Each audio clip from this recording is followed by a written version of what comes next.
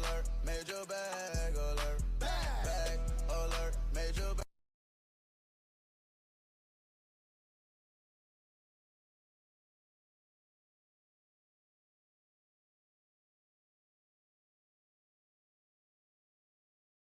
Drink iced coffee, panic attack. Drink iced coffee, panic attack.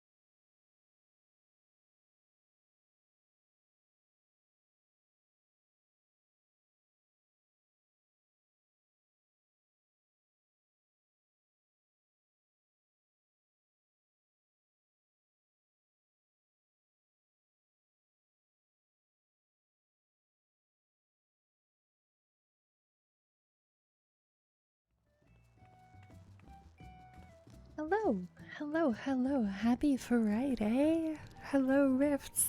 Hello, Jay-Z. Oh my god, it didn't play the song because it's on the intro screen, but thank you for the 22 months in your prime, and how are you? I've missed you. I hope everything is going well.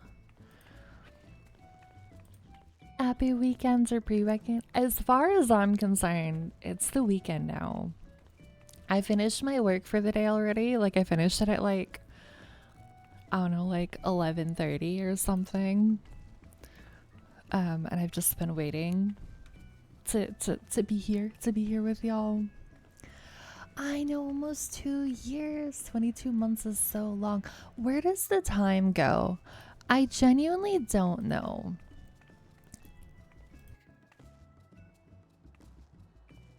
Let's reply to Rift because he has no audio. I'm happy you're here. You're here on a very, very, very exciting day, Daisy. because today is the first day of Dawntrail Early Access, which is the new expansion for Final Fantasy. And I can't wait. Oh, there we go.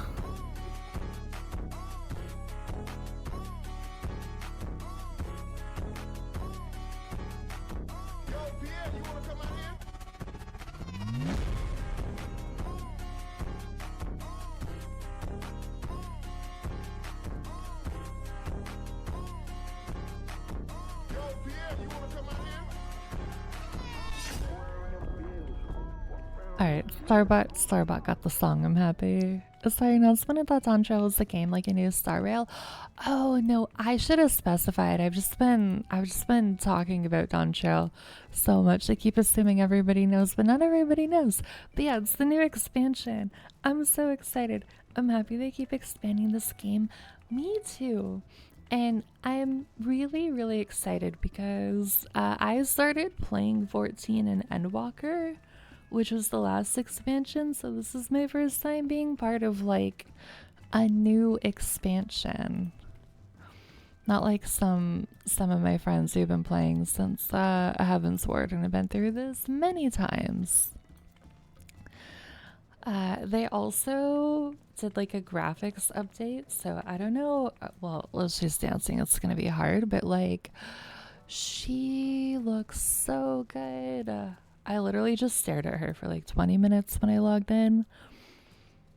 I was like, oh my god, everything looks amazing. Like, I didn't think that she looked bad before, but like,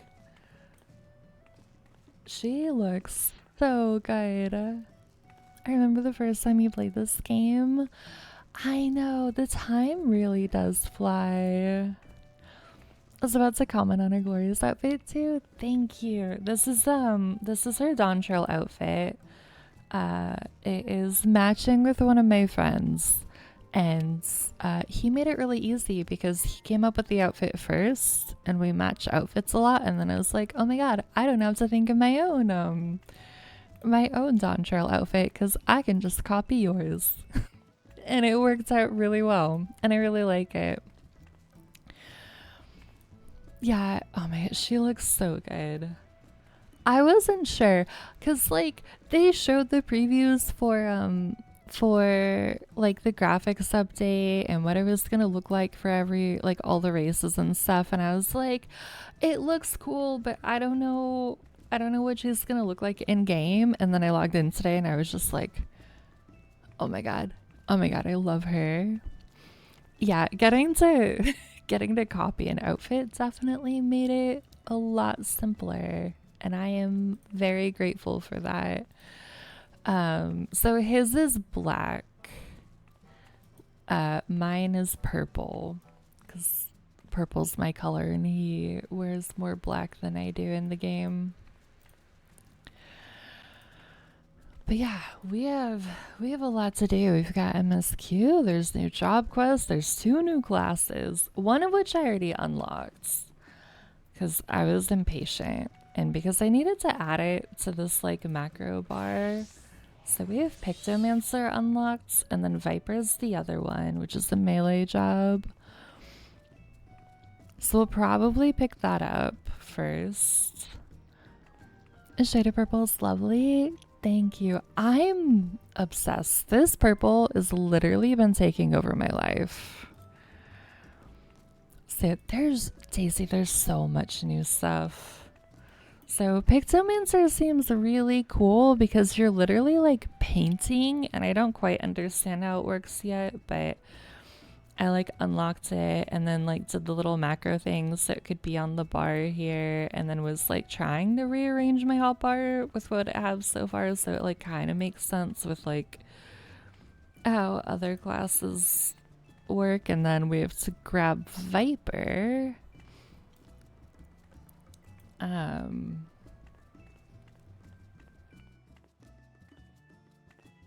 And then we'll have both the classes, but we're gonna go through MSQ on Scholar, just what we were on with our Dawntrail outfit. Because this is like one of my favorite classes, and it's also the class that I started playing the game on, and so it just felt really, it felt really appropriate to go through the new expansion, like start the new expansion on the first class I ever started playing. Yeah, super nostalgic. Because that's how I am. I think Viper we pick up in Ulda, if I remember correctly.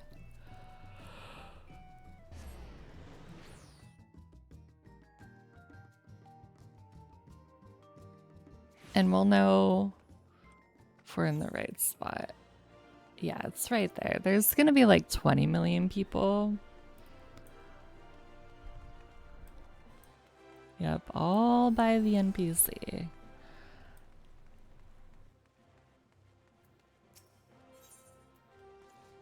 Soul of the Viper. See, what's really cool and what I'm really curious to see is that Viper has like they dual wields, but then apparently can also put it together into one, and I'm really interested to see how that works like in combat. Also, we're zooming through this because I'm impatient. But yeah, we'll grab Viper. I won't make y'all sit through me staring at my hotbars trying to make them make sense on the new class, because that is a process that takes a while. But I just want to have them both unlocked.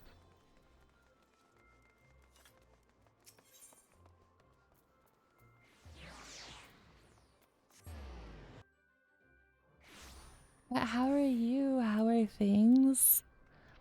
There's been a lot of new BDO stuff, I feel like, although I haven't done any of it.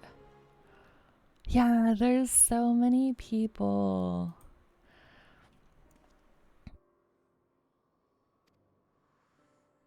Which is really, really nice. Like, I was surprised because I logged in way early today. Because I was scared that there would be like super long login queues, but I think like later tonight, like if I tried to log in around like 6 or 7, then there would be the super long queues, but I was like, oh, we got in like 10 seconds. It was wild. But it's so nice to see like so many people. Things are busy but great. Working lots to get this PC. Missed you. And I hope we're getting out in chat soon. I hope so too. And I'm excited for you to get your PC. Are you close? Hello, Fearson. It is a rare Daisy sighting. We're very happy for the rare Daisy sighting. I'm good. I've also been really busy, but things are good.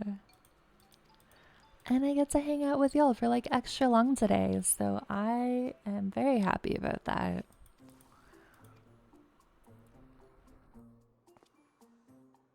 Hopefully coming in the next month or early August. Oh, that's so close. Oh my gosh.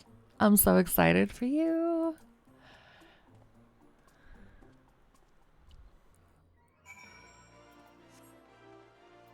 Let's see, 5 bajillion people.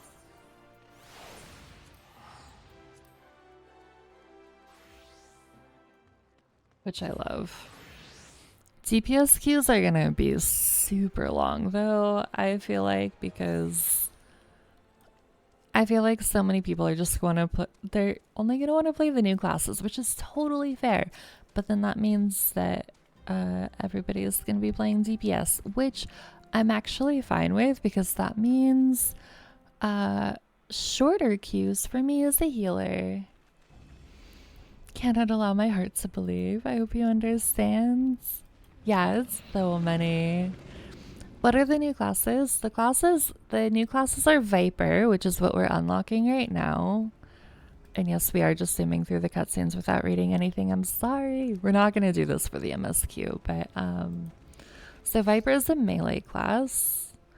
And then, oh my god, she looks so good. The graphics update. I'm not gonna be over this for a long time. I hope everybody is aware. And then Pictomancer, which is a casting class. Like they're a caster. I did not race change. I've been Aura for a while now.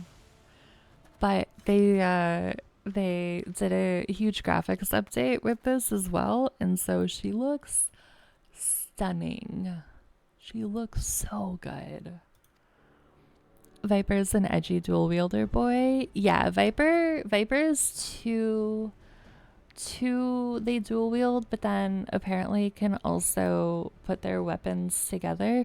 Like, okay, so one of the things with the fan fest was that Yoshi P wore a Teenage Mutant Ninja Turtle shirt, and I don't remember enough about Teenage Mutant Ninja Turtles to remember which one has a weapon like this, but apparently one of them does, where they can like dual wield but then also make it one. And I'm really curious to see how that's gonna feel, like how it's gonna work in fights and stuff. I think it's gonna be fun.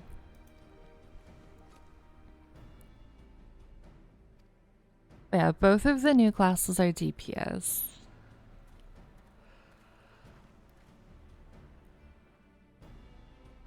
But we're gonna go through the MSQ on Scholar and heal.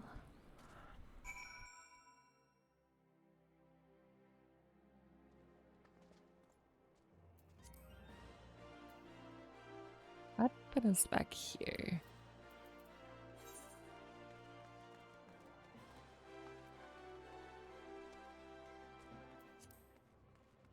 So, like, I'll play with the new classes for sure, because I'm very excited. Plus, now we get to level everything again. Yeah, the shirt had all the turtles on it as like a little teaser, and people were trying so hard to figure out what he was teasing with that.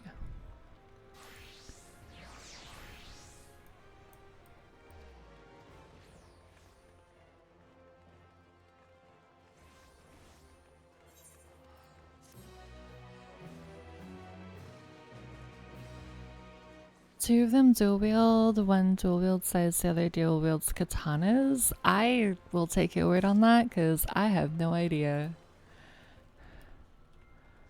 But now we get to do the fun process of put our soul stone there.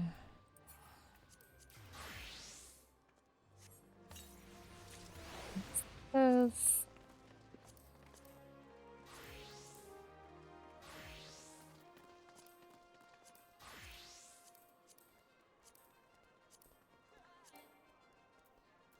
What do you mean? I don't like it when it does that.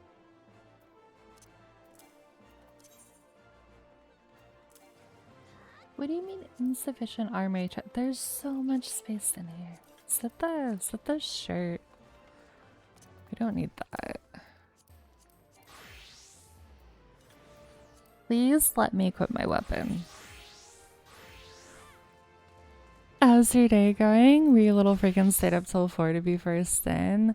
No, I had to be patient and wait, but it was very challenging.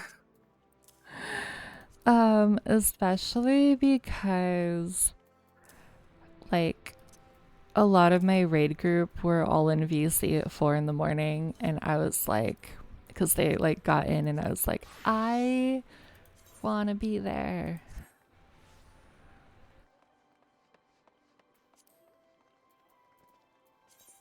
But I've been patient, got in today. But I know a lot of people started like playing at 4 and started streaming at 4. Like Aristotle, who hangs out here too, like he's been streaming. I don't know if he's still going, but he literally started at 4 this morning. Like as soon as it was open. Alright, that's gear set 33. We're gonna get, what outfit do we give Viper? We could get Viper Tropical Glam for now. That's fine.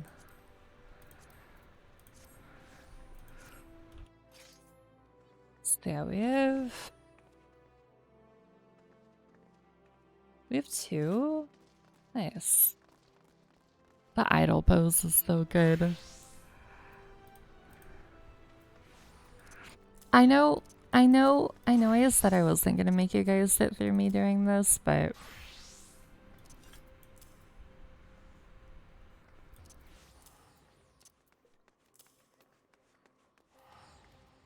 the hotbar's gonna bother me.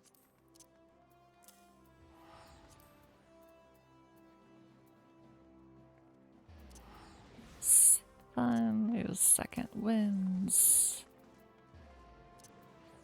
Slink.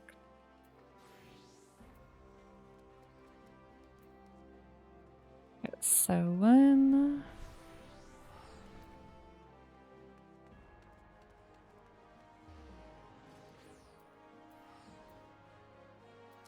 This is AoE.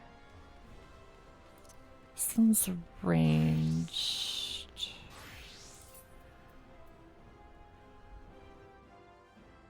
You're also AoE.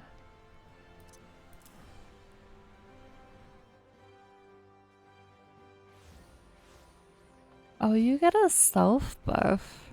That's nice. You guys, I just realized you guys can't read it, but a lot of these increase the damage you deal by 10%, which is really nice.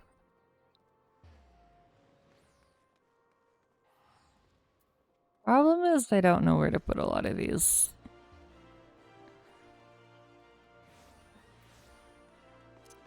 Okay, range can go there.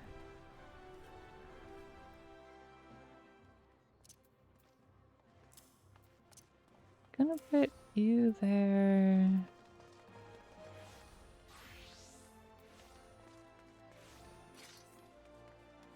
We have 3 A.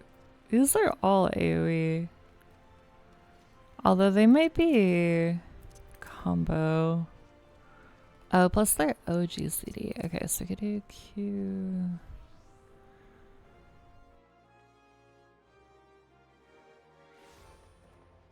We'll do that. They all need different status effects.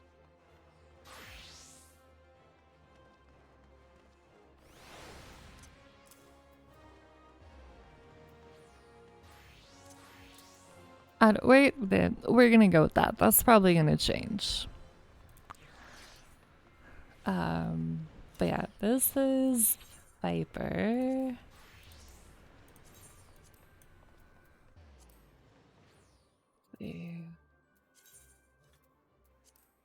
Don't mind me doing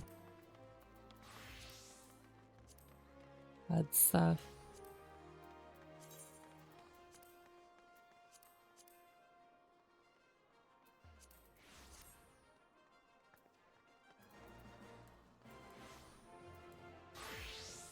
And then we've got Pictomancer too. So this is the other new one. And they literally paint things. And it seems really cool and really fun. And I really want to try it at some point. But those are the new classes.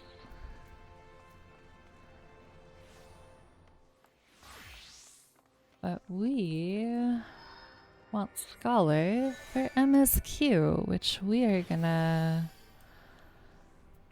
head into, I think. Which I think starts in Old Charlian.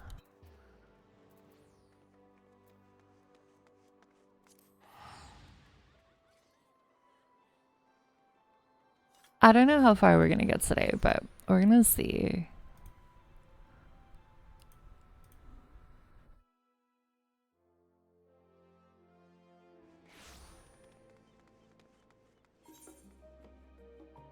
Oh, yep. Orange Charlian. It's actually been forever since I've been here.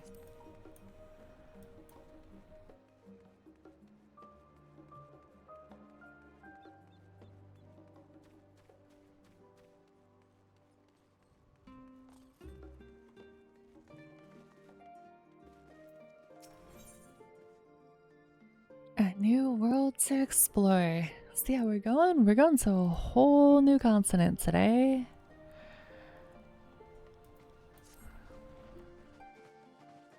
Welcome back, Stardust. I've just had word from Aaronville.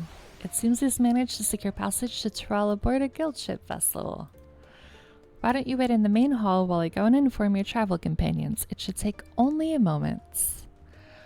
I know you don't allow politics in your Jetstar, but what's your stance on whether egg belongs in potato salad? Egg is fine in potato salad. Celery can fuck off as far as I'm concerned.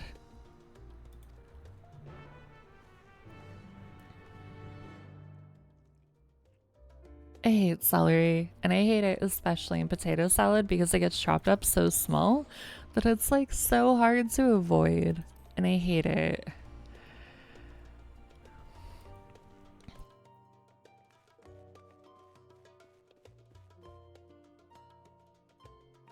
Wait, the main hall? Why is the main hall instant? Oh, I know. Never mind. Garnish your dog broth with celery like a Bloody Mary? No, thank you. I don't want hot dog broth, and I definitely don't want hot dog broth with celery. That sounds exceedingly awful.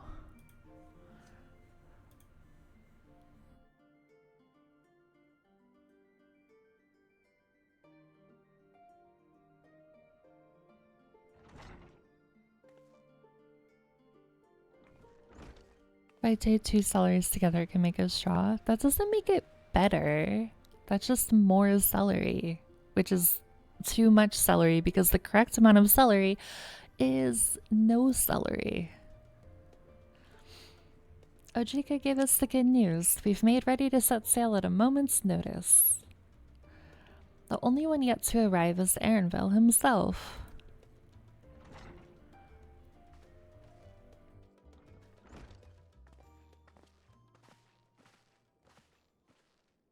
I missed all of our friends. Ah, you're all here. It took some persuasion, but the Gleaner's Guild ship has granted us places aboard a vessel bound for Tyrrell. They're back. Everybody's back. There'll be other passengers, researchers and artisans and the like, so we'll need to share deck space. That's fine, Aaronville. I doubt anyone expected we'd have a ship all to ourselves. They're not casting off just yet, so if you have any lingering concerns, now is the time to voice them. I wouldn't call it a concern, but everyone's so clear on what it is we'll be doing in Tyrrell, yes? We've not forgotten. The nation of Tulial is in the midst of deciding its next ruler. As your chosen allies, we shall assist you during the rite of succession and support your bid to become Dawn's servant. Me when I form emotional connections to the silly little video game character that sets the basis for how I measure real-life interactions. That is definitely a thing. I don't think you're alone in that. In addition to that, Alphino and I have another objective. As part of its reconstruction, Garlemald seeks ways to reconcile and re-engage with its neighbors. By visiting Tyrrell, we hope to learn more about how its myriad cultures interact with one another, how they find common ground, develop stronger ties, the sort of insights that might help our friends in Ilsebard. But we'll pursue this goal in our own time. You can be assured that we'll give the contest all due attention. That's all I ask. Otherwise, you're welcome to do as you like.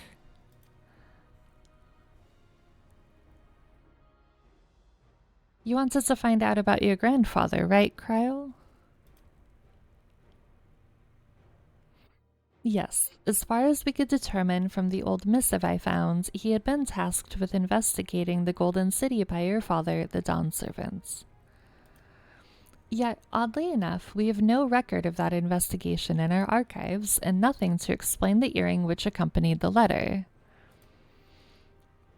Thus, for reasons both official and personal, I should very much like to get to the bottom of this mystery. I'm sure there'll be a chance to speak with Papa. You can get your answers right from the source. I look forward to meeting him. In any case, you're not the only one with an interest in the City of Gold. The Golden City is a children's bedtime story. I am part of this expedition only because the Third Promise has commanded that I serve as a guide.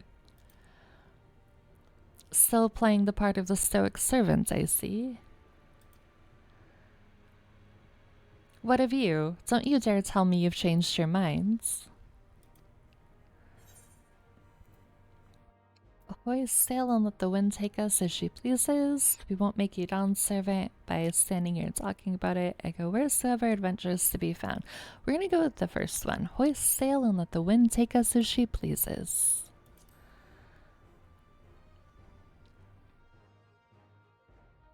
Well said. We won't get far wallowing in the shallows. Right then. If all are still committed to the journey, then I say we make ready to depart.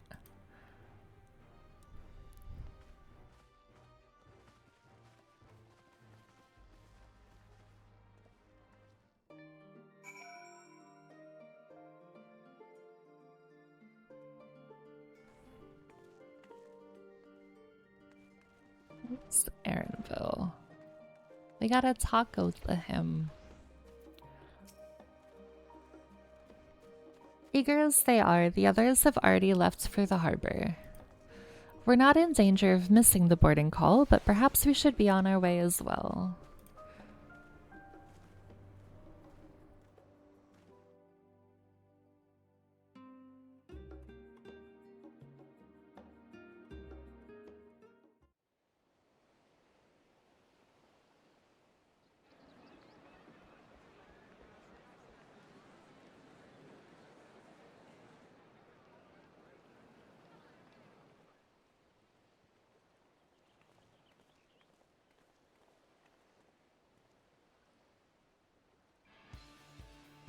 Savoring the moment? I can feel your excitement, your eagerness to explore the unknown. Well, for once, the fate of the world doesn't rest on our shoulders. We might even get a chance to enjoy ourselves.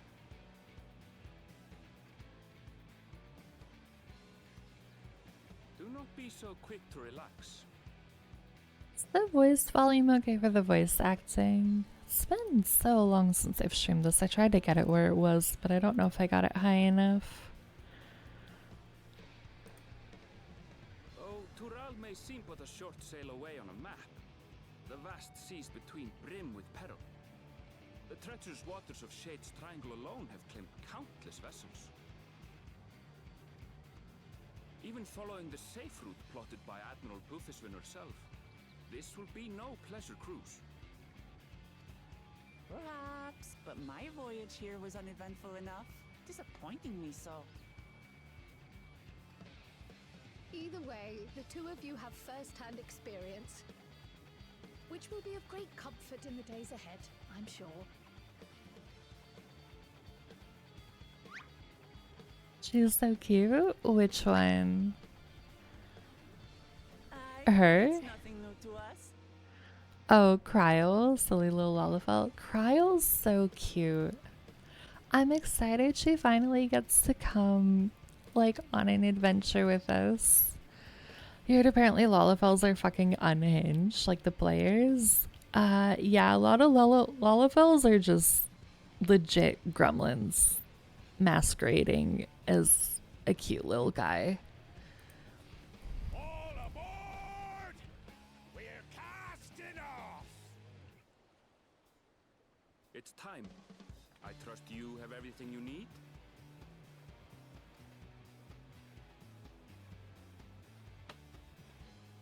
You'd probably play Lollifel. That doesn't surprise me. I feel like it would be a good fit.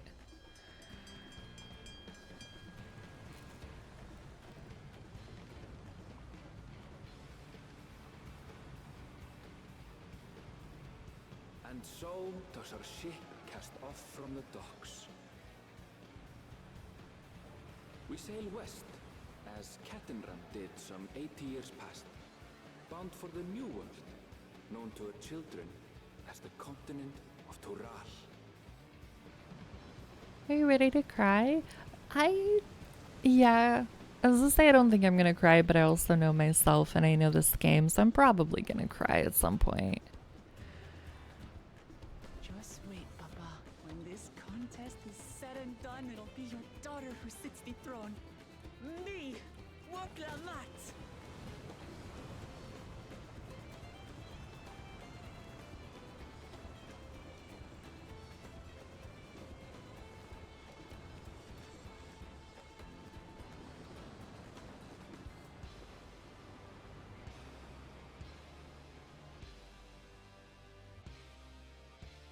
Like form fitting because their texture jackets always look so good. Why do you look like a little maid? Is that your default skin?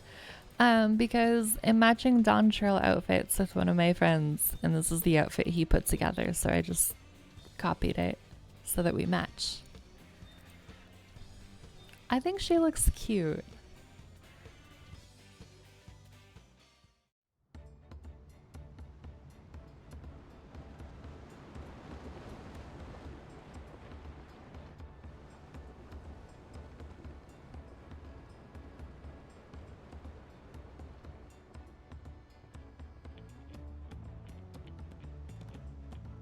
Everybody looks so good with the update.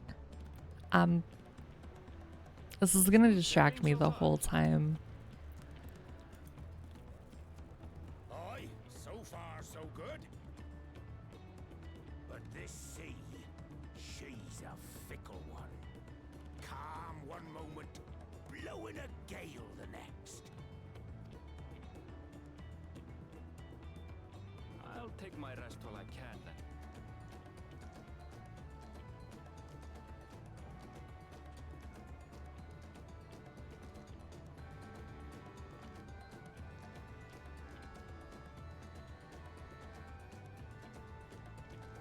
We left port what seems an age ago now, and we've seen naught but open water ahead.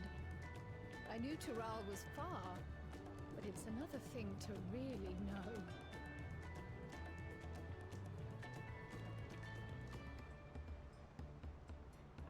Speaking of which, some of our fellow passengers have made this trip before. Several times, in fact. I was able to learn a few things about Tuliolal and the right of succession. Since we still have a long way to go, why not have a chat with them yourself? I'm sure you have questions of your own.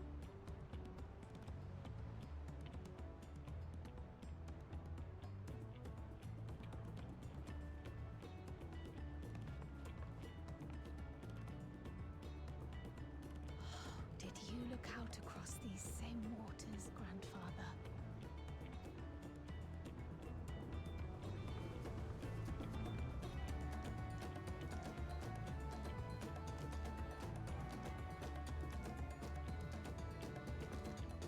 I think I'll make the voices a little louder.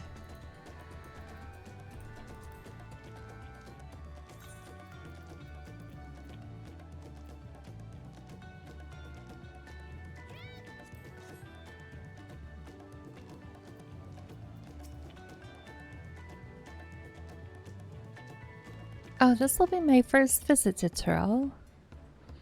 Bonjontaine's the name. I was working at Esteems Aesthetics in Olda, you see, but my employment with them came to an end.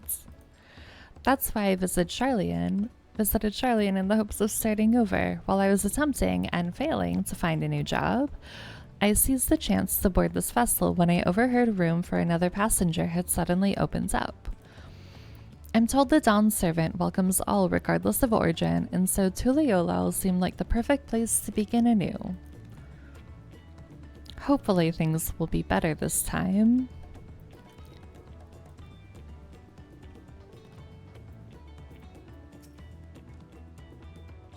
I see you in Eorzea before, you great and famous hero. I've had enough of playing the simpleton. There is a time when we took great pains to maintain the deception, but with more of you Eorzeans coming to Tyrell, it's become impractical. Besides, my mercenary days are over. Too many of our war bands have fallen, and so we head home to lick our wounds. My story? Well, since you asked, I wanted to retrace the historic journey of the great Kedinram. You know, the first Eorzean to set foot on Tyrell almost 80 years ago. The Mamoljaw's leader said to have welcomed Kedinram with open arms and sent him home with a bounty of silverware as a token of their friendship.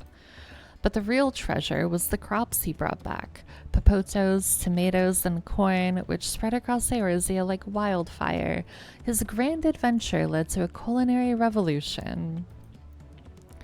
The tales say Kedinram returned to Tyrell several times after that, but his ship vanished during his last recorded voyage, and he was never heard from again. That even a seasoned explorer like him could meet such an end is a testimony to the ocean's peril.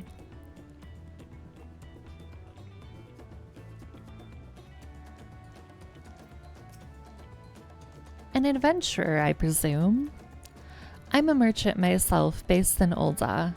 Specialty imports and exports, Eorzean and Tyrali both.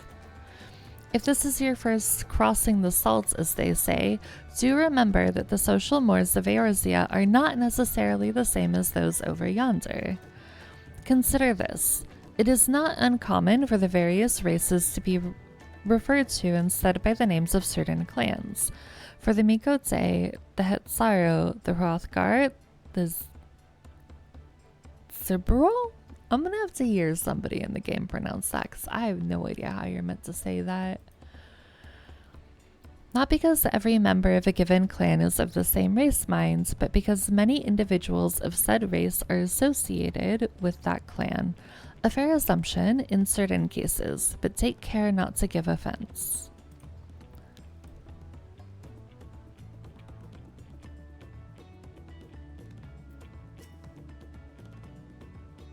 Did you want to make a wager? We're taking bets on who will be sat in the next Dawn Servant's shiny chair. There are 4 claimants in the right of succession, your young Wuklamot being one of them, of course. But from what a Mamuljaw bloke was telling us, the other 3 are all strong contenders, not too many keen to risk their coin on the third promise.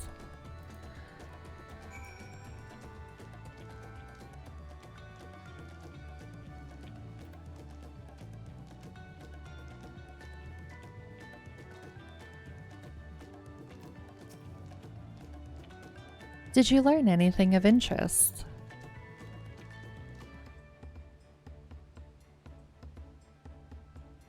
Oh, I hadn't heard that about the clan names. We should have Wuklamot and Erinville teach us the ones we should know. Actually, it's getting a little chilly up here on deck. Let's all gather in the cabin.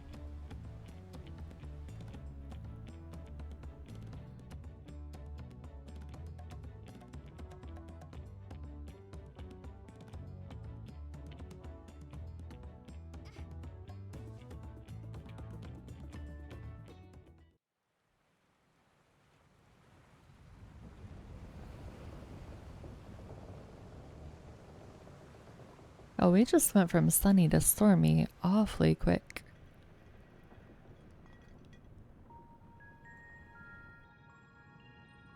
We're in for a proper storm, it seems.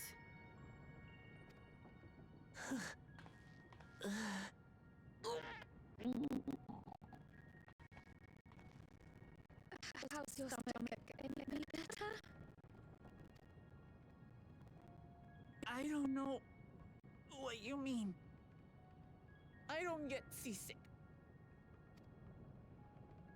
I'm just feeling a little nauseous is all. Isn't that what seasickness is?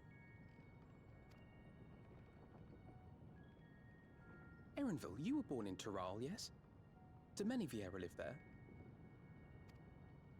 The Shetona, as my people are called, have settlements mainly in the north, in Shaktural. And your family? I know nothing of my father, not even his name. As for my mother...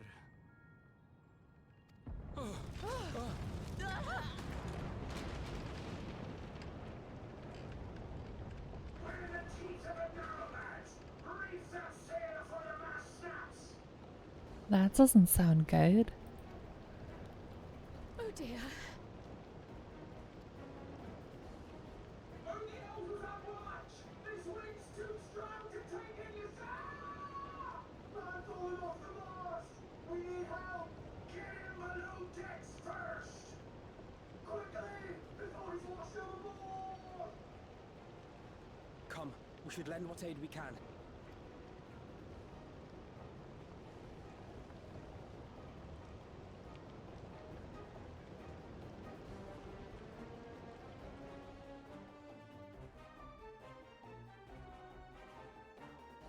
I have not seen the ocean rage with such fury before or since.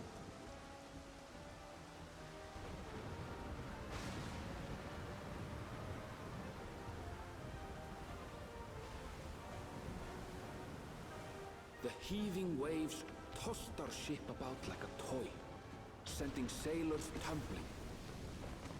The dauntless Alizé, quick to the rescue, was almost lost to the sea herself.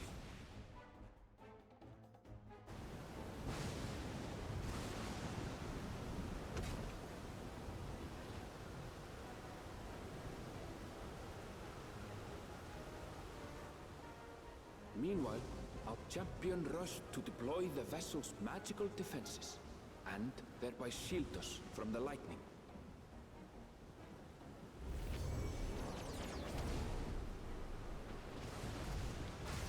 Well, that's What an handy. extraordinary life she must lead to be able to operate such a device with practiced ease.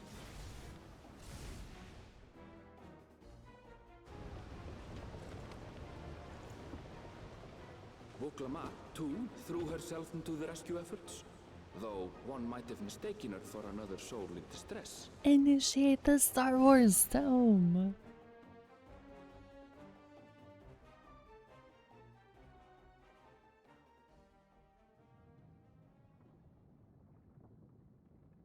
By the time the unruly seas had calmed, our strength was all but spent, and we had yet to even glimpse the shores of Tural.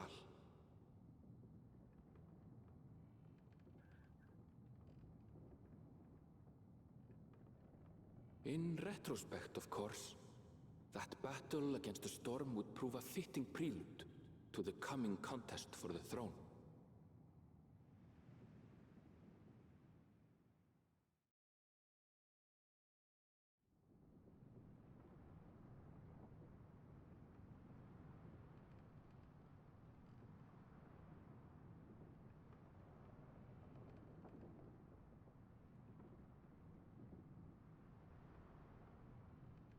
No, no, no, no, no politics, please.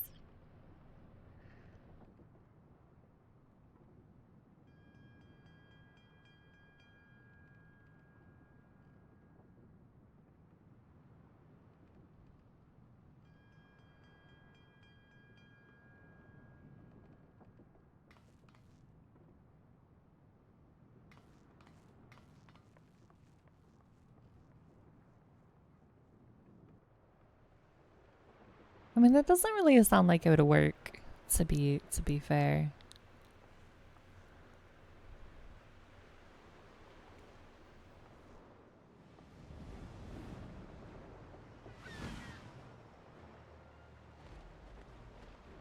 Yeah, video game shit for real. Not actual implementable successful real life. Like, it has no actual real life application.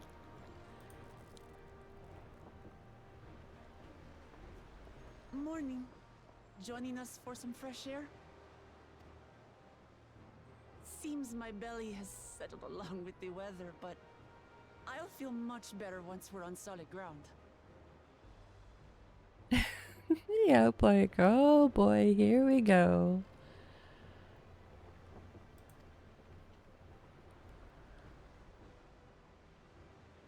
Ugh. Can't be much farther now, can it? I don't think your cat would like being on a ship either. Yeah, I can imagine it would be fun for a cat.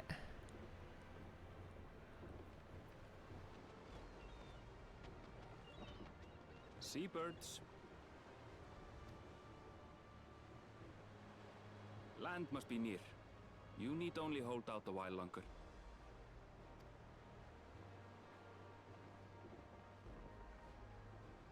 For a dark moment, I thought the ocean might swallow us. Glad to have my pessimism proven wrong. In other good news, I examined the sailor who took a fall, and he's faring well. I'm sure he'll make a full recovery. Good news indeed. If all's well, then we needn't delay in launching the landing boat. Ships have to lower anchors some way from shore. Too close, and they risk having their underbellies ripped open by the reefs that crowd Tuliola's coasts. Come.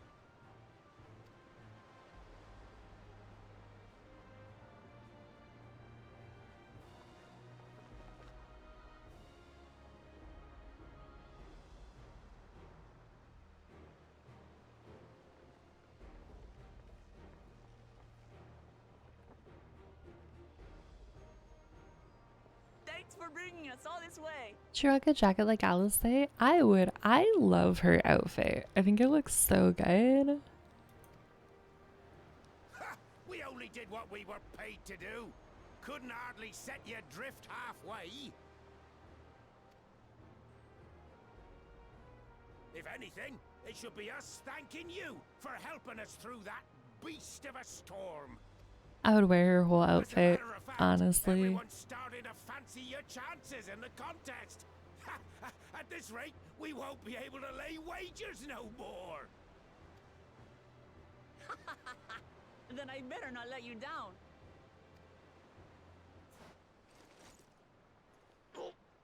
Easy, stomach. Easy.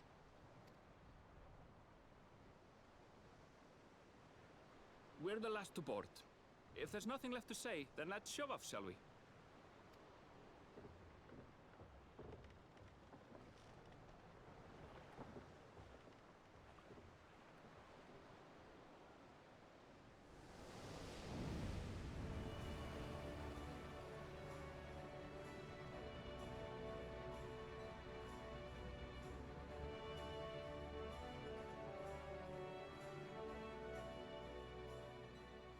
The water is so Blue pretty. seas, clear skies, and boundless possibilities. I dare say our destination will soon be in sight.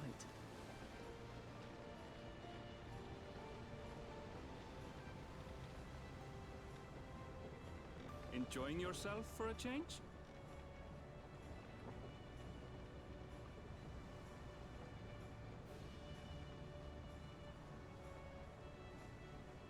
There, look, my friends. Behold the scene of our next great adventure.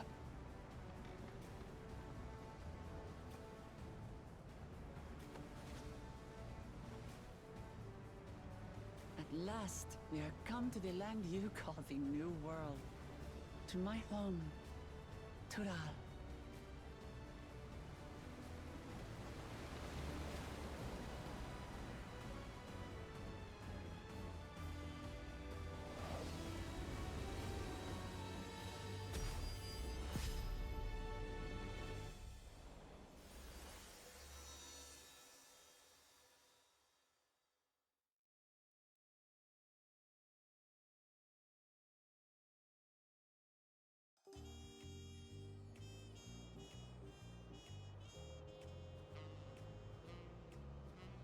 It looks so cool.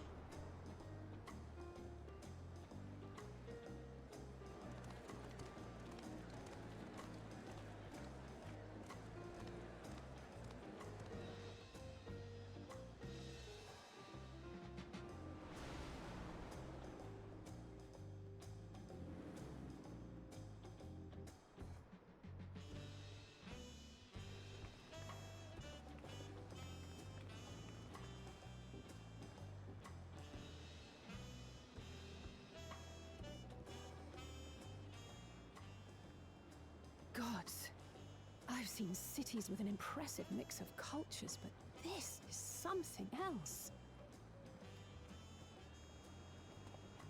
Is that a... No. I've never seen Vanu feathers in that color before. You'll find much here you never knew existed. There may be a sea route now, but visitors to Tulihyolal are still few and far between.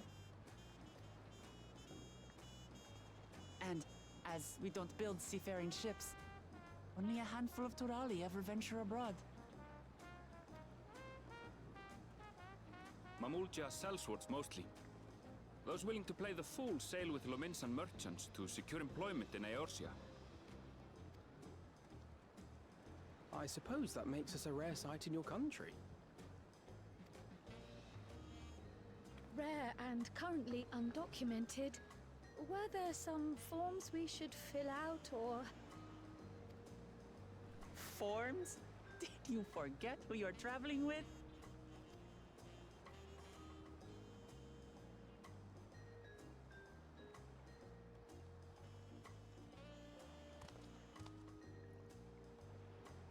You are outsiders? Visitors to Tural? We are. Our nation is soon to hold a right of succession to choose its next dawn servant. We will not abide interference from foreign agents seeking to foment trouble. What brings you to Tulihyolal? I can answer that. These fine people are allies in my succession bid.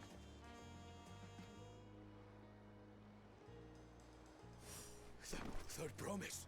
If you vouch for them, then all is well. Of course. Please, accept our apologies.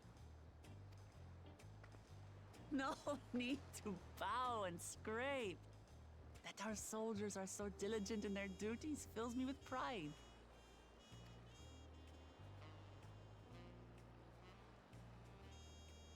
We'll be continuing our patrol then.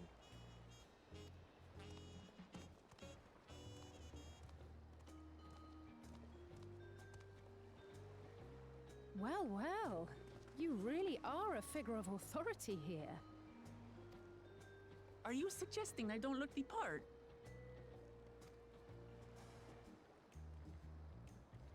Anyway, first things first.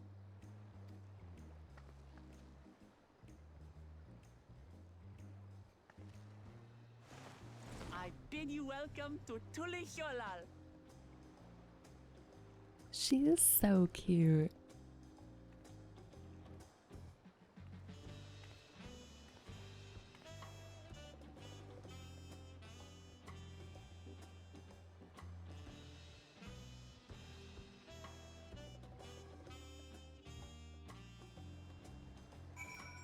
They're not background music.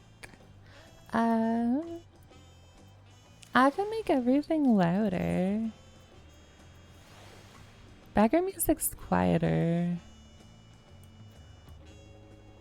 Like, I can hear it perfectly well, but I can make it louder if it's hard to hear. It just sounded weird because you're hearing only voices. Yeah, in the cutscenes, there's not always background music.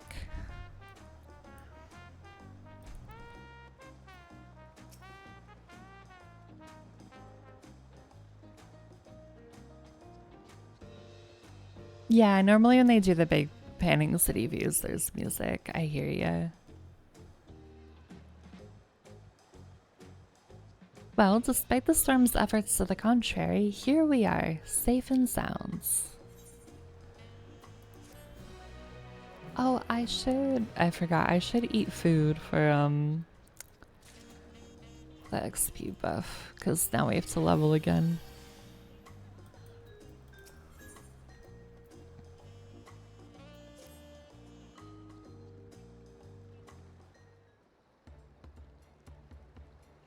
Right then, first things first.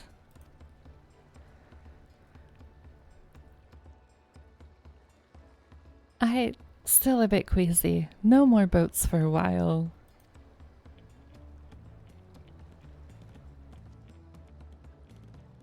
I realize we've just arrived, but we should get you familiar with the city before the rite of succession begins. No arguments here. I should very much like to explore. Then I'll guide you. Are you sure you're in any condition to do so?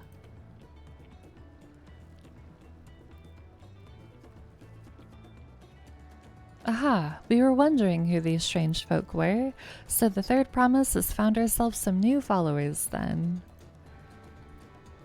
Followers? Bouclamat, are you unwell?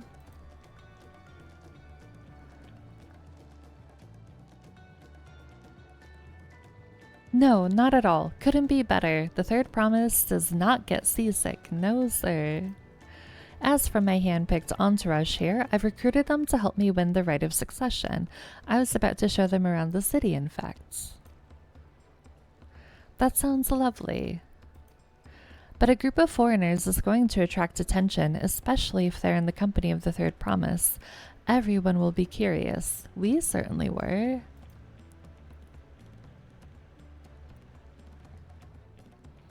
Your siblings have a tendency to command a respectful distance, but you're just so easy to approach. And I enjoy it so much when you do. Please, don't ever worry that you're a bother to me. You're very kind. Good day to you, third promise.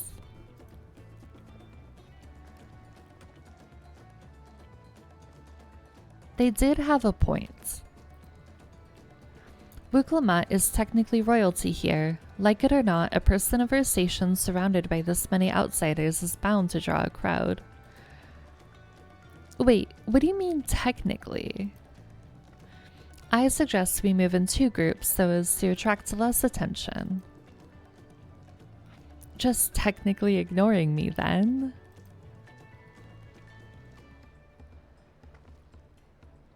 Stardust, you and Kryl can come with me.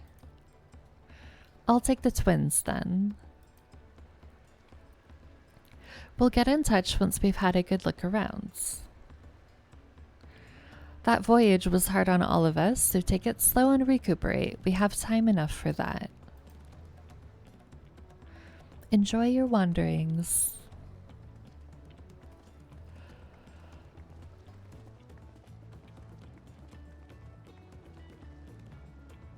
Perhaps we should wait a bit, at least until Bouclamat's nausea subsides. No need for that. Look, I'm ready to go. Yeah, she seems definitely ready and definitely not seasick still. For sure.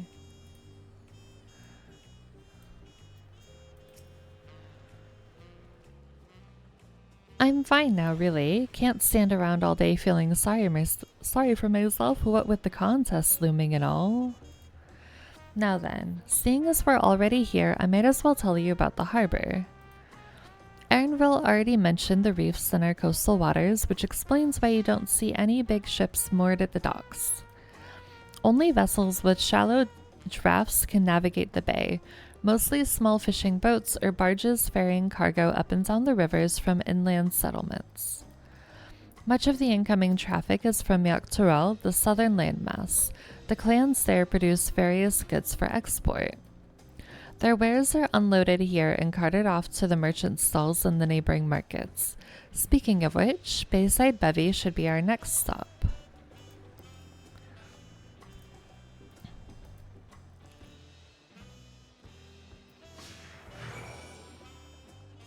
Let's go explore.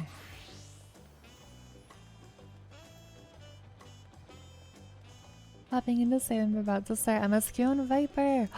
Oh my god, have the best time. I hope you're enjoying Viper. I hope it's so fun.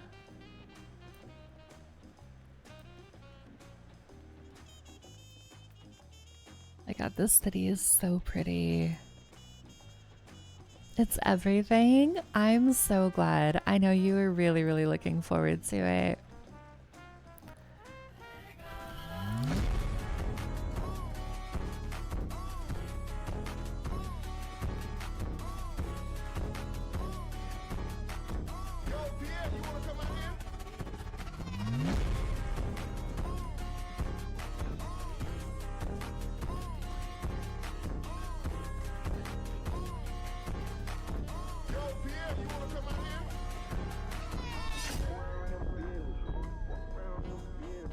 Thank you for the 5 months. I appreciate you. Happy dawntrail early access day.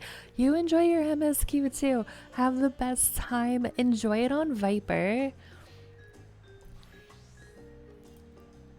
I'm so excited for you to be able to play Viper finally.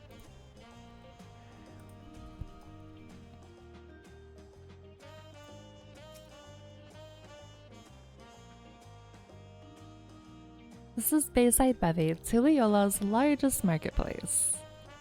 Being right on the harbor, everything from fresh fish to imported wares go directly to the shelves. Anything you want, they most likely have. Oh right, I should mention that here in Tuliol we buy things with Pel, a currency that Pelipelu created. But don't worry, more and more trade is coming in from Eorzea, so most shops are happy to accept your gil. Well, that's good, because I only have gil. There's also... I'm gonna butcher the hell out of this. There's no way that I say this correctly, right? Wachumi Kimichi. Another market to the east of here, but that can wait for another time. I have other places I want to show you first. Next, we'll head back a bit, then northwards up the stairs to a certain plaza. I can't wait to see the look on your faces. Oh, we should grab the Aethernets while we're here. That would be smart. All the shards.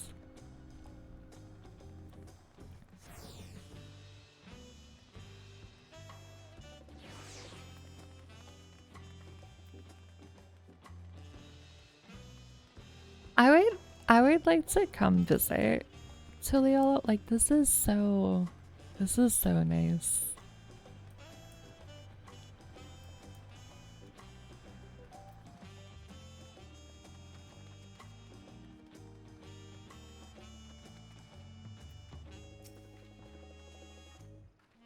What do you think of that, eh?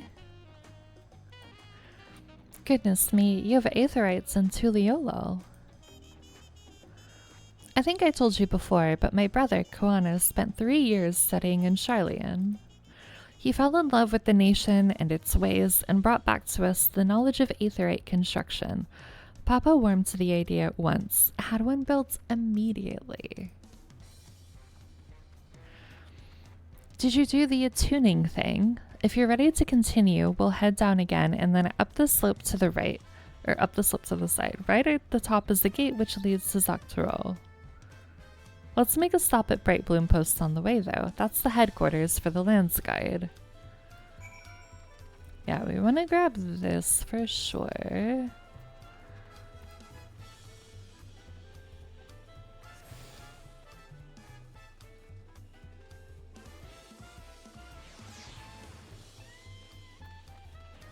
And we're going there.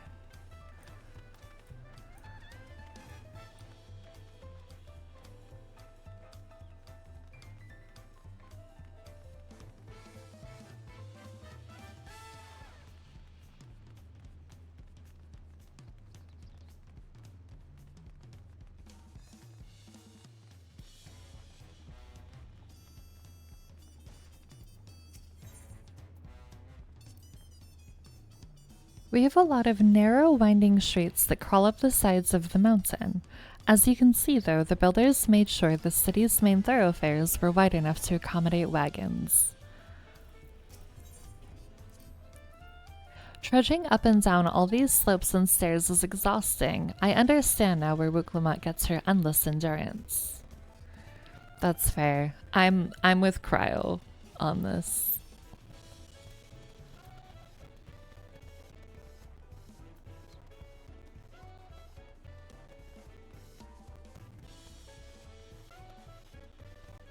God, this is so pretty.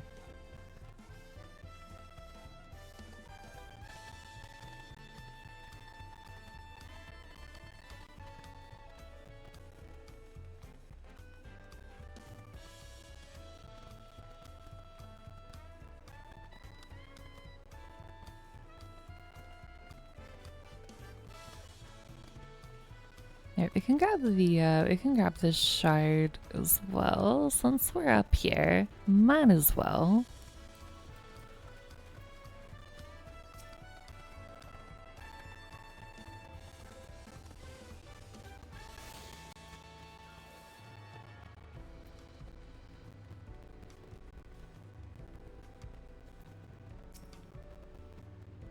Here we are, Bright Bloom Post. The soldiers stationed here are responsible for defending Tuliolal and preserving the peace. The Lance Guard are led by our nation's strongest warrior, and so naturally Papa has commanded them since the beginning. At least until 3 years ago when Zaral Jah took over as commander. The title is no empty honor, it means the first promise is considered equal to the Dawn servants in martial strength. Meanwhile, I haven't even managed to... Well, I'll discuss my brothers and their accomplishments later. Alphino and Alisaie should be around to hear it too. Come on, it's time I showed you the Sky Gate. It's right at the northern end of the Talon March.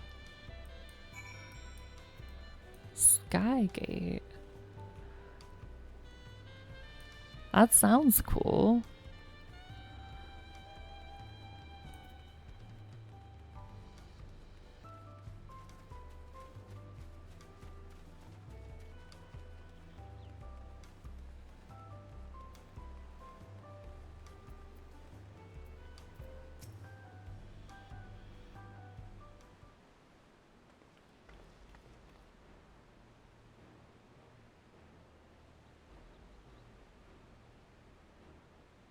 Massive, isn't it?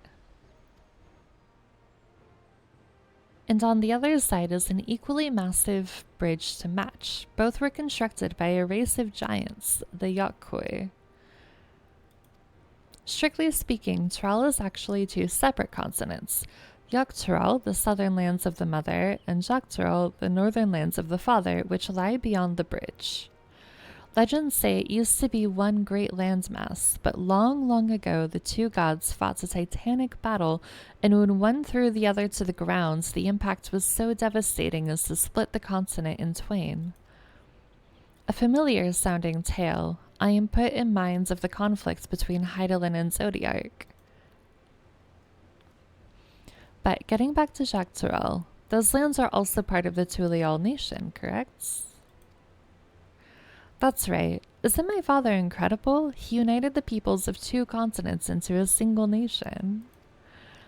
The many clans of Tural had been at war for generations. It was only when Papa traveled the lands and put a stop to their myriad conflicts that we finally had peace. And that's the main reason I want to win the throne, so I can preserve the peace he built.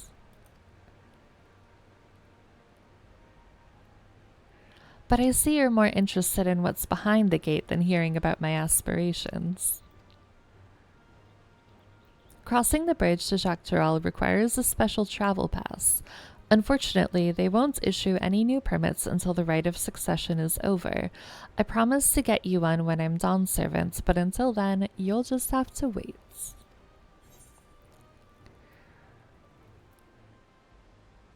Then I'll make sure you in, mark my words.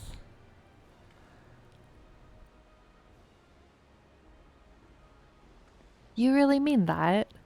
Woe to anyone who stands between you and adventure.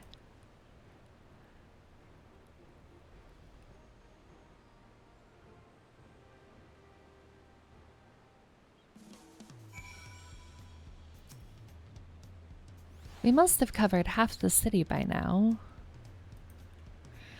Tuliolal is unlike any other place I've visited. I'm thoroughly enjoying myself. I want to see what our weapon looks like.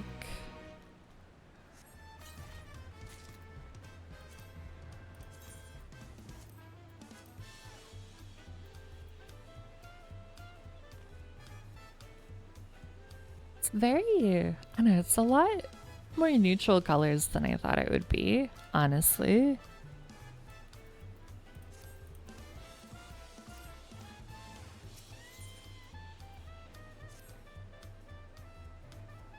We'll head west next towards the Arch of the Dawn. The dirigible landing is on the way. You have dirigibles too. Tuliolal certainly doesn't want for methods of travel. We get by. Now, if you've seen enough of this area, let me know and we'll continue on. The Arch of the Dawn is on the other side of the city, so speak up if you see something that interests you as we walk.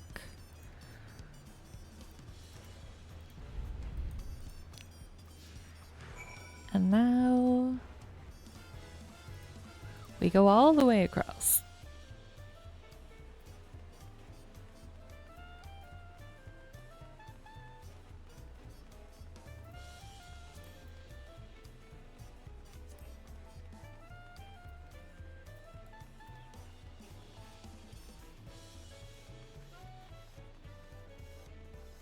Like the tropical vibe here just seems so nice for summer.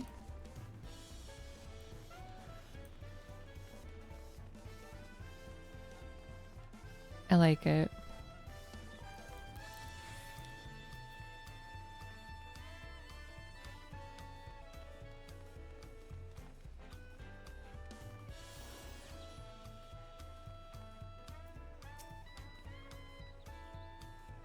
I'm still struggling to conceive how one could construct an entire city on the side of a mountain. This was originally the site of a Yakoi temple. The giants built it when they were first making the bridge to Jacques Tural to appease the god who slumbers in the great ocean trench. After the Yakoi withdrew, the temple stood empty for centuries, so when Papa was establishing his new nation, he saw a structure he could refurbish into a palace sitting practically in the center of Tural. He gathered artisans to do the work, and the houses they built for themselves became the foundation of the city you see today. Speaking of houses, we'll be passing through the Resplendent Quarter, the biggest residential district in Tuliolal. We'll climb these sets of stairs here, all the way up. I bet Carl's really excited about more stairs. Oh, I went the wrong way. We go this way.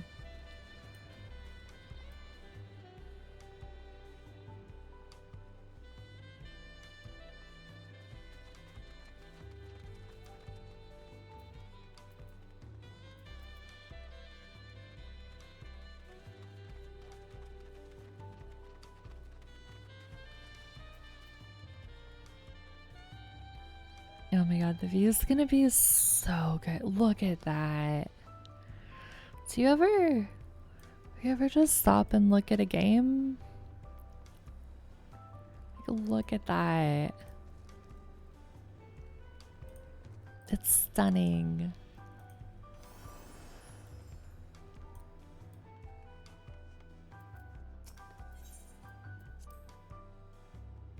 Papa's palace is called Volok Shunsa, which roughly translates to invincible resilience.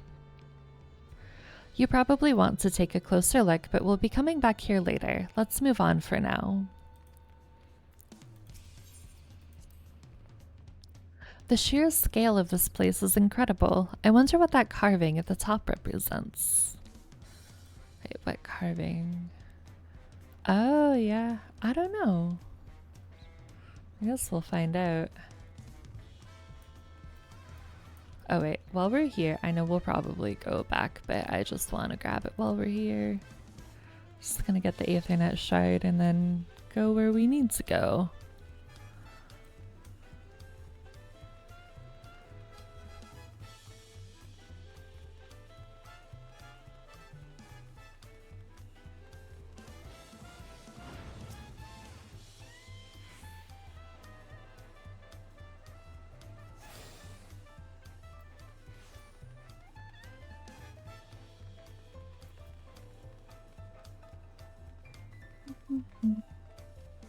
Yes, we go this way now.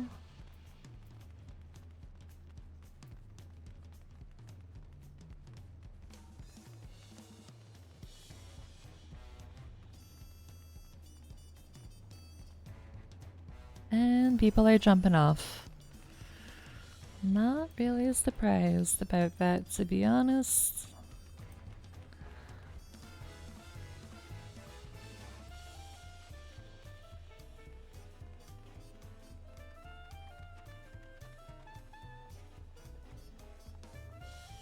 we can grab the shard too.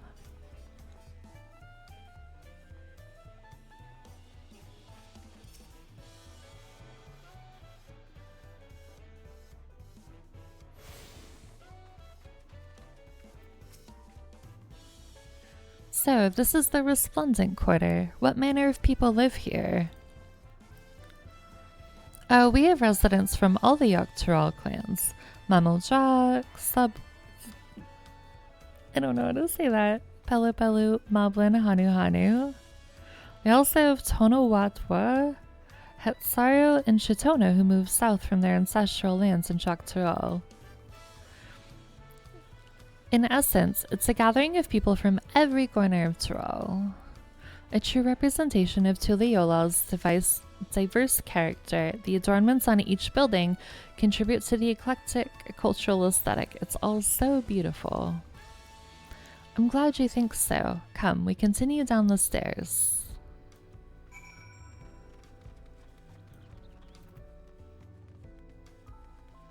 Yeah, you definitely get your workout in.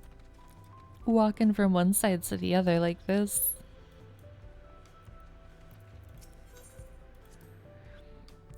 I've never seen such an enormous drum. What would one even use to beat such an instrument?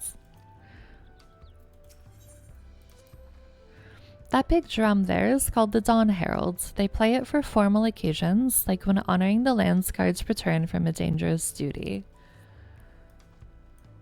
I tried hitting it with my axe once and ripped the skin. Earns me a proper scolding, let me tell you. I think that was the time Papa held me upside down by the ankle. Oh, well, that doesn't sound fun.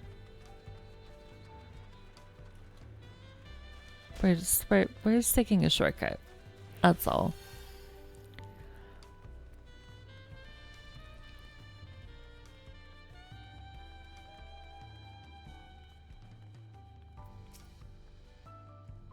And here are our dirigibles. Not bad, eh? I hear other nations use airships to sail the skies, but you'll find only balloons in Tuliolal. We have them for the exact same reason as the Aetherites. Koana brought back the plans from Charlian, and Papa thought them fantastic and commissioned their construction. This was around 3 years ago. Since that time, we've added flights to other settlements. Trade with frontier communities has never been easier. But that's enough about dirigibles. The Arch of Dawn awaits. Oh, we go this way now.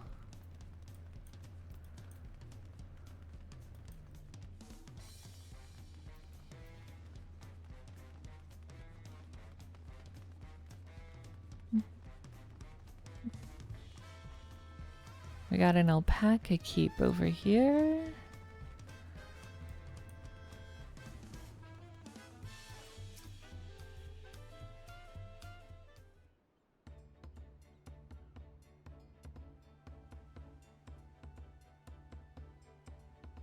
This is it, the Arch of the Dawn. When the Giants were still here, it was known as the Yogg-Tyrol Landgate, but when Papa founded Tuliolal, everyone began using its present name in honor of his great achievements. Through this gate is Kozamauka, the wetlands south of the city. Depending on what the right of succession asks of us, we might end up going in that direction. Kozamauka, the name alone is intriguing. Speaking of which, what were those fluffy animals we passed earlier?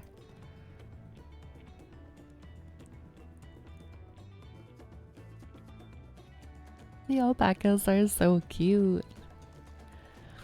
Ah, those are alpacas. Fearsome, four-legged fiends.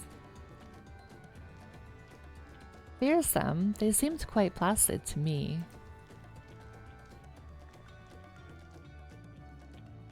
You'll learn soon enough, Kryl. You'll learn soon enough.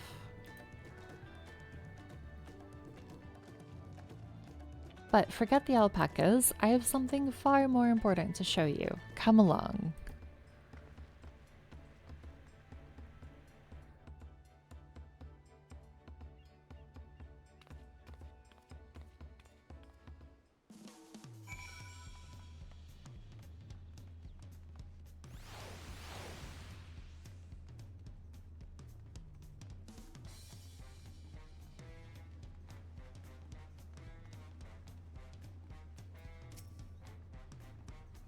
If you wish to learn the history of Tuliulal, then look no further. These stone pillars, you mean?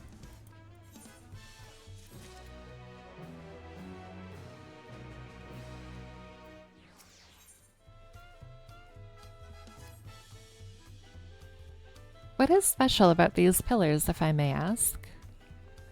At a glance, they might look like ordinary stone decorations.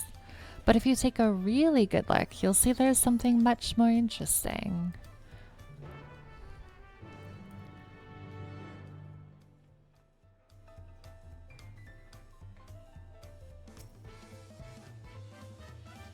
Following events cannot be skipped.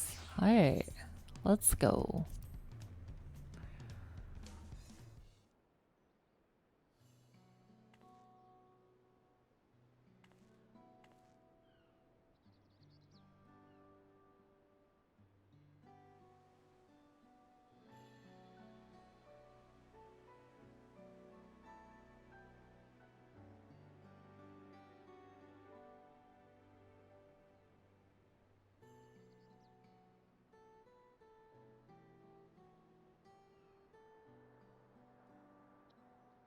How much daily petting time do you think cats need to thrive? I think a minimum of like 3 hours, right? That sounds right.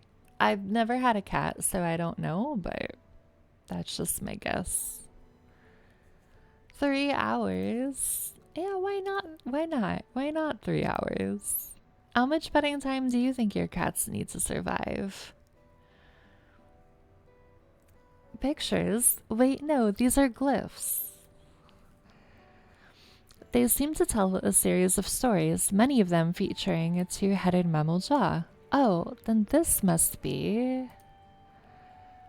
That's right, it follows the exploits of my father, Galul Jaja, and his journey to unite our lands. We call it the Tuliulal Saga. 0 hours, they should be independent and self-possessed, but what if your cats want to be pet? What are you gonna do then?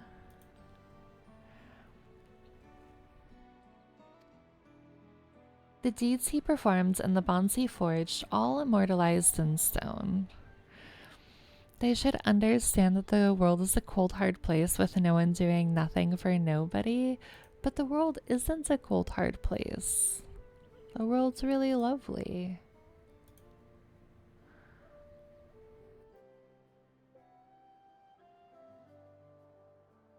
Especially if you're a cat, I would imagine.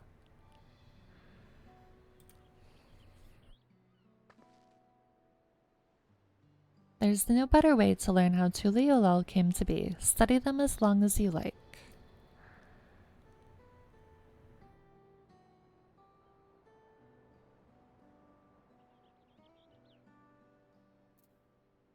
Law of the Brotherhood. Is there like a specific order?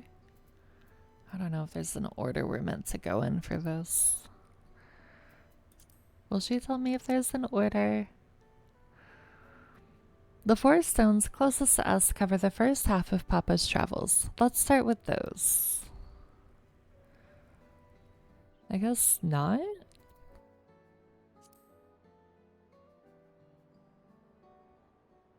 This pillar tells the lay of the Brotherhood. It depicts the scene where Papa granted an audience to the foreign explorer something. I can never remember the name. You mean Cadenram? Ah, that's the one. Cadenram's arrival in Tural is what prompted Papa to embark on his own journey. It's said that the two grew to be close friends, brothers in spirit if not in blood, but no one knows what became of the explorer in later years. Cadenram's disappearance is a mystery in Eorzea as well. The records say he traveled between our lands and yours for a while, but then it's assumed he was lost at sea.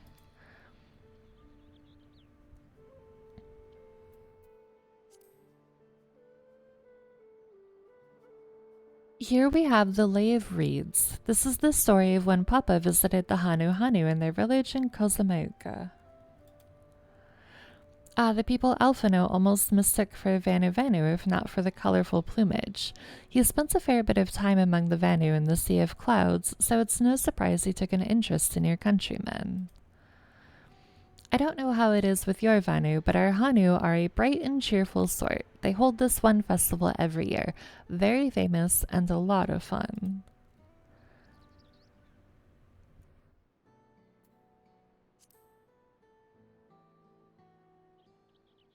Let's see. This one is the Lay of Pots, which depicts the moblins of Kozamauka.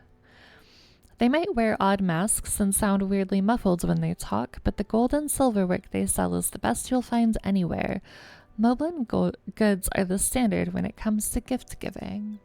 Last week I cried because I felt like I wasn't giving my cats enough treats and pets. Full-time childcare makes you weak. I don't know that that's weak.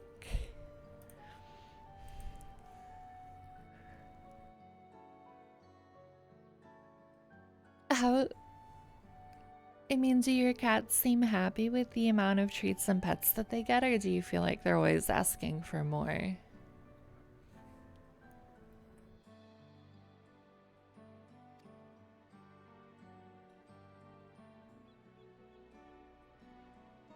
Clearly, the Vanu aren't the only people with distant Turali counterparts.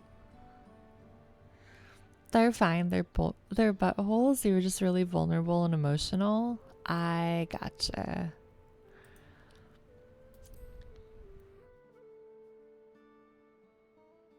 This one recounts the Lay of Repast. As you can probably tell, the figure depicted here is one of the Zabral like me. For decades, the Zabral and the Mamulja were at war for control of the forest of Yaktel. The actions Papa took to end that conflict have since been hailed as the first steps in the founding of Toliolel. There is a clan of Hrothgar and Bajra known as Hellions. In their society, the women rule as queens and the men serve as devoted subjects. Yet here in Thrall, men and women appear to be of equal status. How dramatically culture can vary with location. Is your cat struggling to get a treat in a hard spot and you're like, it's my responsibility to make sure they have a good life? It is your responsibility to make sure that they have a good life. That's what being a cat dad is all about.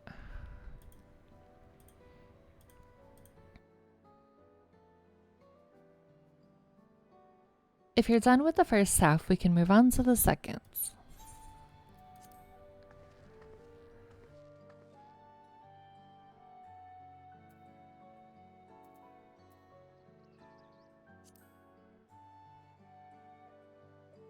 The Lay of Gold. This pillar shows one of the Pelu Pelu whose homeland is in Urkopacha. Having created our currency, the Pelu are rightfully known as the Merchants Clan. They oversee Tuliolel's markets, and their traveling peddlers are a common sight no matter where you go in Tyrol. Don't let their size fool you. They might be mistaken as children, but beneath those beaked masks they are clever and calculating traders.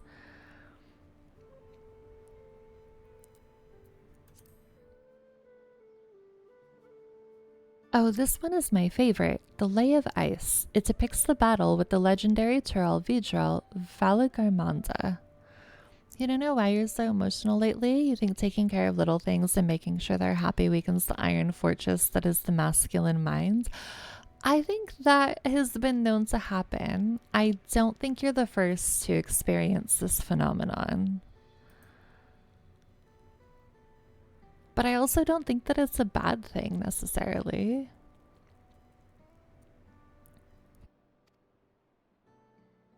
I should explain. A Tural Vidral is a creature that has lived far beyond its usual lifespan and awakens to preternatural power. Tataru describes the Far Eastern auspices in a similar fashion. Could this be the same phenomenon? Valagarmanda itself was dubbed the Sky Ruin, a name earned for the destruction and terror it visited upon Tyrol every time it stirred from its slumber. But 80 years ago, oh my god, I can't, it's only been like an hour and a half. Why am I struggling to read already? 80 years or so ago, its ruinous reign was brought to an end. After a great struggle, Papa and his comrades managed to overcome the raging Vidral and sealed it away in the Urcopacha Mountains. Despite its reputation, however, Valagarmanda is also a symbol of power. That's why you'll see its likeness on Tuliyolal's national emblem and adorning the banners at the palace.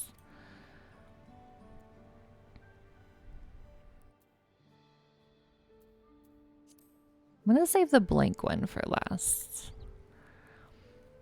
The Lay of Proof. That big fellow is of the Yokkoi, the largest of Tural's peoples.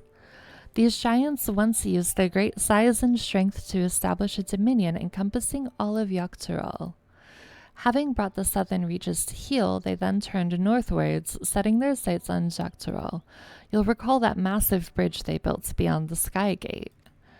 Sometime after launching their northern campaign, however, they just gave up. They abandoned the lands they'd conquered and withdrew into the mountains of Urcopacha. I've never seen any of their kind so much as set foot in the city. This was a people with the power and resourcefulness to raise a temple on a mountaintop and build a bridge across the sea with stone. What would move them to renounce their ambitions and their place in Turali history? That is a good question.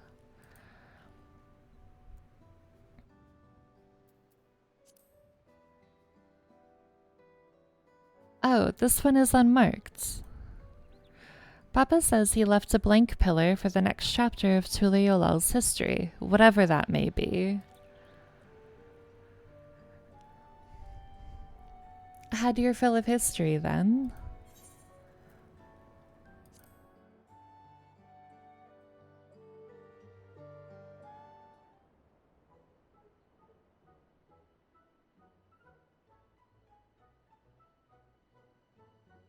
Glad to hear it.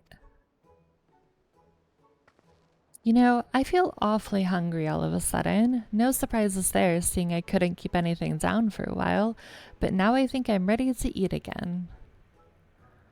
So let's go and have ourselves a bite of local delicacy. Come, I'll take you to the best restaurant in the city. I like the sound of that. Let's go eat some food.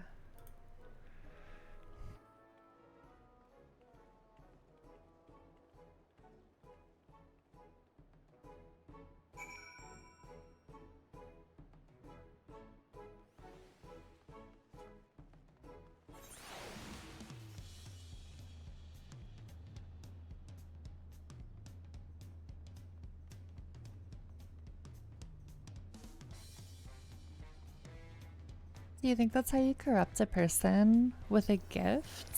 But wait, why are we talking about corruption?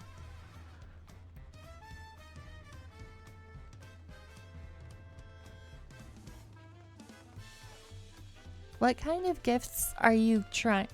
Who are you trying to corrupt, and why are you trying to corrupt them with a gift?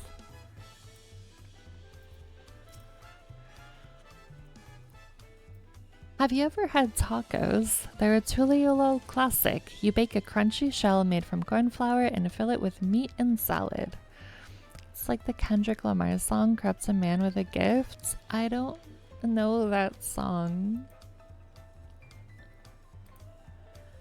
A lot of shops and stalls sell them, but I like how they're made here at Beer Best.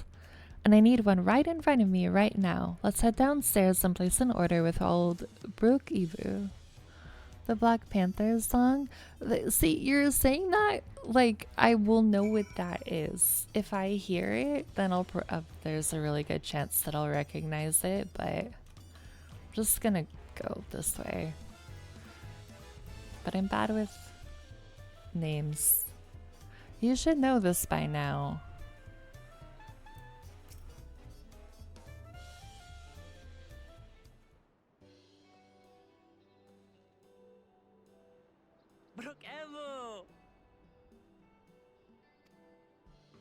My companions must sample your heavenly tacos.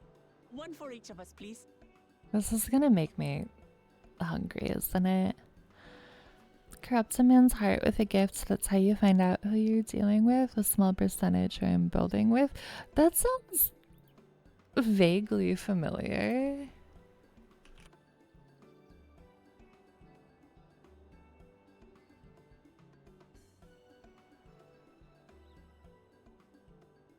I don't know, I'd have to listen to it.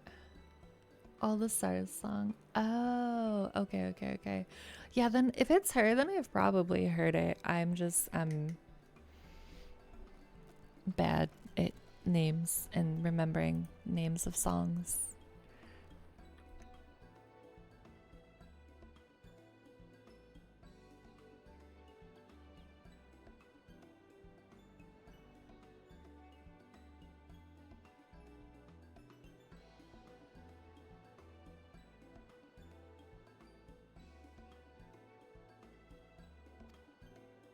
Right away, promise. And I'll pack them tight with my choicest feelings. Only the best for you and your friends.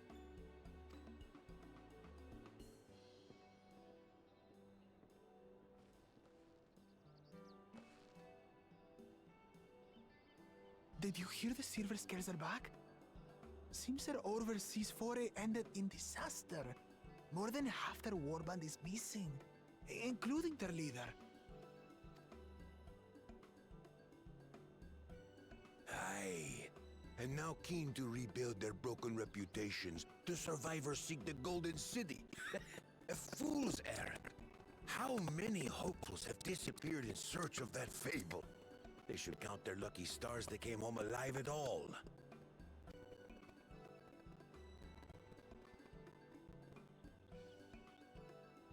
The legend of the Golden City is well known here, I take it.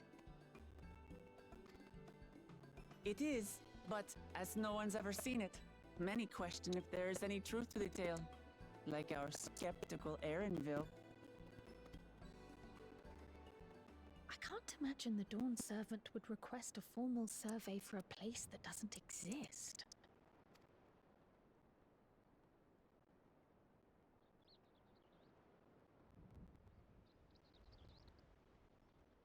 I feel like we're gonna end up investigating the Golden City ourselves at some point. Find a spot with a pleasant view to enjoy our crunchy spoils.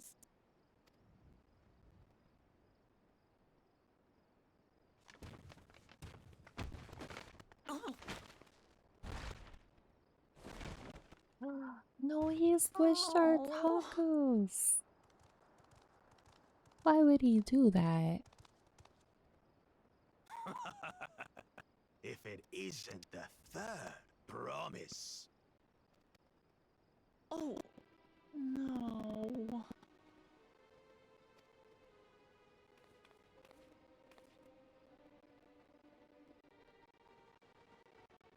I don't know these ones. New salt. Dredge from foreign waters is my guess, brother.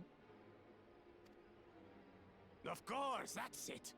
Wuklamat is so afraid of the coming contest that she went crying for special help. Was there something you wanted, Bakul Jaja? The third promise remembers us! Such an honor! Glory on your name, brother.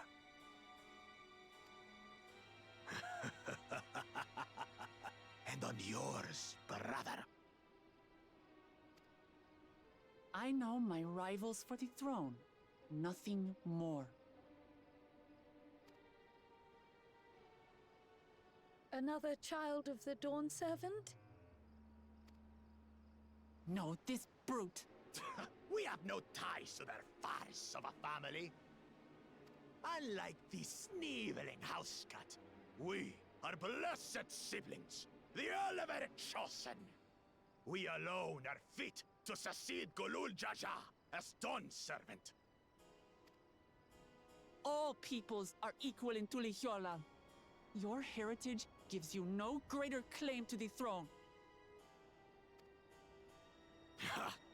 Shall we test that idea here and now? See if your strength is equal to ours.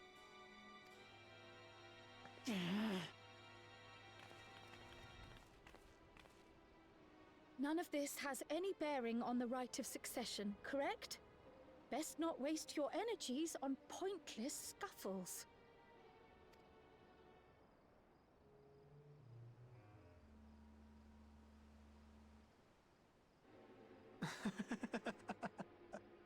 The kitten comes to the house cat's defense. Pathetic. Since when was our nation overrun by mewling weaklings? They're so mean. Listen to me, you.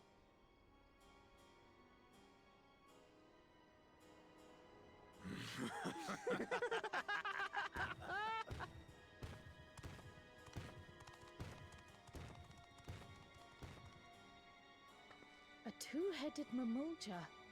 I knew of them, but that's the first I've seen in the flesh.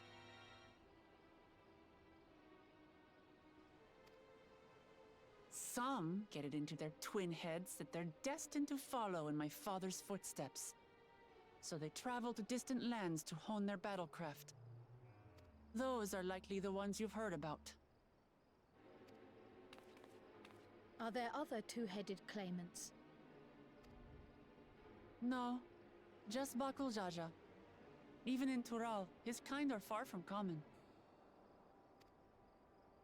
The Mamulja people largely belong to one of three clans. The Hubigo, the Bunewa, and the Dopro. Every once in a great while, a two-headed offspring is born from a union between the brown-scaled Hubico and the blue-scaled Bunewa. The child grows to possess immense strength, both physical and magical. Blessed siblings indeed.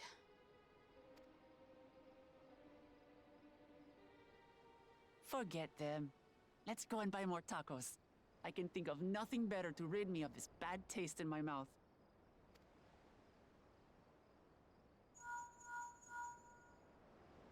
Enjoying your tour of the city, I trust. We've seen our share of notable sights and took a moment to rest. As such, we're ready to present ourselves at the palace for the rite of succession. Shall we meet you there? The palace it is. I'll let Wuklamart know. Destiny calls. Perhaps we can return for more tacos later?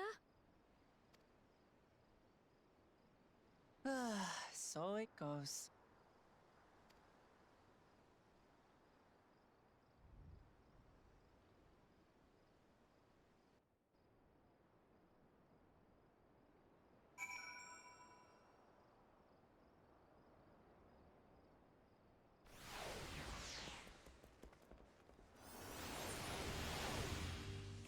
I just wanted to eat some tacos too.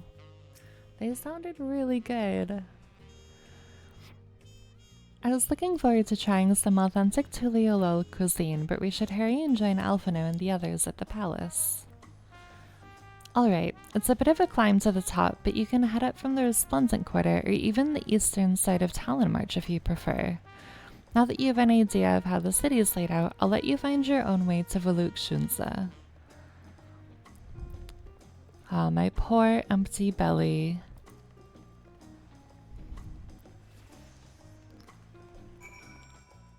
So, since we got the Aetherite already, we'll just grab this one that's down here and then we should be able to go straight to the palace.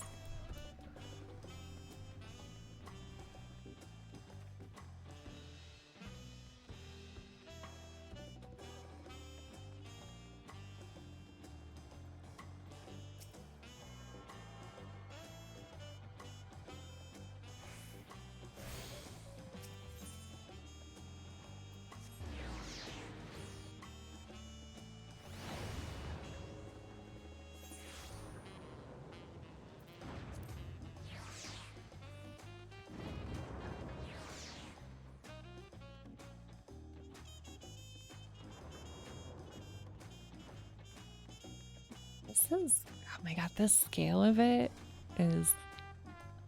Everything's so big here. I feel so tiny.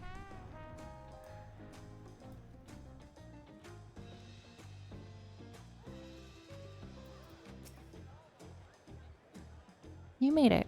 Good. Then we're all here. I'm still hungry enough to eat a whole roasted colibri, but the contest won't wait for us forever.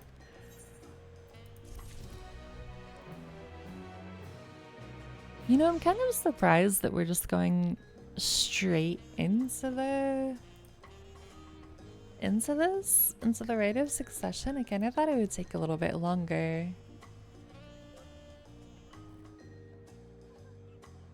Right, we got our first several cutscenes in sequence message. Let's go.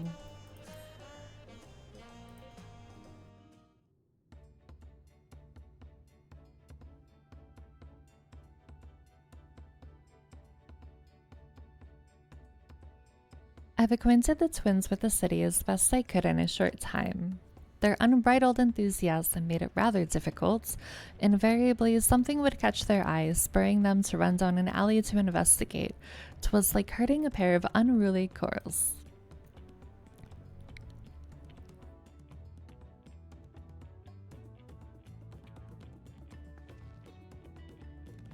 I understand all too well. Charlian had the same effect on me. Right then, now it's time we saw the inside of the palace. Papa will want to know I'm home and to meet the allies I've chosen. Given how impulsive he is, though, there's no telling what we might be in for.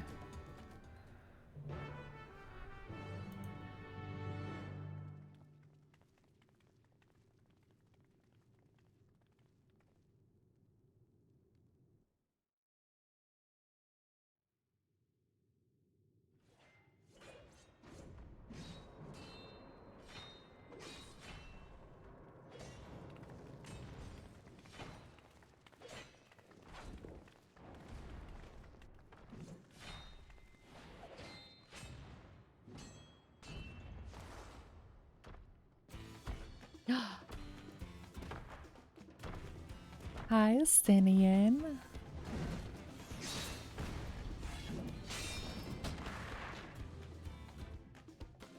Estinian? When did he get here? More to the point, why is he here? Oh, you know this man? Whenever my father spots a promising opponent, he invites them to Sunperch to duel. Pressing duties or no, he can't resist a good fight. So the one Estinian is crossing blades with.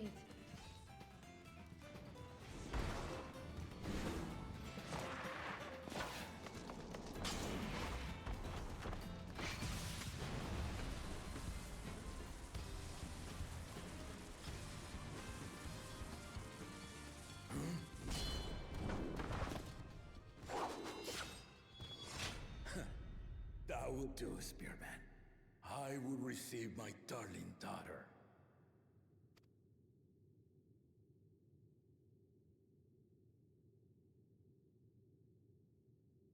Know that you are the strongest I fought in many a moon, if not longer.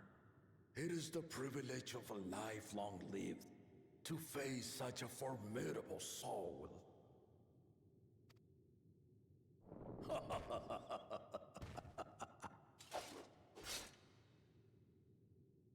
If it's formidable you want, then look no further than that woman there.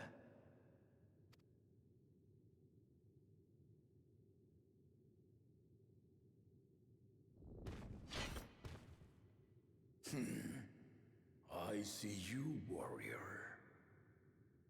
This voice sounds really familiar, and I don't know whose voice actor is.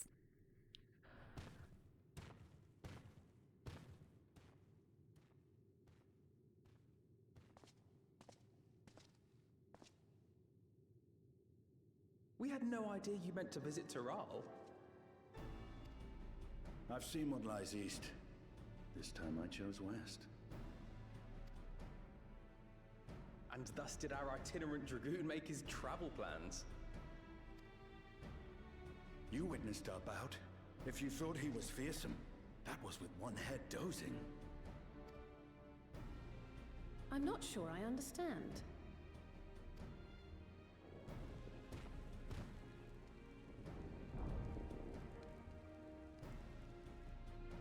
The old man has been feeling his years. The uncovered side is the head of resolve, and age has only deepened his love for combat. But the head of reason, wiser of the two, sleeps more and more these days.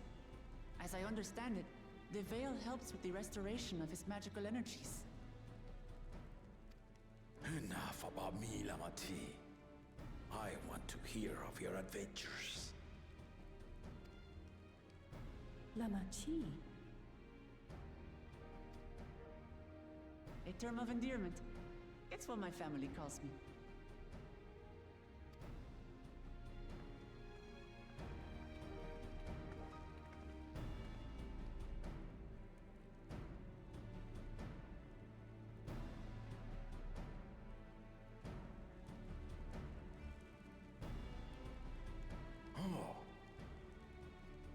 When last did we see you in the palace? Greetings, Solanash. It's Erenville now, Don Servant.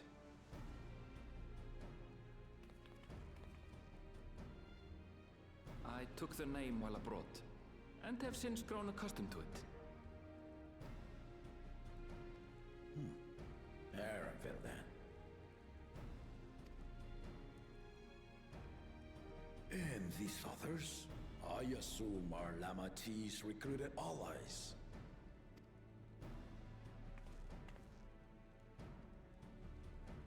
Ha!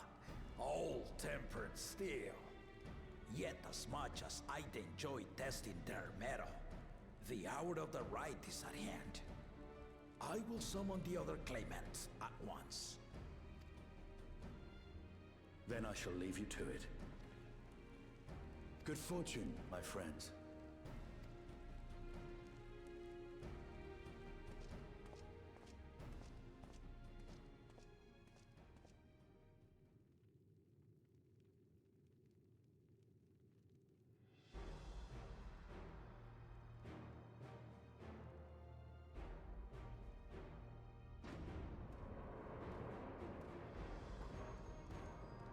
Okay, so we got the mean guys from earlier. Do not like them.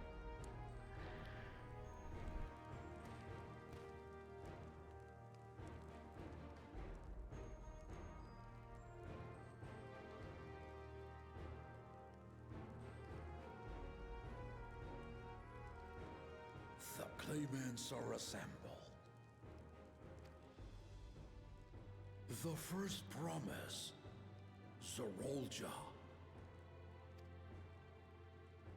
The second promise, Ona. It's a cat boy. I was not expecting a cat boy. So okay if I spoil the endgame mechanics of the boss? No, thank you. No spoilers, please. I would like 0.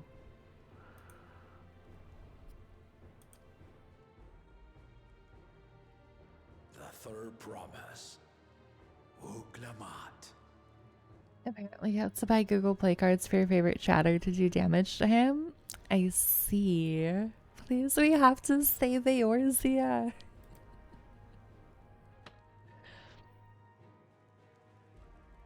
How are you gonna do damage from chat though?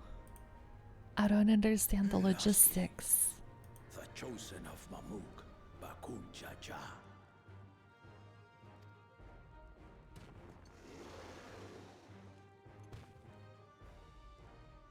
You four will compete in the right of succession, the outcome of which will decide who takes my place as Dawn Servant. The system will provide? I see. I am not the man I once was. My wiser half sleeps the days away. And it is time I yield my position But mine is a torch that has never been passed. Tuliyollal is young, and so I look to thee always for inspiration. The rite of succession, the means by which the autarch of Mamuk was chosen. Only the two-headed were deemed fit for this contest. But the Tuliyollal I built is a nation of many peoples. Our leader needn't have two heads, nor be a Mamuja at all. So I gave the right of claimant, not only to the son I sired, but to my adopted children as well. Yet the opportunity to rule was still not equal. That is why a recent tournament offered a place in the contest as the winning prize.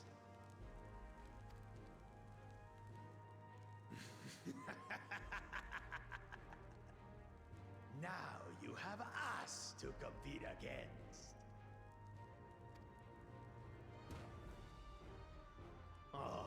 Though it seems the One-Head was already too afraid to face us in the tournament.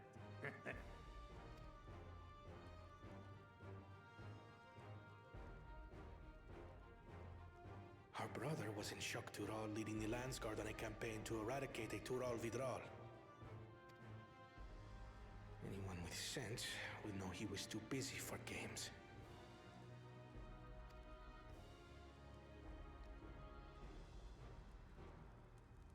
Now for the part you've been waiting to hear. The nature of the contest itself.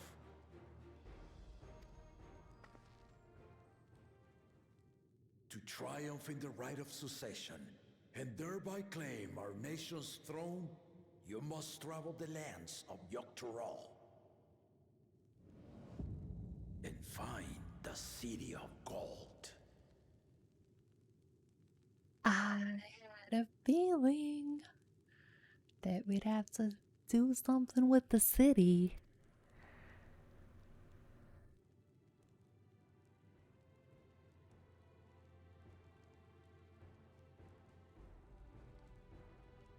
If I may, Father. Speak, Kona. The Golden City is an ancient Turali legend, but after so many failed attempts to find it, the story has become more fairy tale than fact. If you would charge us with such a quest, are we then to assume you have proof of the city's existence? I offer as proof my unbroken word, for I have seen it with my own 4 eyes.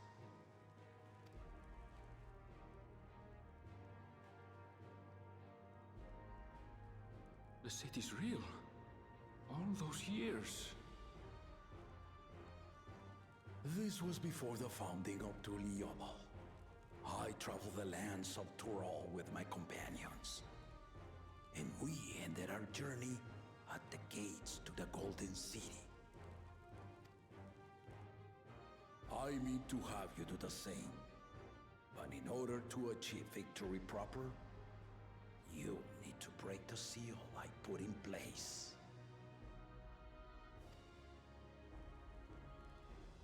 Bring them.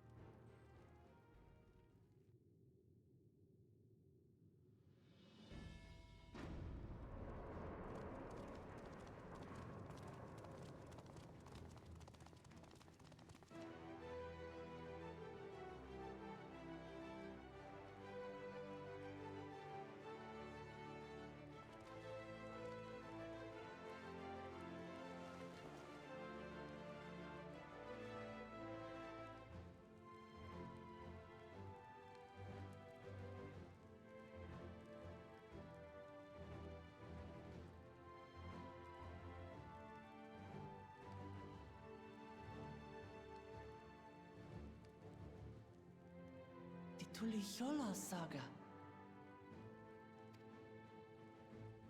You will retrace the path I walked to unite our peoples, step by step. Along the way, 7 chosen electors will be waiting to measure your worth. Earn their keystones by performing the feats they ask of you. Once you've fitted each of the 7 tablets with the keystone, you'll have the key to unlock the seal on the Golden City's gates. This is a contest big stages, race. none of which can be skipped by rushing to the ultimate objective.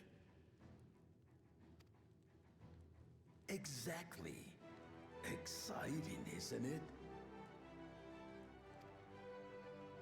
Martial tournaments, hunting festivals, and now this?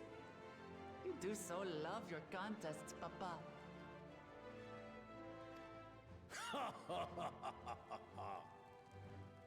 Were I a few years younger, I would have joined in myself, giving you a proper challenge. You may think the ride is tedious or nonsensical, or both, but I am yielding our nation's throne. Let me have this final indulgence. A waste of time. Just name Bakunja just successor and be done with it.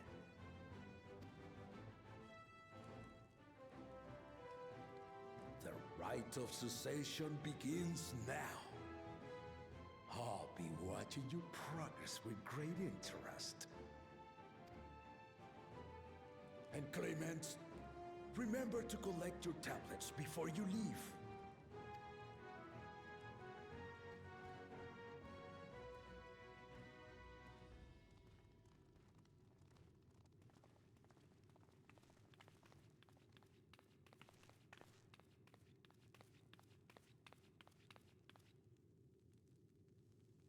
You are one of Lamachi's allies. Speak freely.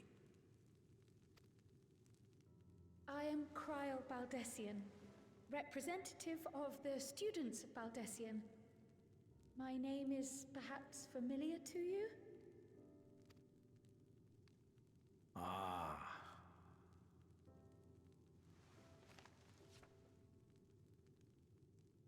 It would seem you sent this letter to my orders some years ago. The ink has since faded and much of the writing is illegible. Even so, we managed to determine the essence of it. A request to investigate the Golden City, addressed to my grandfather, Galuf. Included with the correspondence was this earring. A fairy tale and a piece of jewelry were enough to convince my grandfather to sail halfway across the world. So there is surely some greater mystery at work here. On behalf of the students, I've come to seek clarification on the matter. Have you any knowledge you might share with me?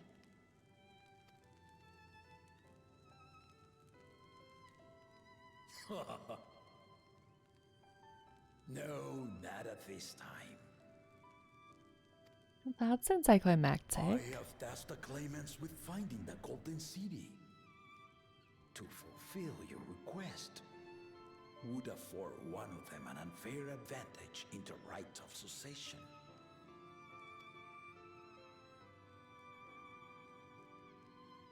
But once the contest is decided, I plan to entrust the entire truth to my successor. If you want to hear it, then you had best help Lamachi win. Very well, Dawn Servant. On my honor as a student of Baldessian, I will find your Golden City. Thank you for hearing my petition.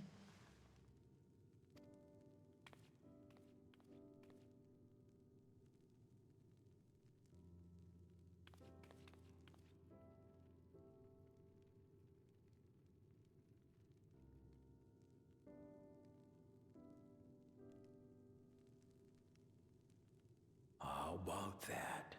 She's grown into a remarkable young woman.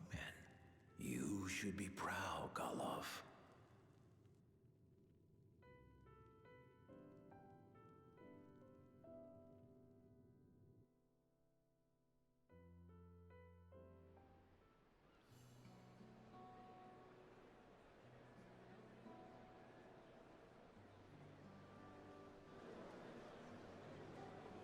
Everyone's clothes are so bright. What if they introduce a villain who's also hot? What do we do then? Oh, they've already done that. We just suffer. That's the plan. Our third promise is not wont to take no for an answer. Though you may have agreed to help, I worry that you were swept up in her relentless enthusiasm. Star loves evil, sexy Or people. perhaps you've been lured by the glory of the Golden City. I'm just Either saying. way, this contest for the I throne have a will place you type. and yours at the heart of political turmoil. If you are second-guessing your decision, tell me now. This may be my last chance to help you withdraw.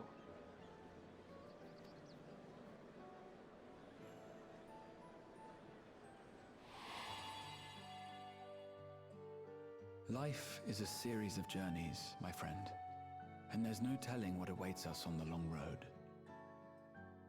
But what's important is to be true to yourself as you walk it.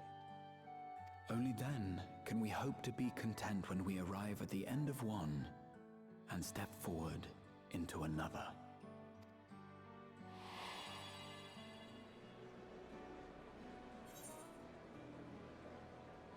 Sexy villains can have a little war crime as a treat. Just like, yeah, just like a little treat. I've made my decision and I mean to see it through.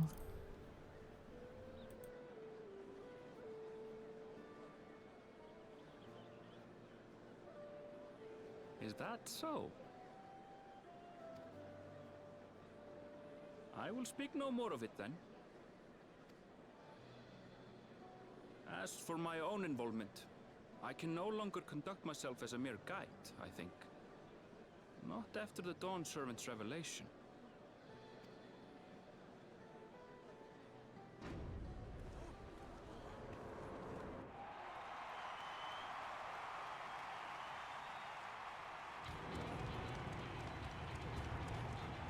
Here they come! It's Saralja! Such a fearsome mien. Make no mistake, there goes Tuliola's mightiest warrior. First promise, our village needs aid.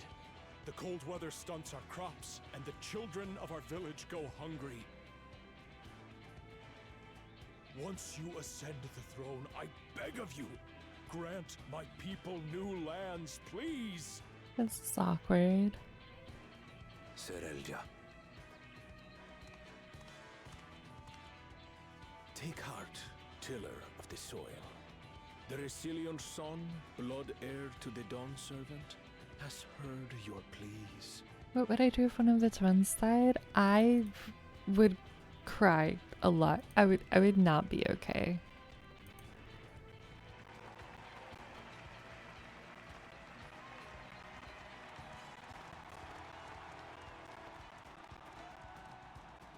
Soralja, the first promise and commander of the Landsguard. Saralja, the Palaceer. As he was so careful to remind the crowd, Soralja is indeed the natural child of Gurul Jaja. And Resilient Son, is that another title, like the first promise? After a fashion, common knowledge has it that two-headed Mamulja cannot sire children. Yet Soralja was born all the same, with the head of Resolve's features and the head of Reason's scales. An extraordinary example of life's unyielding resilience.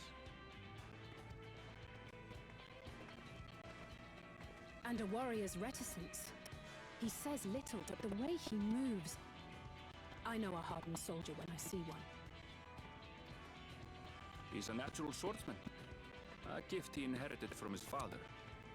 Some even say that the son has already surpassed the sire. Should he come to power, the first promise means to employ that martial prowess in the conquest of foreign lands. For this, he and his supporters have been labeled expansionists. This puts him in direct opposition to Wuklamat, who advocates for the preservation of peace. You may recall that she spoke of a claimant who cannot be allowed to rule. That is the warmonger.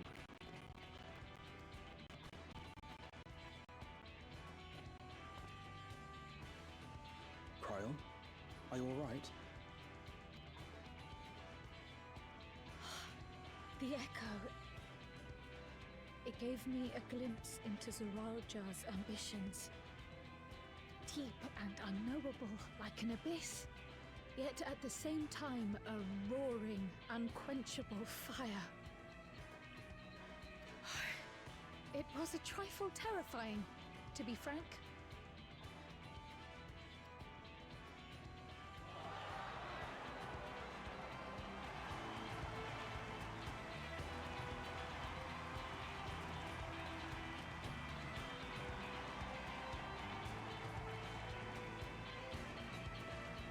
Is this gonna happen for all of them? Second promise.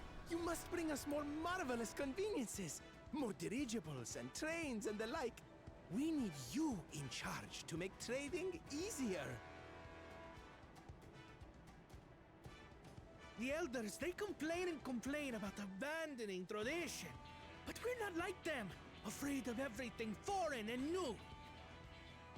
You have our wholehearted support. With your ingenuity and knowledge, you're sure to win the contest.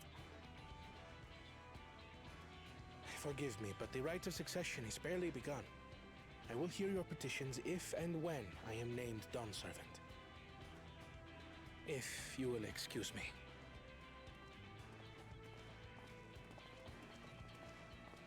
Plain spoken, as always. That's Arcona. Practical to a fault.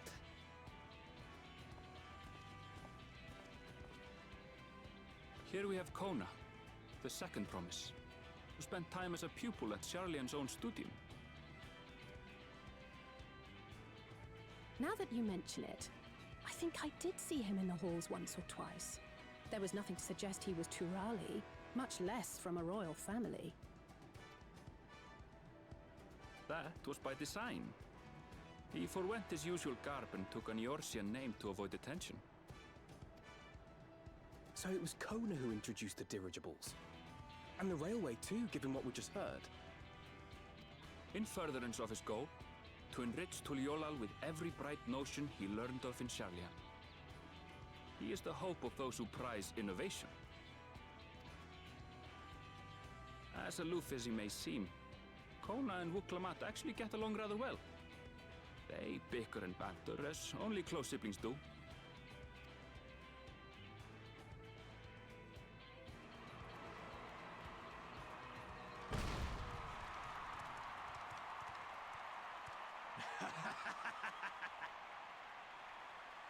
How gracious of you all to cheer the lesser claimants.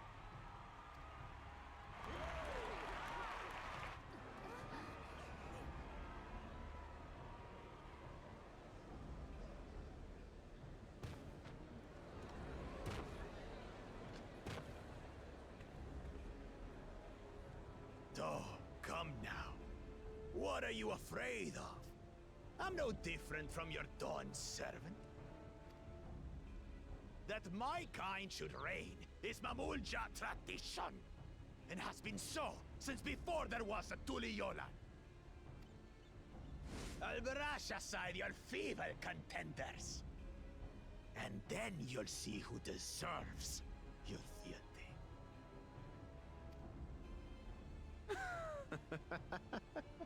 Well said, brother.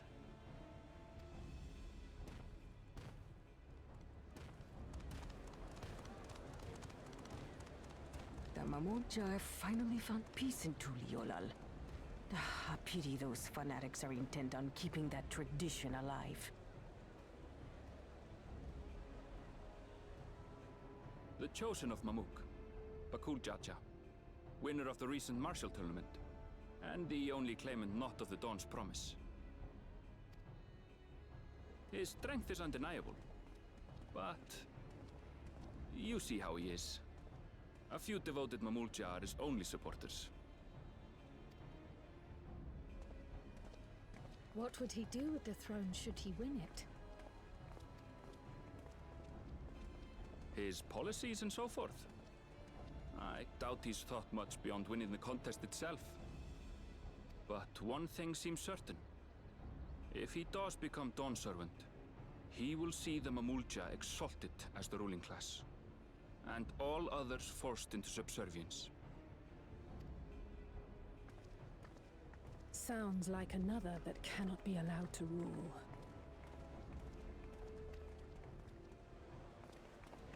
Where's everybody going?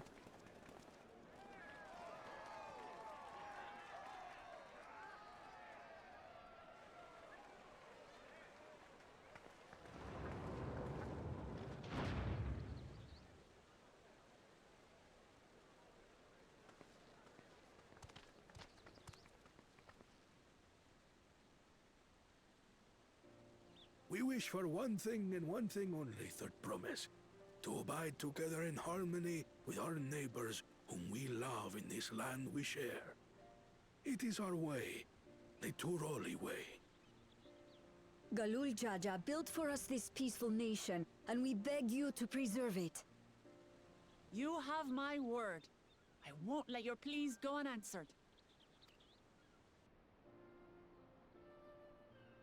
Until Tuliolal was founded some 80 years ago, this continent was ravaged by war. The eldest among us remember that dark era, and they are Wuklamat's most ardent supporters. Apologies, it's hard to get away. This is Namika, my childhood nursemaid. She's been like a mother to me my whole life. I told her it wasn't necessary, but she insisted on seeing us off.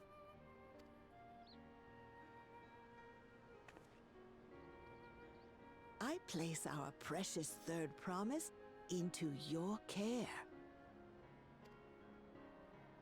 Did you know Wuklamat was taking part in the rite of succession? Of the Dawn's Promise? I thought it was only Zoralja and Kona. If she has any accomplishments to her name, I've yet to hear them. Compared to the two Mamulja, she pales in martial prowess. And then there's Kona, who's far and away the most educated of the bunch. I hate to say it, but it's hardly a competition. It's fine. More than anyone, I understand how much better my brothers are than me. Better? Wuklamat. I have never thought of you as the lesser sibling.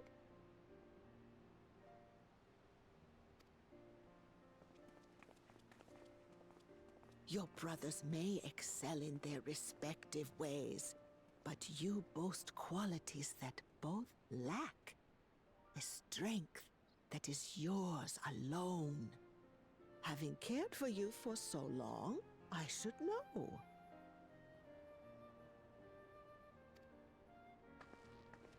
Thank you, Namika.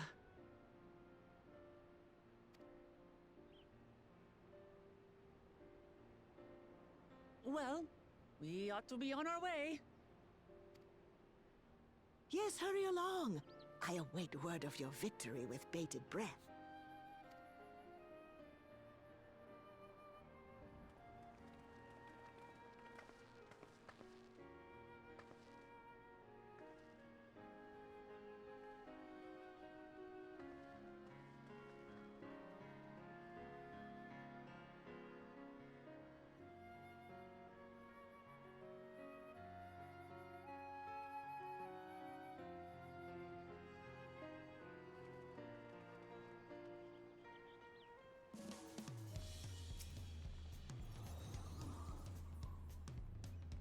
Well, so much for the brief reunion I had in mind. Papa is not one to waste time when he decides to act.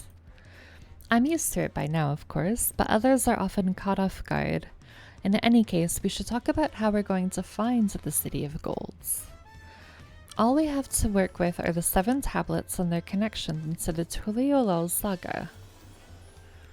Might I suggest first comparing the tablets against the pillars? We could check for any discrepancies between them. Good idea. Let's go and take a look. Let's go.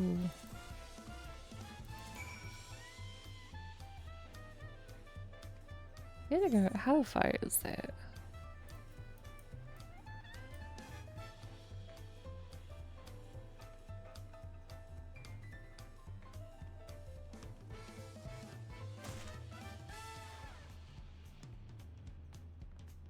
We're just taking a shortcut. That's all we're doing.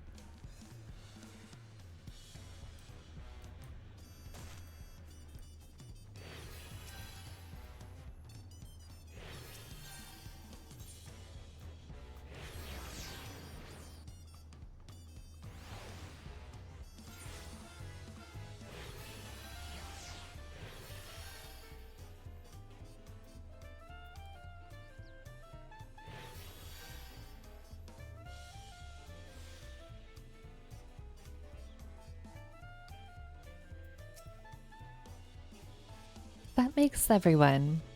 Buklamat, the tablets, if you would. Of course.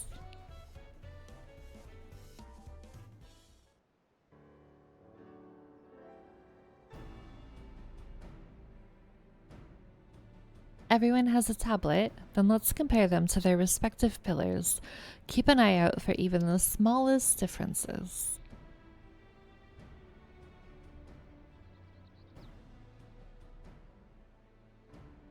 Alright, which one do we get?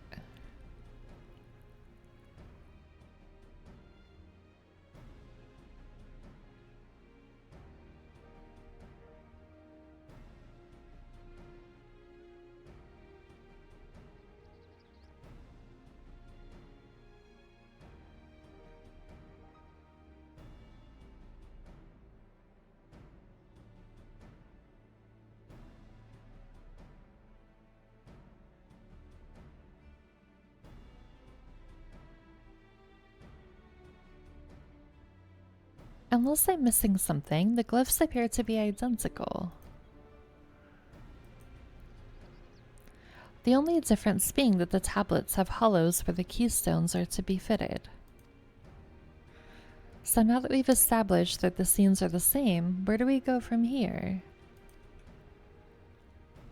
The Dawn Servant said we were to retrace the path he walked in uniting Tyrell's peoples, and that we would encounter 7 electors along the way.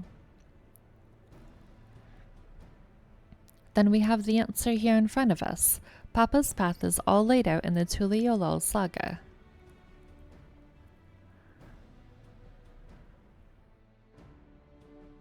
The events the glyphs portray, do we know the exact locations where they took place?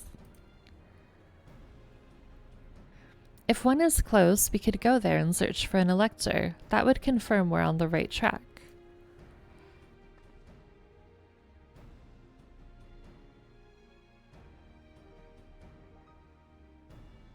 Let me think. The Lay of Reeds was in the nearby Hanu settlement.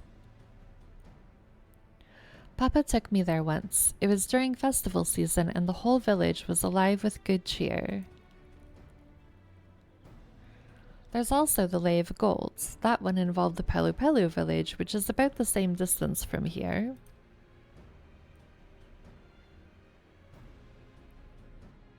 Before going anywhere, we should ask around about the road ahead. I heard a lot of talk as we toured the city about that storm we passed through at sea. Apparently it ravaged Yogg-Tyrol several days ago. Since our roads are not as well paved as the Orzia's, they're more susceptible to damage from natural disasters. If we want to avoid wasting time taking a dead-end trail, I suggest we spend a few moments making inquiries.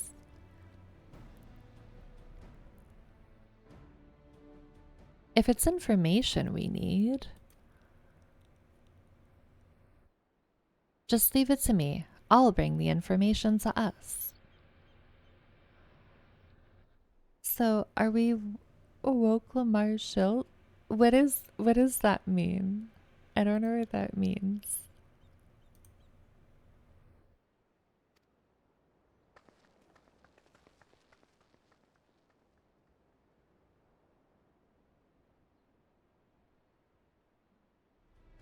It would be prudent to ensure we're prepared for the journey. I'll guide you to the accommodations I've arranged.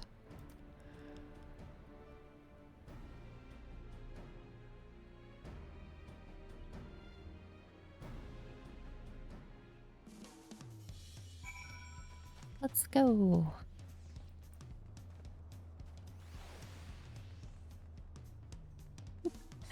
Someone typed in shout chat just, I hate stairs. I feel that. We're helping her ruler campaign. Yeah, we're trying to help her win the contest. That's right, the reservation is under Wuklamat's name. If you don't mind, I'll leave my companions to you. Certainly, sir. I'll go and track down the third promise. Once you finish organizing your gear, you can meet us.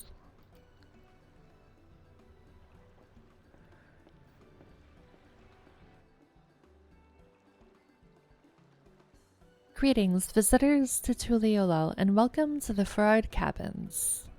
Whenever you are ready, I will show you to your rooms.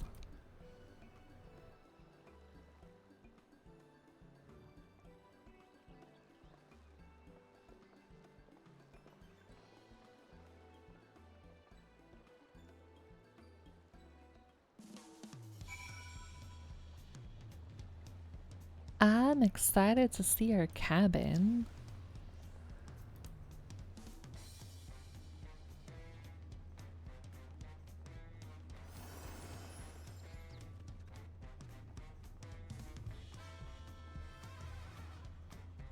Out there. Maybe up here?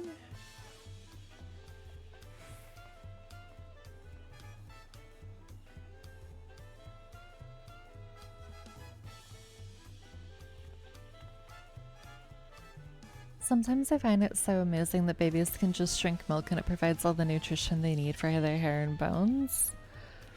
It is very nice.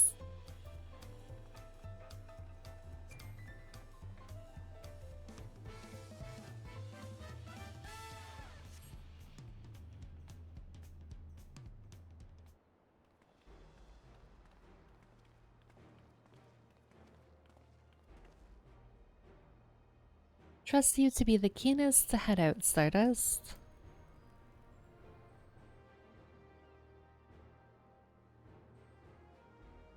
But where are Erinville and Wuklamat, I wonder?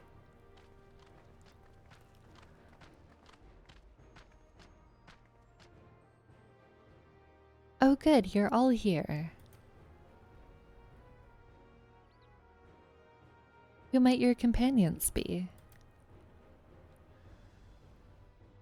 Seeing as we needed information, I thought who better to get it from than the locals. These two hail from the villages we're thinking to visit.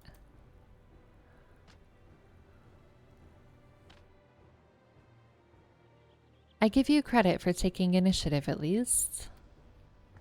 What do you mean, at least? I am honored that the third promise would seek my advice.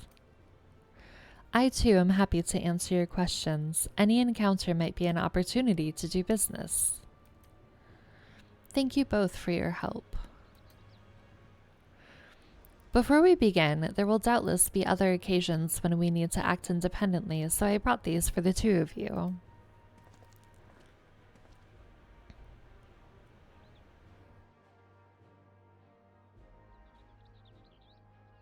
What's this? This is called a link pearl, a gemstone harvested from a special shell. When linked together, they allow people to communicate across great distances. Is that so? What a handy thing to have.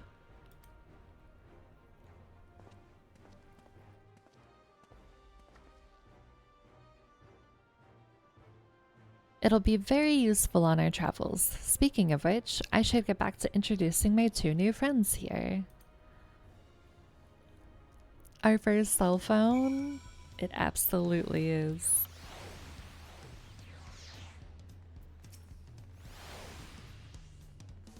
The Tuliolel saga features a number of Tyrell's clans. Two of those, the Hanu Hanu and the Pelu Pelu, have settlements relatively close to the city, so I brought a representative of each. As I mentioned before, the Hanu are a cheerful people who love their festivals. They make their appearance in the Lay of Reeds, and their home village, Okanu, is located in Kozamauka. You didn't get one till high school? A niece of yours was one at like 3 years old? Oh gosh. When did I have my first phone? I think technically I had my first cell phone like when I was like in 8th grade or something.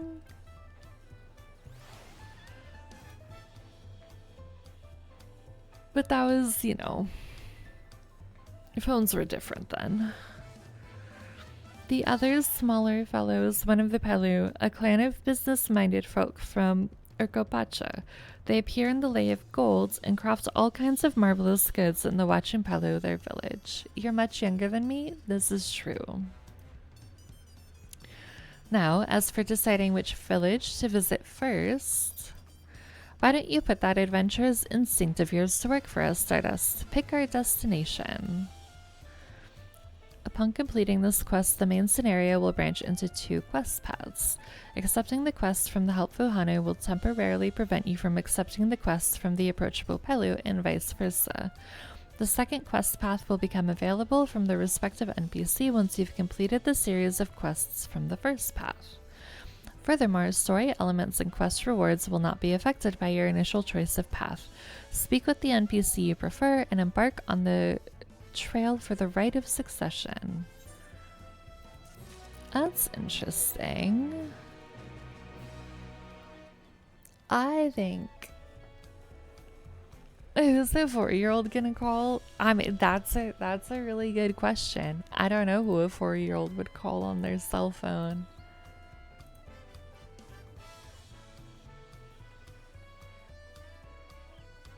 I think this is a really good place for a break. I need to get water and a snack because I ate really early this morning. So I'm gonna do that. I'll be back in like 5 minutes. I don't know. We'll see. I'll be back, and then we will decide which village we're going to, and we will take it from there. No, I'm not gonna. No, I'm not doing that. What, I forget. Do I take fall damage? Ow. Yes, we do. Okay. Okay. We take fall damage. Now we know. Alright, let's get to the fast travel. I couldn't remember. I'm just here to get the pretty skins, you know? I know what I'm about. I'm aware of who I am. Because it's a handgun, but I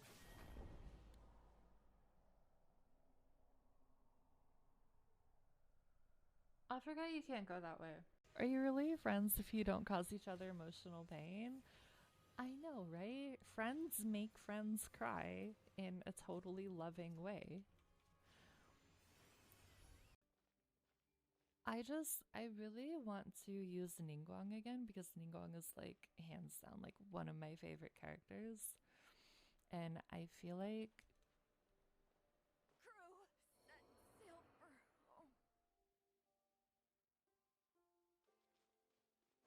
okay, so we're not going up there. I forget. Do I take fall damage? Ow. Yes, we do. Okay. Okay. We take fall damage. Now we know. Alright, let's get to the fast travel. I couldn't remember. I'm just here to get the pretty skins, you know? I know what I'm about. I'm aware of who I am. Because it's a handgun, but I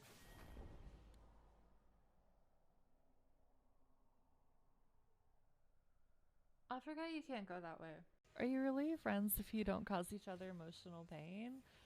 I know, right? Friends make friends cry in a totally loving way. I really want to use Ningguang again because Ningguang is like hands down like one of my favorite characters. And I feel like Crew, set sail for home.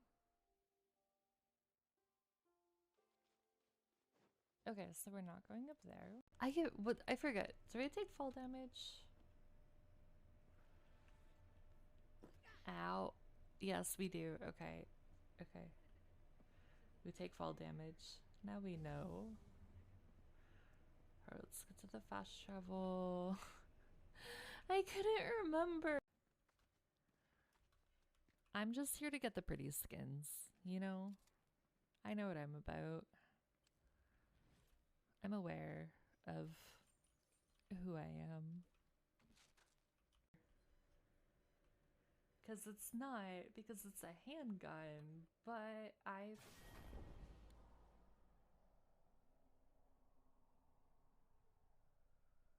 forgot you can't go that way. Are you really friends if you don't cause each other emotional pain? I know, right? Friends make friends cry in a totally loving way. I really want to use Ningguang again because Ningguang is like hands down like one of my favorite characters. And I feel like Crew, set sail for home. okay, so we're not going up there. I forget. Do I take fall damage? Ow. Yes, we do. Okay. Okay. We take fall damage. Now we know. Alright, let's get to the fast travel. I couldn't remember. I'm just here to get the pretty skins, you know? I know what I'm about. I'm aware of who I am. Because it's a handgun, but I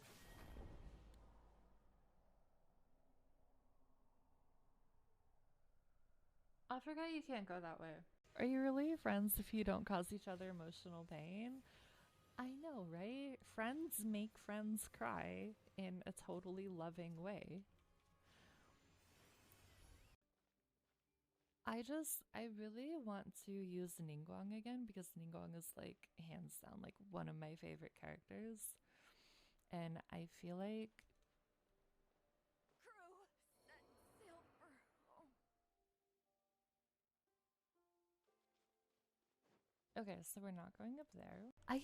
I forget. Do I take fall damage? Ow. Yes, we do. Okay. Okay. We take fall damage. Now we know. Alright, let's get to the fast travel. I couldn't remember. I'm just here to get the pretty skins, you know? I know what I'm about. I'm aware of who I am. Because it's a handgun, but I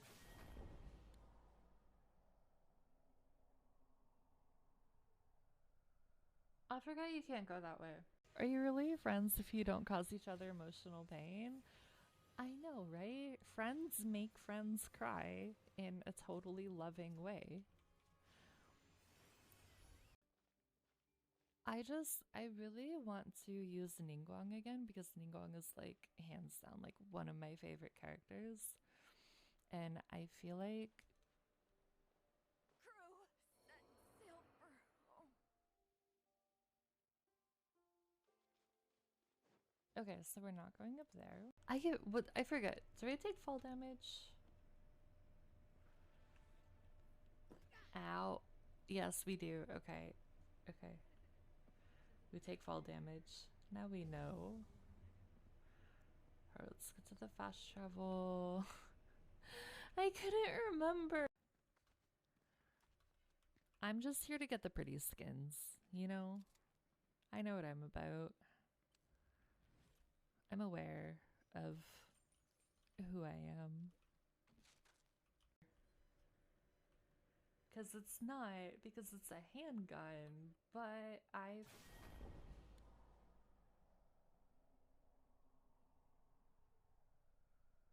forgot you can't go that way. Are you really friends if you don't cause each other emotional pain?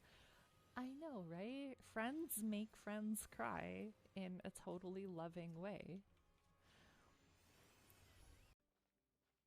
I really want to use Ningguang again because Ningguang is like hands down like one of my favorite characters. And I feel like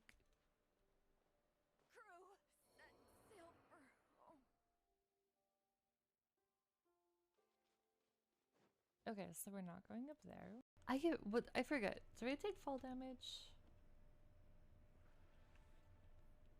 Ow. Yes, we do. Okay. Hello again. We are back. A lot of water. Ate a snack. Stretched. Ready to get back into it.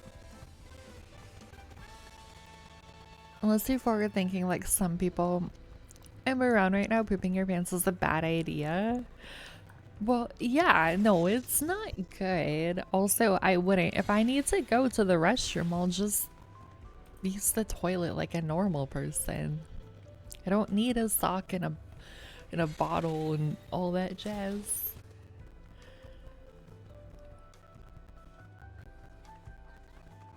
There's also a couple quests that we can pick up that I think are gonna be important. So we should unlock the hunts for Dawntrail. This should also unlock our sightseeing log. So we should do that. I'm gonna do those and then I'll make the decision about where we go first. Because it feels like a big decision even though it said it was fine, but I'm indecisive.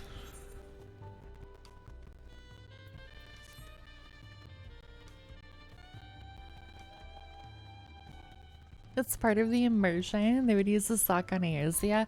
I don't think so. I don't know that that's a thing.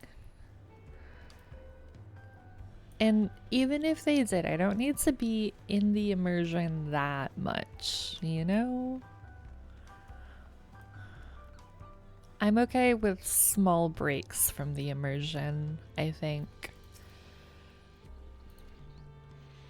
Have you seen a single bathroom in this game? In people's houses, there are bathrooms. If they build it.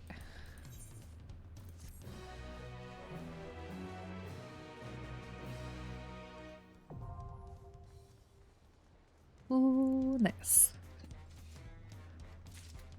Oh, I wonder. Wait, what can we get? We can get a cat minion. Oh, this is where the barding comes from. I want it. It looks so good. I wish you could like try it on your chocobo, like you can try things on your character so that you could see the barding. Orchestrion. Ooh. Alright, new materia. That'll be good. Alright, and then let's go grab the sightseeing log 1, 2. Not the overworlds. Yeah, you might be right about that. Cosmetics the real endgame? It really is. Glam is absolutely the true endgame. Gotta have your cute little outfits, you know? Gotta get all of the most stylish pieces that you can.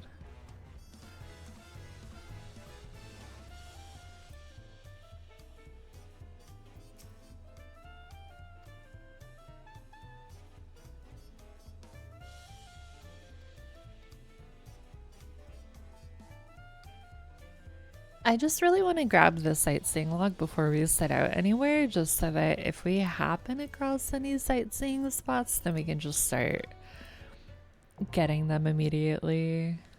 I say that like I really prioritize them, which I don't, but it's nice being able to get them when I can. At some point, I'll actually sit down and try and finish out all the sightseeing logs. That day is not today.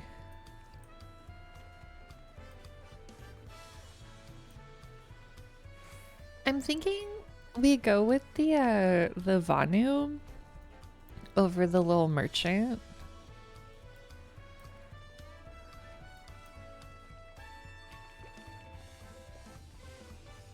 Oh yeah, see, like there's a sightseeing log right there. Sightseeing entry.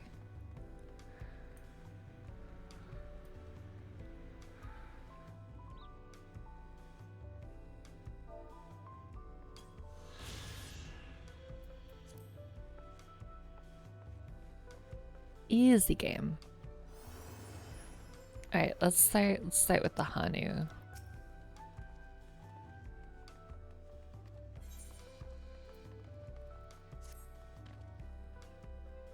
So, what is it you'd like to know? The route to Okanu. We go south through the Arch of the Dawn, then follow the road which runs alongside the Kozamayuka River, is that right? It is. Be warned, however, my brethren tell me the recent storm has rendered the path even muddier than usual. The footing is quite poor in some parts. Far worse was the destruction visited upon our homes, though. Houses were torn apart and several people injured, if not killed. Even our beloved festival is in danger of being called off this year. If you do still plan on going, I must urge you to proceed with caution. We'll be sure to watch our footing, thank you. Hello, Hara. How are you? How is your night going?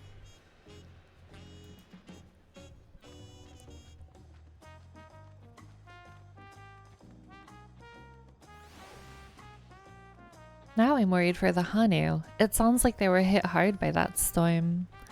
Anyway, if we're bound for Kozamayuka, we should head over to the Arch.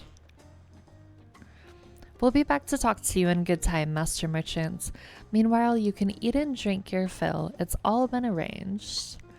Doing good, how about you? Had a very chill Friday night? I'm glad to hear it. Have you started 1.1 in Wuthering Waves yet? I am good. Today is the first day of early access for the new expansion in Final Fantasy, so that's what we're doing right now. I'm very excited. It's been really fun so far. The new continent is very cool. I mean, granted, we haven't seen much of it yet, but I like what we have seen so far. You've played a bit but haven't started the main quest yet? I haven't either. Like, I want to do the story, but unfortunately, it really is when this did, basically. Oh, that was lag. Alright. I feel like that might get more common the later into the afternoon and evening we get as more and more people are getting on. Are we all ready to leave? Then onward to Kozamayuka. Open the way.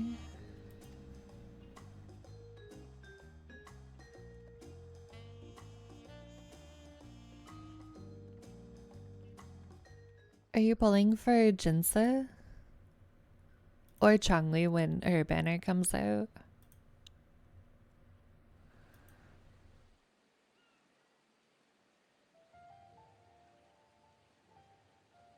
Kosamauka, the land of rainbow terraces. It commands the gaze of all who visit without fail. The many-colored marvel. An endless torrent of water cascades over sheer cliffs to shape the wetlands below. To its relentless flow, all life must yield. Together with Wuklamat, we proceeded along the marshy trail, a road upon which the Dawn Servant and his comrades once traveled.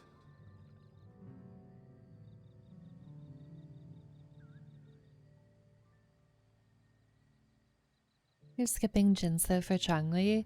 That's fair. They're both supposed to be really strong, right? Who am I going for? I'm going for neither, because if what we were told is true and Scar's in 1.2, I'm gonna skip both of them for him. The weight of that water.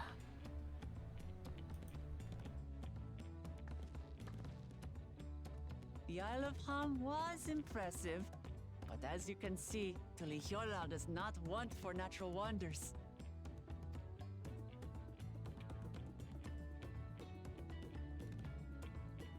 The ground is swampy, so watch your step.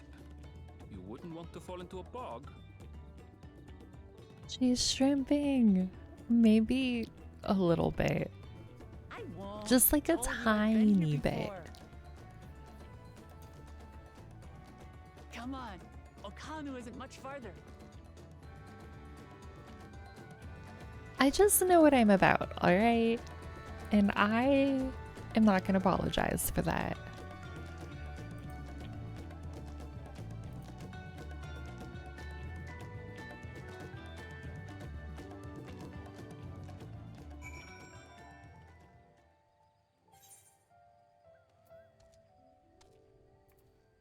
Oh, this is so big. Unabashedly spending money on virtual men, I'm for it. No, we're not gonna spend for him.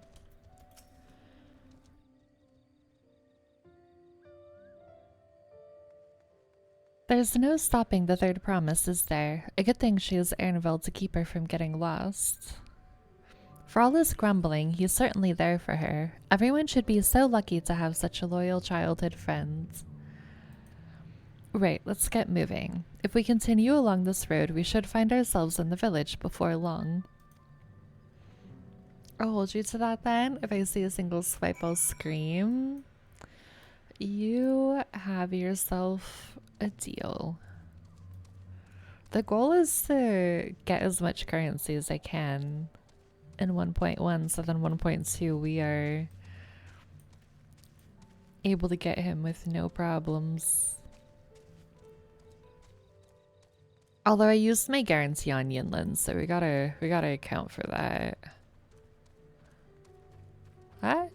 He looks nice, but I also feel like he would try and murder me.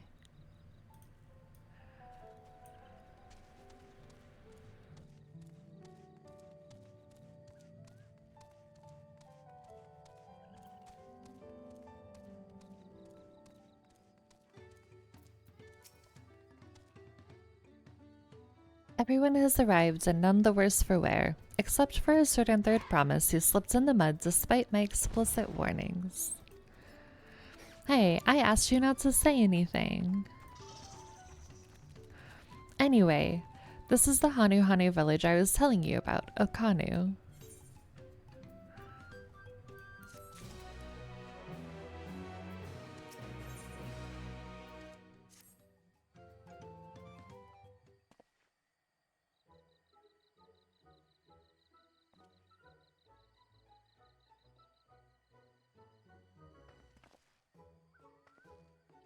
It's like our friend said, the people are in no mood for festivities.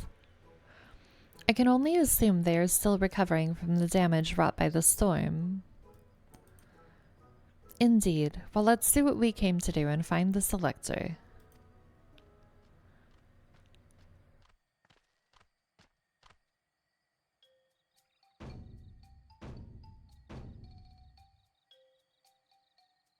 Oho Kali. Oho, what now? It's a Hanu greeting. Surely you heard it the last time you were here. Well, I was busy enjoying the festival. Greetings to the third promise and her entourage. I, Zanu Holly, welcome you to Okanu. As elder of my people, I shall also be fulfilling the duties of elector during the rite of succession. So, our idea about the electors was correct. We just do as Papa said and retrace his path from the saga. I'm ready. Give me the feats and test my worth. All in good time, all in good time. In fact, I came to let you know that we are not quite ready to begin. For the moment, please enjoy the hospitality of our village. Okay, bye. I guess. There he goes. Should we poke around a bit then? We might pick up some clues about the feat. You know, prepare ourselves. That's surprisingly prudent of you. What, you think I'm being too cautious? No, I'm impressed is all. You admire and respect your father who is prone to decisive action, so I expected you to rush in first and ask questions later. Or never. I do look up to Papa, but you should know that he has a pragmatic side too. The head of reason is the thinker who takes time to consider all the possibilities. With the long naps he takes these days, though, the head of resolve is less restrained by his wisdom. I can't fault you for thinking that's all there is to him, but there's more to the Dawn servant you've seen thus far. I should like to speak with the head of reason one day. Ah, well, I'm sure you'll catch him awake soon enough. To return to the subject at hand, you wish to take a look around our canoe then, do some groundwork before the feat begins. Something like that. I mean, I could probably pass this test with my eyes closed, but it'll keep us busy while we're waiting. Buklamat has the right of it. As Elder Zanu Holly is a resident of this village, learning more about it can only improve our chances in the feat. Might I suggest a division of forces? For instance, Erinville, Alisay, and Kryl could concentrate on the southern half of the settlement. Meanwhile, Buklamat, Stardust, and myself will handle this northern half. Sounds good to me.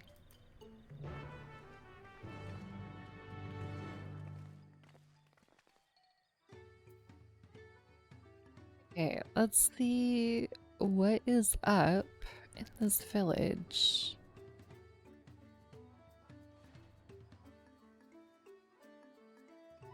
We gotta go that way. Well, we also need to grab the aetherite for sure.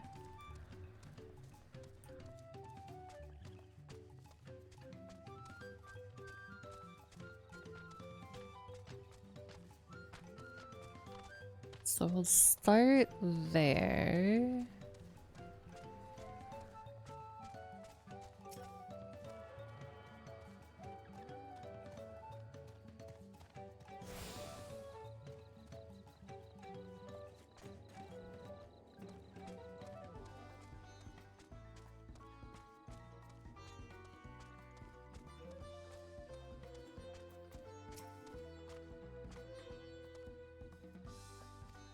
You heard about the storm. I've never seen the likes of it before. With the supplies and the help the Dawn servant sent, we're making progress repairing and rebuilding our homes. But while roofs and walls can be patched, there is so much else that was lost for good.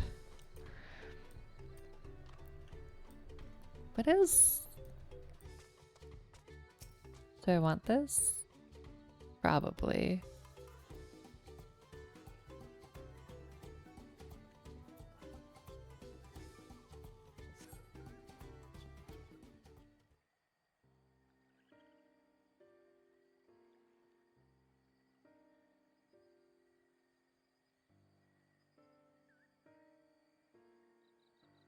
The gaping hole in the wall and missing portion of the roof are clearly the work of the storm's powerful winds. Repairs appear to be ongoing.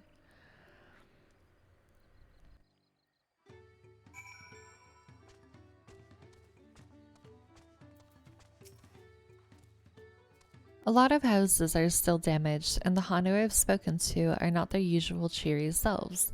That storm broke more than wood and reeds. There must be something I can do to help them. I'm going to look around a bit more.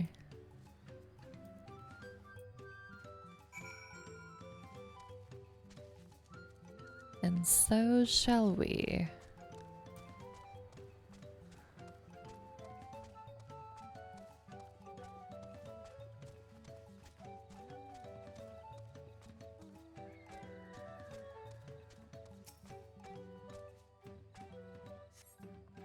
The dry and shrunken bundles suggest the reeds were harvested some time ago.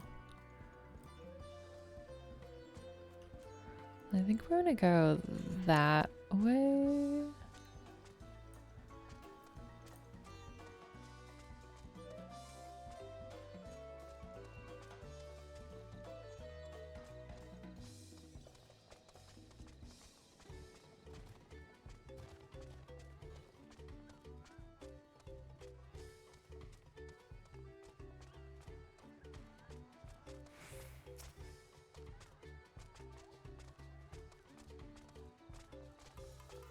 Woven from reeds, this boat-like vessel is reminiscent of a bird. The beak and feathered tail in particular stand out.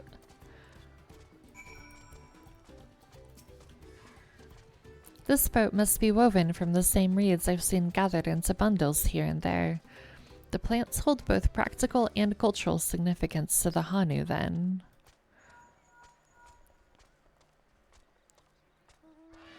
Hello, can you all hear me?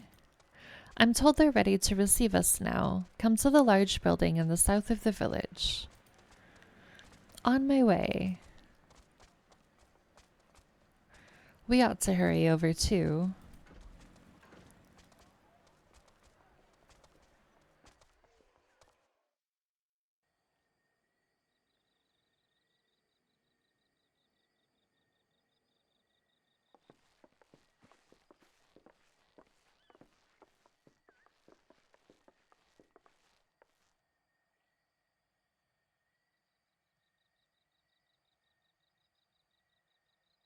No sign of Zorolja or that oversized lout. How much easier it would be if Soralja were to fail here. But that isn't likely to happen.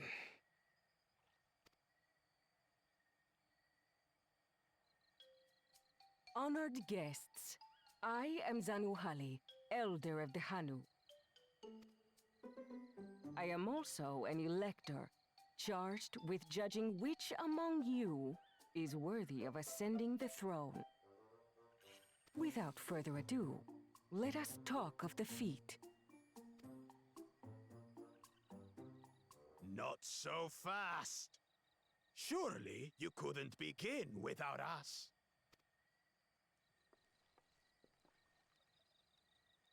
You made it after all.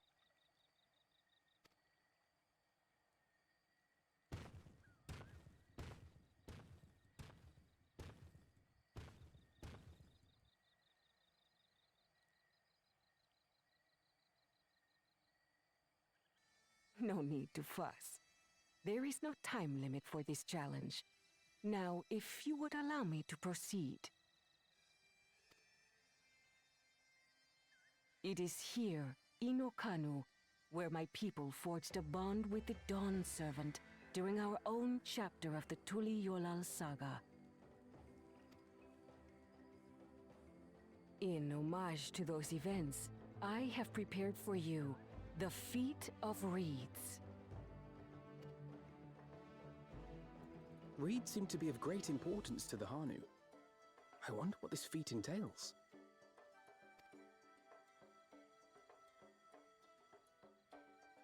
We use reeds in every part of our lives, be it as food or weaving material. But look around the nearby paddies, and you will see that this season, our crops are failing. How fortunate, then, that my appointment to Elector coincided with this predicament. For surely, those who aspire to be Dawn Servant would find the matter of an ailing harvest a mere trifle to resolve. Aye, well, it is indeed the duty of a ruler to address the people's woes. Exactly, exactly. Do well in this, and you will earn my keystone.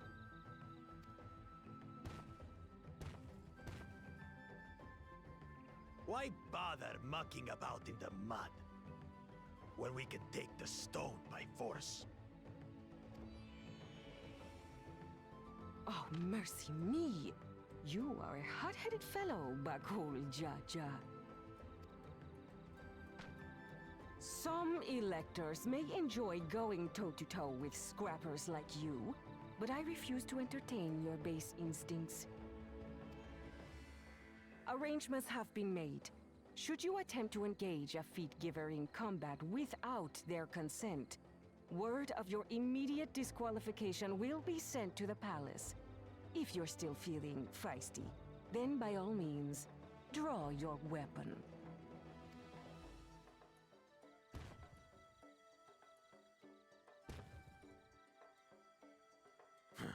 This contest is presided over by cowards. There's no sport in fighting you. Then we can return to the business of earning my keystone. The feat of reeds is begun. Claimants, I wish you the best of luck.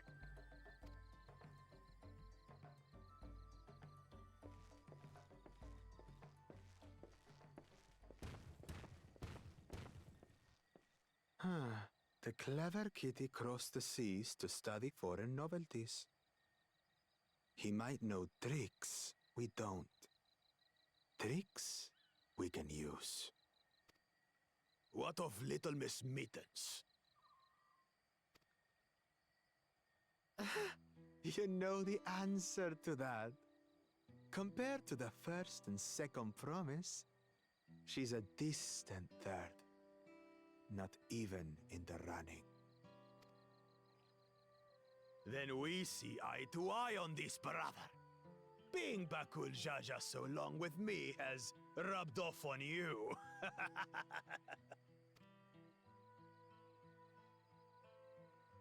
These allies of hers, though, they might be a problem.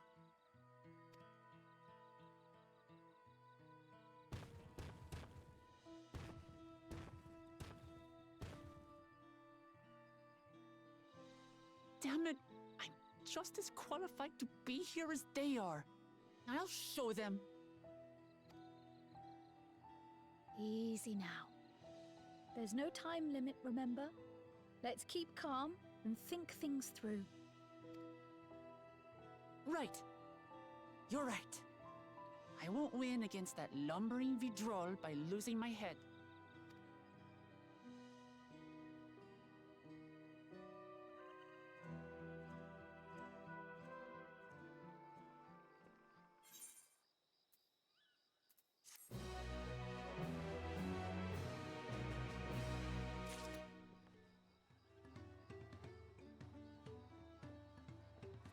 I don't know how we're gonna solve the reed crisis, though.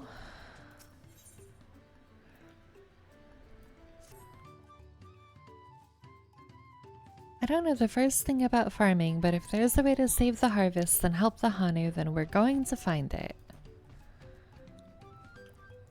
I'll make Bakul Jaja eat his words.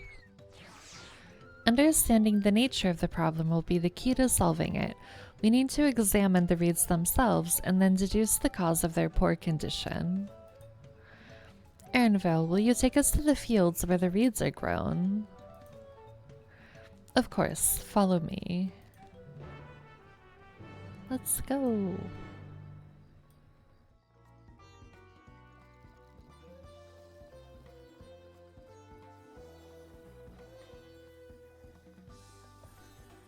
Yeah, I can see the stuttering happening now.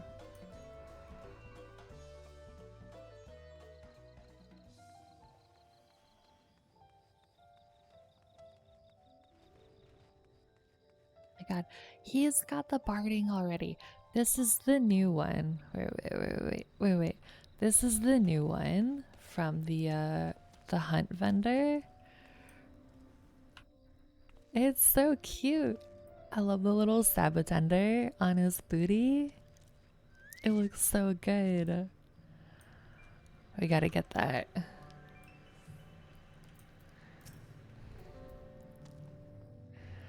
You can all stand back. I'll get to the bottom of this problem in no time.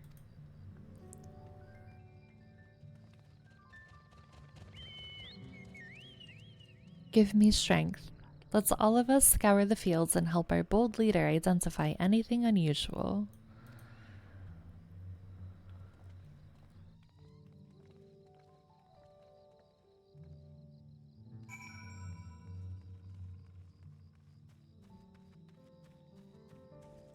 Let's see. What could be going on? As Zanuhali described, the reeds appear wilted and unhealthy.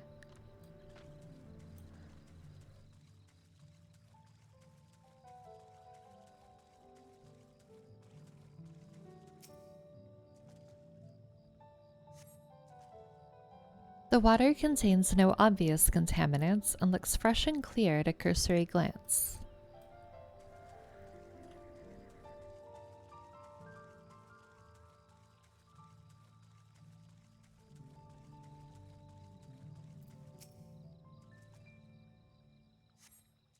A small frog catches your eye. Strangely lackadaisical, it doesn't even bother to hop when it eventually scurries away. Yeah, that's odd. Frogs are so hippity-hoppity.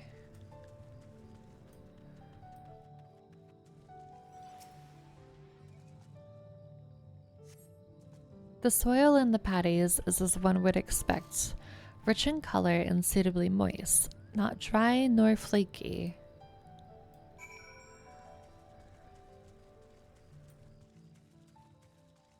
So other than the frog, everything seems normal, I think. Seen enough, I'll call everyone together and we can share our discoveries. Hippity hoppity, I don't believe in private property. I don't think that's a saying.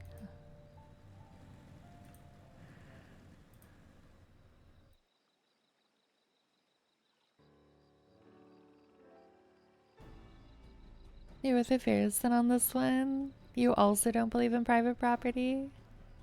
Also, hello Bender, how are you? How's your Friday going? Well, what do we think? Any obvious problems?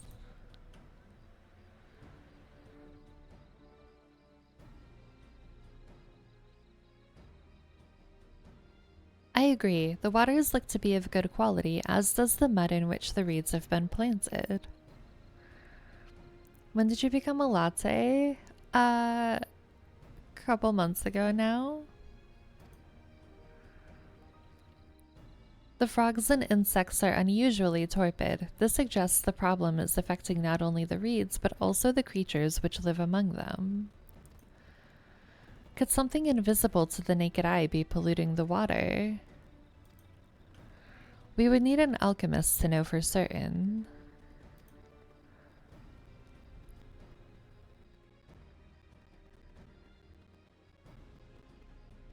I don't have much to add about the fields, but something else occurs to me.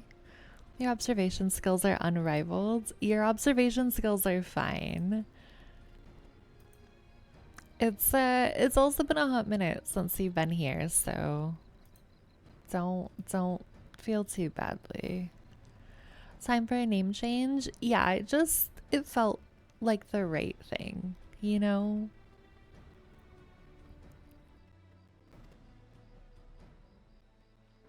When you were describing how the creatures seemed lifeless, I couldn't help but be reminded of all the listless villagers. I was gonna change my name to Fearson, but it was taken. That is unfortunate. They've suffered a terrible tragedy, I know, but is there another reason for their flagging spirits, I believe? There is another reason for their flagging spirits. Go on.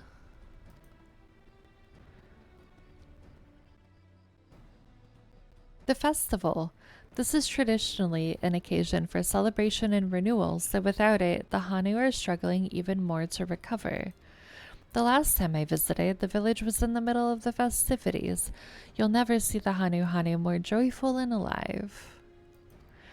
It's an indispensable part of their culture, and its absence will only compound their woes. So I say we help them put on their festival, give them a reason to cheer in these sad times. Who knows, maybe fixing one problem could lead us to a solution for the other.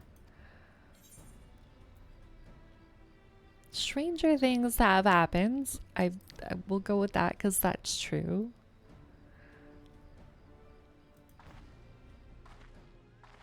Right? I fail to see the relation between festivals and fields. Let's not be too hasty in dismissing the idea. Things which seem unrelated can later prove to be connected in surprising ways. True, and being bereft of ideas as we are, any proposal is worth entertaining. I suppose. Besides, this is Wuklamat's journey. It's only right that we follow her lead. You're gonna change your name to Stardust Geo to complete the cycle? You just realized you probably could now? Yeah, it's been long enough. It's probably in the like sphere of available names. Although if you do, it's gonna be awful confusing. Thanks, everyone.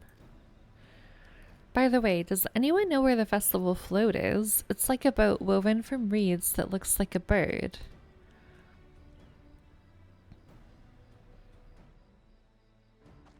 And that big building to the north, let's go and see it.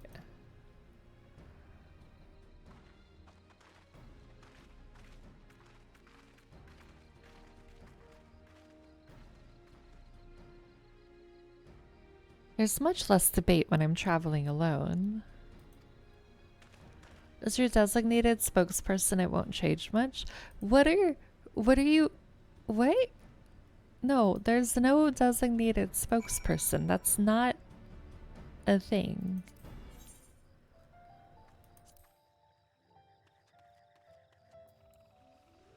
What would you even be a spokesperson for?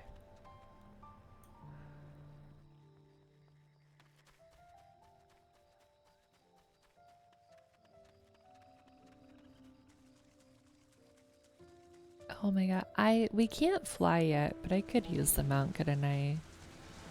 Be a little faster than just running.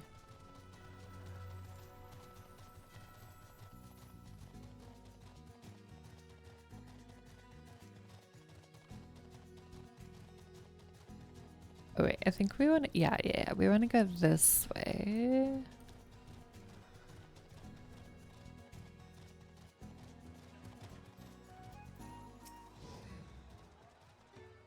Yes, this is the float I remember. Does it not appear somewhat damaged to you? We should take a closer look. Inspect the festival float. Oh, okay, we get to do this mechanic thing that I absolutely love. Well, it's missing an eye for starters. In the lantern, I think. Yeah, missing eye. Oh dear, one of the bird's eyes seems to be missing a gemstone. Then that. Oh, that's definitely broken. How will they lift this great big vessel without all the carrying poles intact? And then what's the third? These tail feathers have seen better days. I swear the colors were a lot brighter the last time I saw them.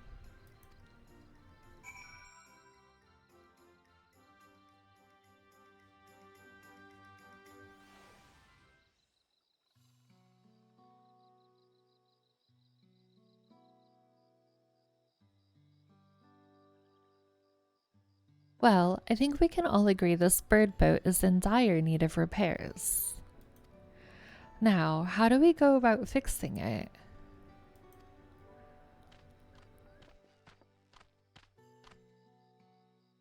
What is going on here? We were admiring your festival float. 'Tis a shame it's in such a poor state, due to the recent storm, I gather. Yes, we had to leave it exposed while we ushered our people to safety. With the float in this condition, there can be no lifting of wings, no Iana. That's what the festival was called. I want to help you hold it. Have you not seen our village? Homes are ruined, we're struggling to make repairs, and you want us to hold a harvest festival? I know how it sounds, but giving into misery never improved anyone's situation. A celebration of life and growth may help give you the strength to work through this tragedy. The role of festival leader is mine this year, and there's nothing I would like more than to lift everyone's spirits. But we don't even have enough materials to repair the floats. We need a bakixta for the missing eye, uyuipo wood for the poles, and feathers from the winds chosen to adorn the tail. 2 of these I know. A bakixta is a type of precious stone used in arcane equipment, and uyuipo wood is essential for crafting ceremonial instruments. These chosen feathers, however... The winds chosen is the victor of a competition in which the contestants see who can blow a feather the furthest using wind magics, and that's something of a problem right now. We Hanu are gifted at employing such airy sorceries, but expend a great deal of mana when doing so. We are soon exhausted by the effort, and having no reeds to eat will only make it harder. Did you really try to just go change your name to my old name of Harrison? I didn't realize it took 6 months though.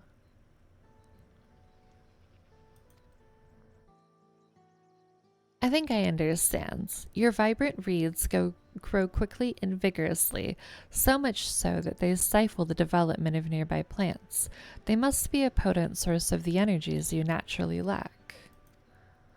They are indeed. Owing to the poor harvest this year, we've been left enervated, and if we cannot gather the correct materials as dictated by custom, we cannot repair the festival float. Oddly enough, we may have just stumbled upon our solution. The winds chosen would by necessity have a natural gift for manipulating magical energies, which means any feathers taken from the victor should be high in ethereal conductivity. The float's construction also requires a stone used in arcane equipment, as well as timber favored for ceremonial tools. The demand for such specific materials must have an underlying reason.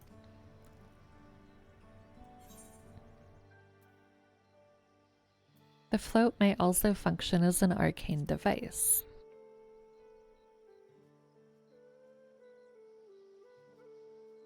Precisely what I was thinking. This boat of reeds is in fact an arcane focus of some kind.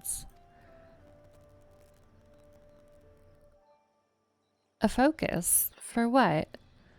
Oh, it's a harvest festival, isn't it?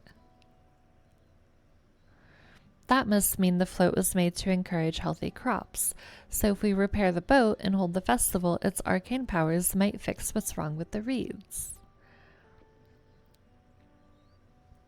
We won't know until we try, but 'tis a sound theory.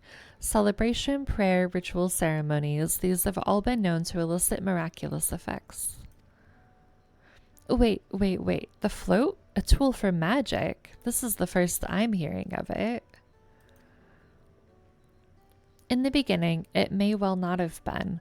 After a good harvest year, there would be no reason to change it. But when the harvest was poor, new adornments were likely added, and those who performed the labor may have imbued their work with ardent hopes for a brighter future. Through years of trial and error, the Hanu would have refined their festival floats into a focus for harvest prayers. Incredible.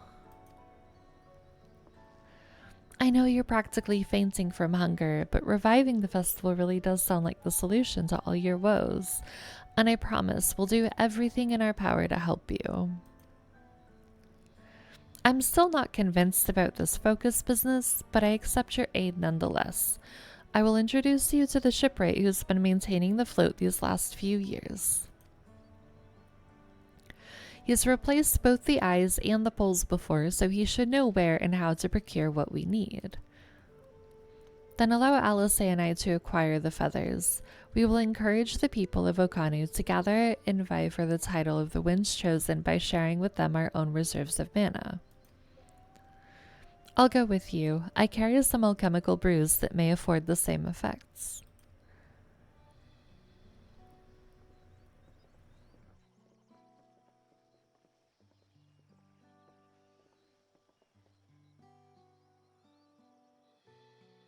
The three of us will visit the shipwright then. Not without me. I've worked hard to fix the float as best I can, and the responsibility is mine after all. I've not introduced myself, have I? My name is Linu Hanu. Nice to meet you, Linu Hanu, and certainly, let's all go together.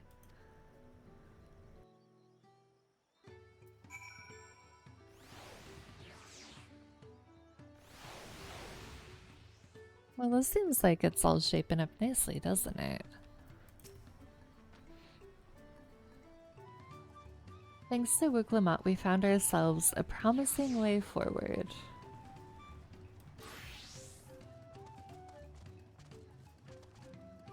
Experience and knowledge are valuable assets, but there is something to be said for following one's instincts.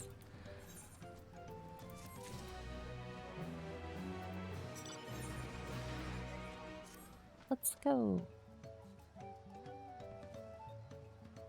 The shipwright's name is Wukevu.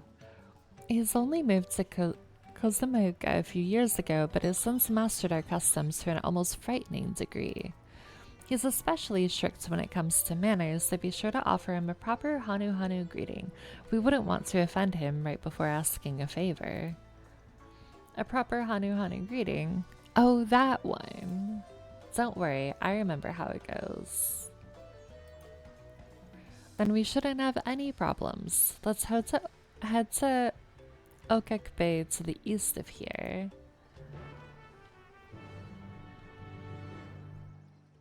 Go.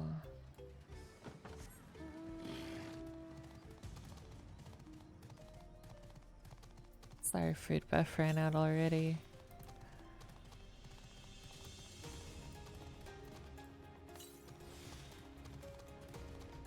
It ran out so fast.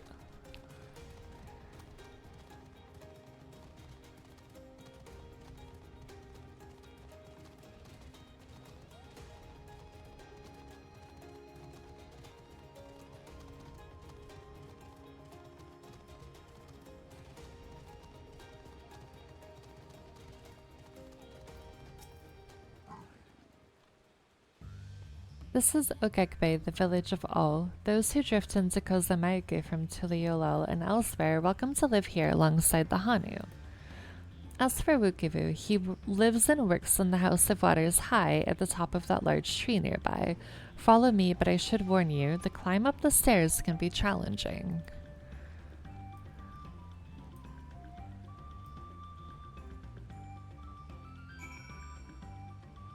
Hopefully it's not too bad of a climb.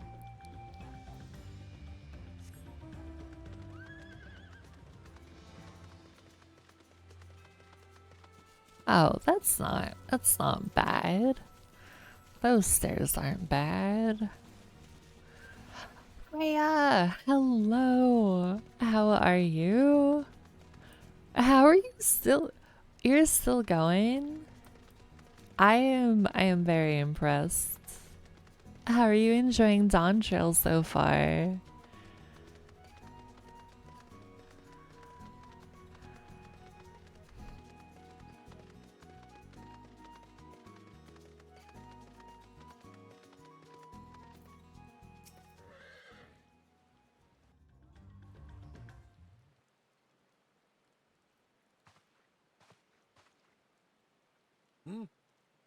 What do you want with me?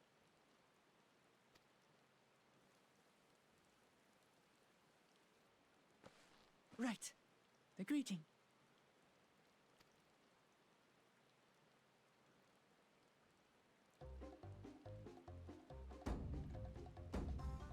Oh, Kali! You're loving it? You've been messing around a lot though. You're way ahead of me, so I got a dip. Just dropping to say hi. Yeah. Protect your peace. I'm like a mainlining MSQ. But I'm gonna mess around with also later tonight, I think. And try out the new classes and stuff. I hope you keep enjoying Dawntrail. Thank you for saying hi. Enjoy your adventures in Tyrell.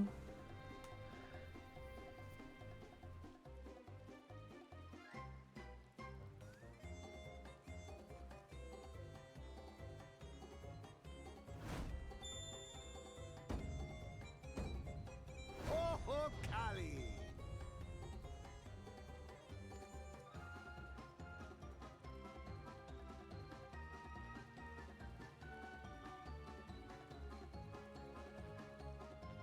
Good. You brought your manners with you.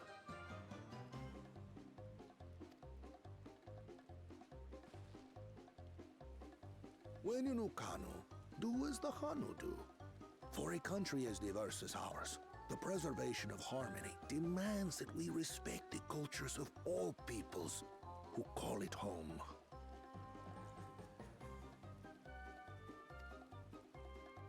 Well, that explains your familiarity with Hanu customs. And you speak truth, of course. To live together means to learn about each other. Ah, I appreciate an open mind. In fact, I get the sense we've met before.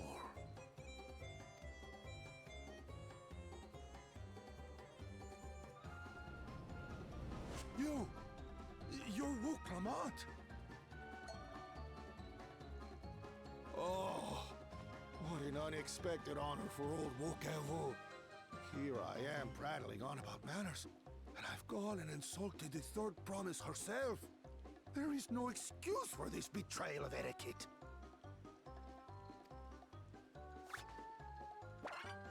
Please, take up your axe and claim my impudent head. I will not. Keep your head. I hate formalities anyway, so forget about it, all right? All right then. Consider it forgotten. How prompt. We're actually here about the Ihihana float. It's in bad shape, and we need you to craft new carrying poles and a new eye. I'm told you work with Uyuipo wood and a certain kind of stone? Abokisha? That I do. But while I would like nothing more than to offer my services, I just used the last I had of both those materials. My lumber in particular went to fixing homes damaged by the recent storm. I'll need 10 days or so to restock. We can't wait that long. If you tell me where to go, I'll gather them myself. What? Send the third promise out on an errand like some common lackey? That's utterly unconscionable. A gross violation of social protocol. I told you not to worry about such things. All right then. I shan't worry a whit. I like this guy.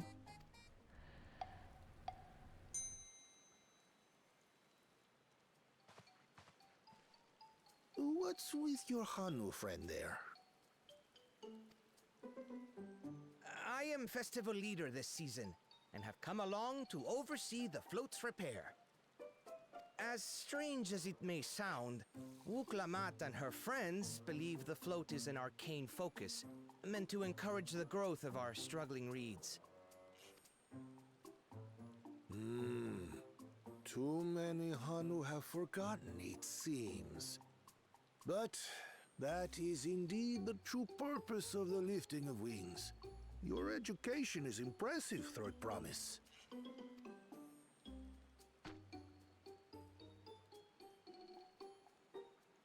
Well, maybe a little. Allow me to show you where to procure Uyuipo. We can leave the Abokisha to your friends, I presume? Take yourself to Cave Kikitola or thereabouts, and you should find the stones you need.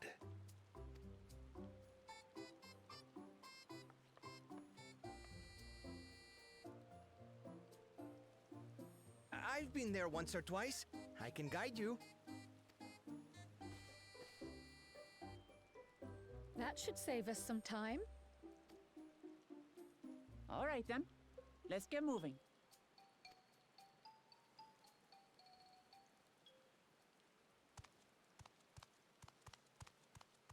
Oh no, who's that? Somebody's following us.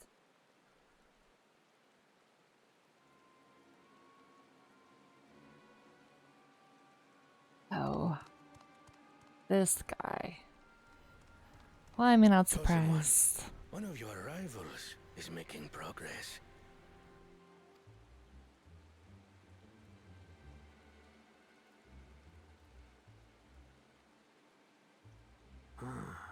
Ihiana, you say? Should our first choice fail to deliver, it might be wise to let this play out.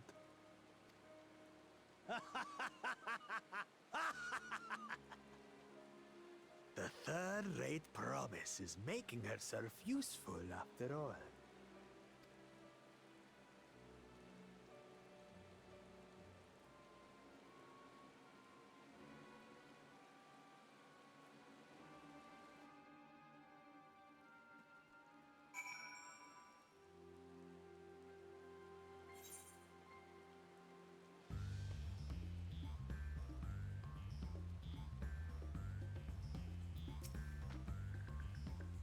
Cave Kikitola is southwest of Okanu. We can return to the village first, then head there on foot. Let's go.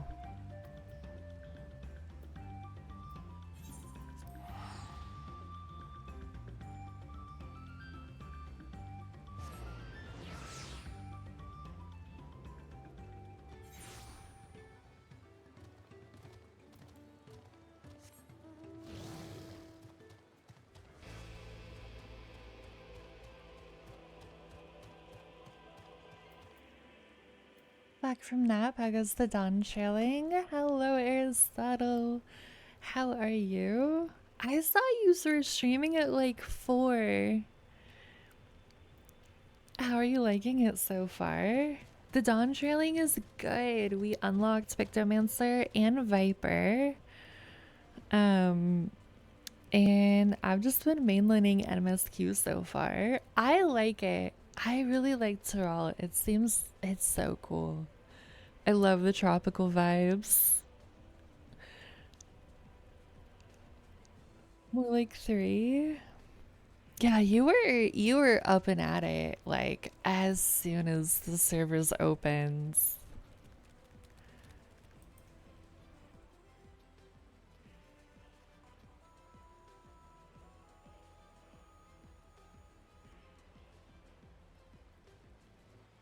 I hope your nap was good.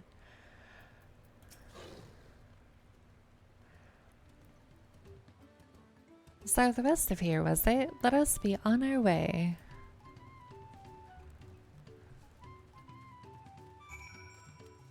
Right, we go that way. Is that the new, like, XP bonus symbol? A little arrow? How long are you gonna stream for, Star? I'm gonna go until 7, so it's gonna give us 2 more hours.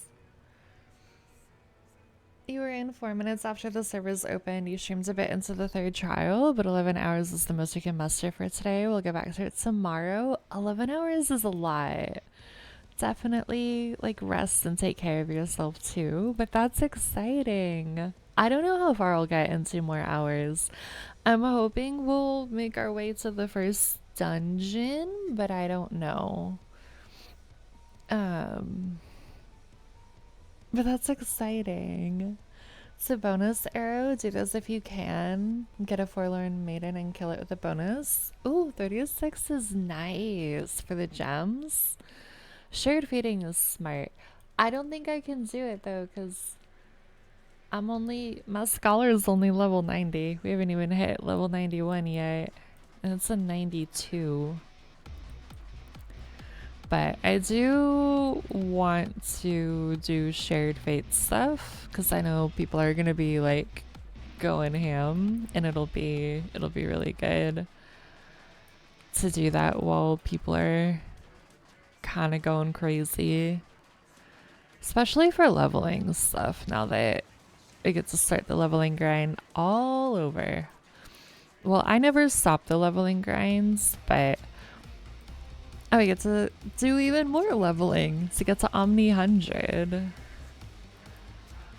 Which is actually, I didn't hit the goal that I had, which I think I would because like the way that the past couple months have been. But I got all but 3 classes up to 90 before dawntrail, which I am happy with. And I got Black Mage halfway to 45 in like 2 days. Now we push for Omni 100. No level caps save blue now. I never pushed my blue to 80 once they increased that. I need to do that at some point. But I made it closer than I thought I would with having a lot of IRL stuff going on the last couple months. But now we get to level absolutely everything. And I'm actually really excited. Start only on our first 2,000 hours of 14 Amir Babe. Honestly, 2,000 is nothing, I feel like, for this game. Cave Kikitola, as promised, home to many deadly creatures. Venture inside if you feel confident, but I will conduct my own search out here. You can spot raw the stone by its green-hued glimmer. Bring anything matching that description to me. I shall help scour the inside of the cave then. You take the west half and I'll take the east. What are you actually at? I can... Hold on, let me look in Steam really fast, because I can just tell you. Oh, I was gonna say you could also look, but I think I hid like total playtime or something. We're currently at 2,850. So almost 3K. Not too shabby.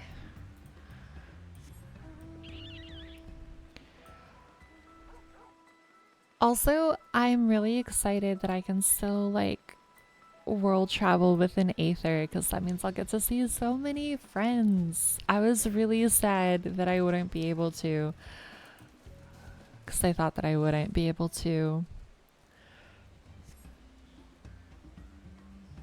Upon closer inspection, you find that the glimmer you spied was just light reflecting off the water.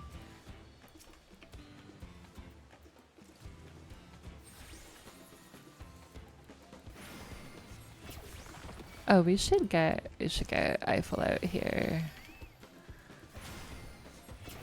Yeah, we have to do like the new job quests too, because there's so many of those. There's a lot to do. You find a chunk of stone glowing in a distinct shade of green. This seems like the exact kind of mineral Linuhana was looking for. How nice.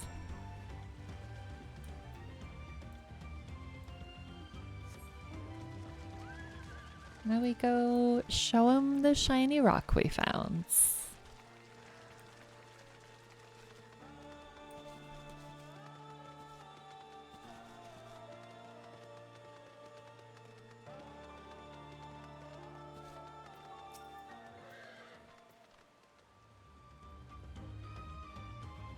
I picked over the grounds near the entrance but found nothing. Did you have better luck inside the cave?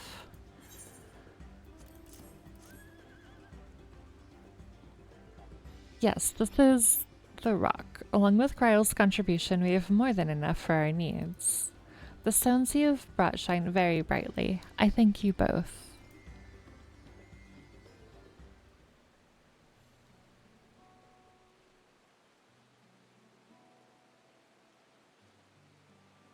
He would have been happy to know we were putting things right. Truth be told, a good friend of mine was meant to be festival leader for this year's festival. But when that big storm hit, he did not survive. It fell to me to carry on in his stead. That was why you agreed to Wicklamat's request despite your initial reluctance. Yes, it hurt to hear, but she was right. Though I must mourn, I cannot let my grief consume me. Her words made me realize that the path to my recovery, our recovery, is already laid out before me, and I will walk it, for myself and for my friends.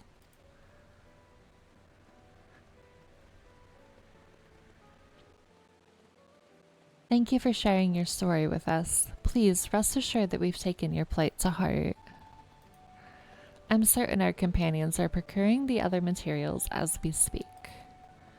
Everything will come together and the Hanu shall host a splendid, uplifting festival. That we shall.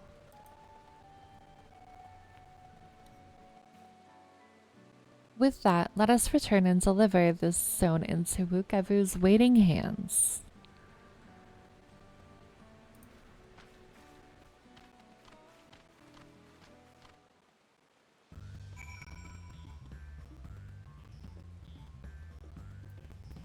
Let's go. Oh, you know, we can actually just teleport here. That'll save us some time.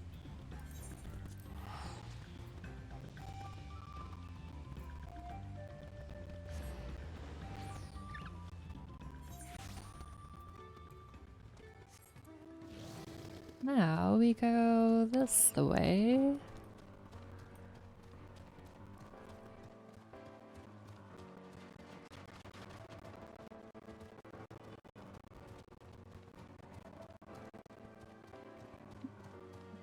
I wish I could fly. I know that'll come at some point, but I miss being able to fly.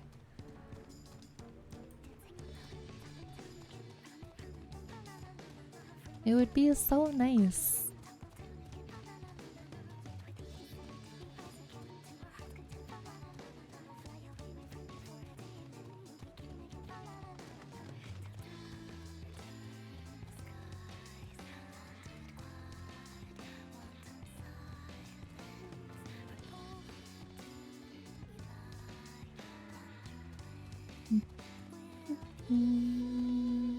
Alright, back up the stairs we go.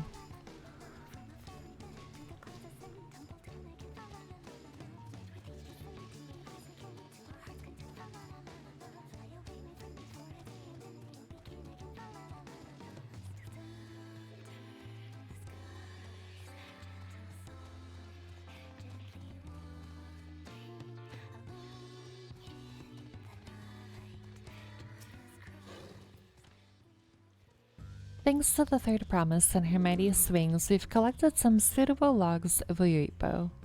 What of the stone?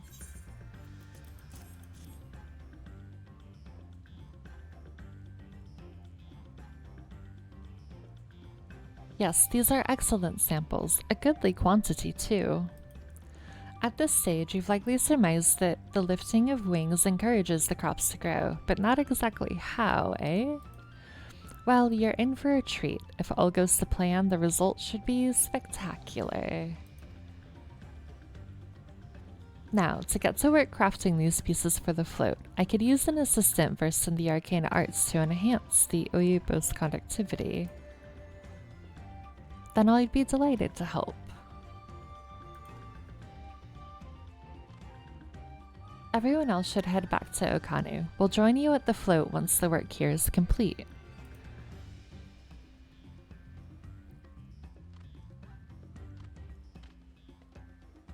Let's go.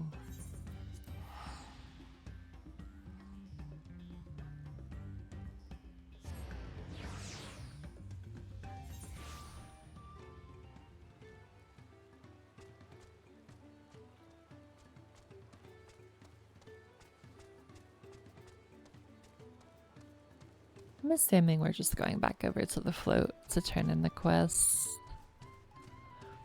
You officially hate shared fates? Wait, what happens?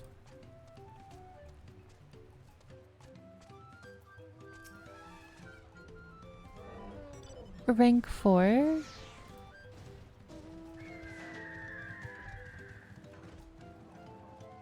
You're gonna have to explain this to me because I am not versed in shared fates very much, because 99% of the ones I've done with you.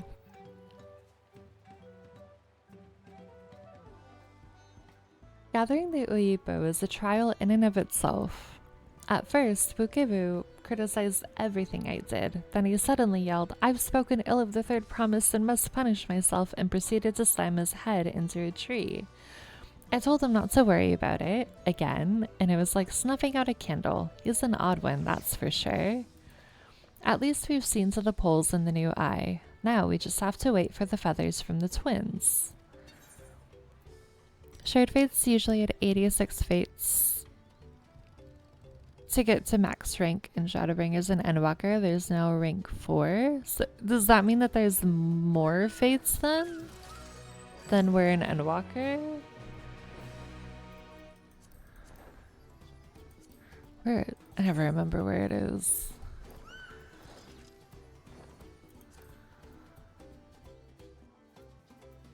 There's more. Wait, what is that zone? I don't know what I'm missing there. Four's a lot. 4 rings of shared fates is a lot of shared fates. As Rukivu said, the festival really is a spectacle to behold.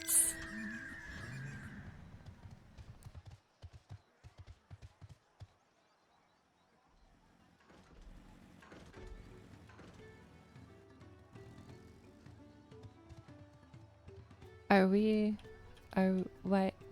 Oh, I thought you had the quest marker. You did not. We should get some rest before the excitement begins. So basically what you're telling me is that whenever I decide to actually grind out shared fates, it's gonna be a lot. That's what I'm taking away from this.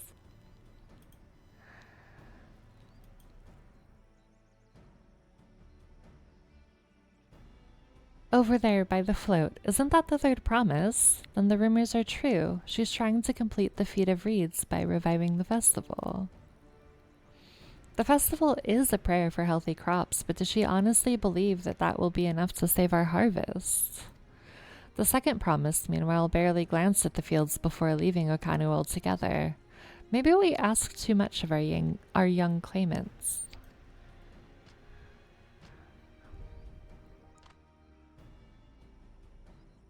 Oh, I wouldn't be too quick to count Kwan out. A friend of mine overheard him muttering by the reeds, something about what needs to be done. Is that so? Perhaps we'll get to see another of his innovations firsthand.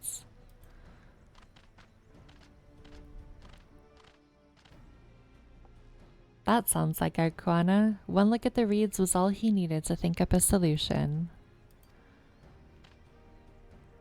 Be that as it may, our own solution is nearly ready.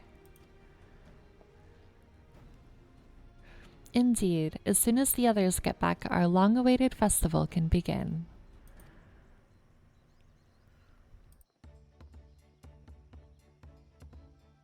It took some doing, but we managed to gather competitors to vie for the title of Winds Chosen. The winner was only too happy to donate his feathers. You should have seen it. He called forth an incredible gust that sent his feathers sailing for Malms. We had to turn ourselves, but it's more difficult than it looks. Poor Arenville twirled in the air for a moment before landing on his foot. I am a gleaner. Magic is not part of our training. As for us, we've brought the wood and the gemstone replacements crafted by Wukivu. All that's left is to attach them. Has it been decided who will ride the float? Papa was the guest of honor last time I was here. I remember being surprised they can even lift the thing with this hulking weight on top of it. The rider must be a personage of great esteem, which is why an invitation is usually extended to the dawn servant. This time, however, I have another in mind. Oh, who is it?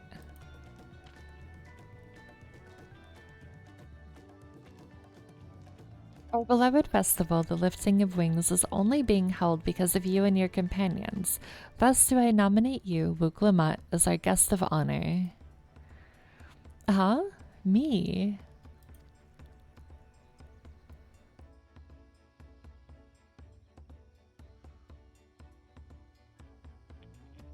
This boat won't make me seasick, will it? I don't think so. Then weigh anchor. I can hardly refuse a request from one even more enthusiastic about the festival than me. I would be delighted to ride your float. Thank you, Wuklamat. I have roles for the rest of you as well. We'll be carrying the festival float in a slow procession towards Kozanuki, where the sacred likeness of someone is ensconced. I don't want to butcher the names, which I know I've been doing already.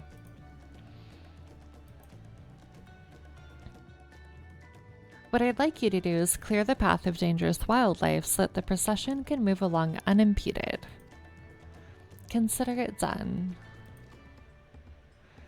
You expect me to sit still until Wugivu is finished with the float. Let me come along and help with the clearing. As you know, I'm not much for fighting. I'll stay behind and assist Wugivu with the repairs.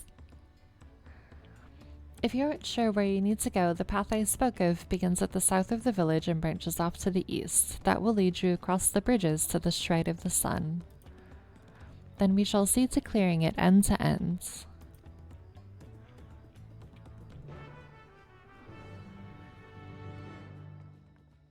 There's part of me that hopes that this is a dungeon, but it can't be a dungeon.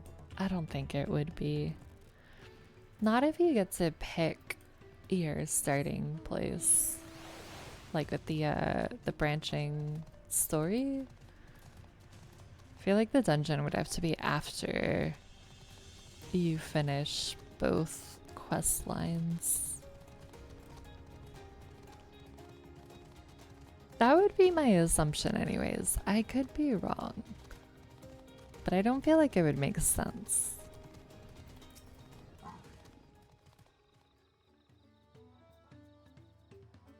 As the new Hanu said, Kozunakuri should be down this way, then off to the east where the path branches. Then something about bridges and the Shrine of the Sun.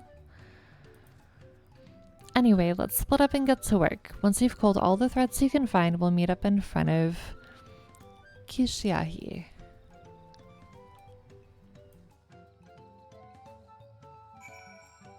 I just want to run a dungeon. A new dungeon.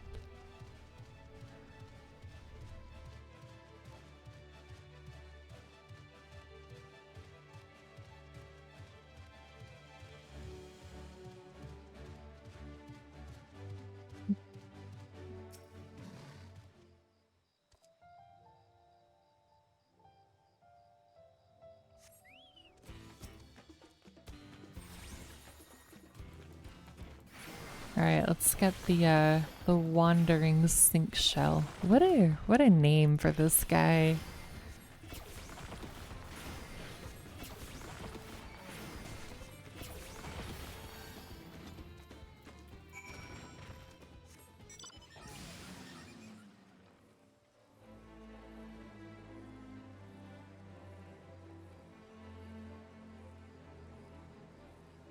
We should hit 91 fairly soon though, so that's exciting.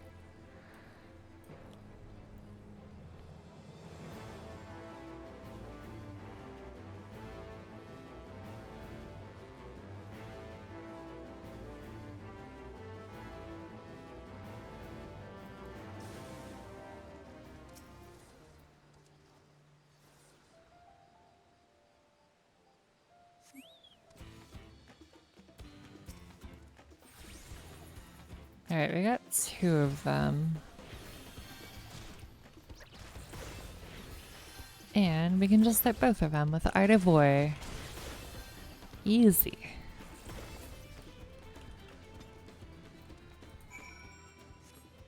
We go that way. Okay.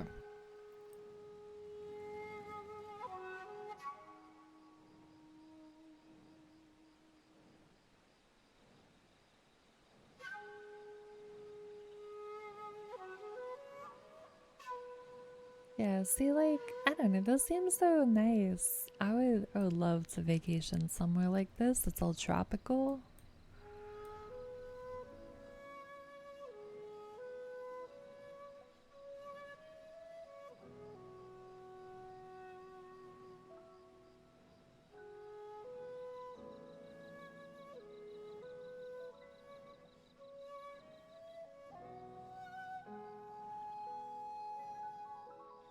Alphino's got some frogs he's fighting.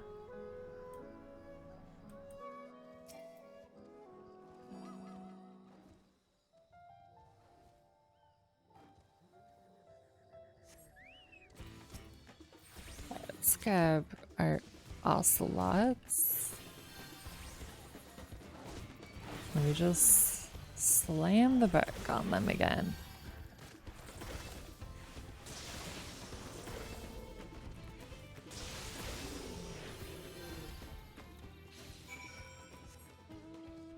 Nice. And then we'll go this way.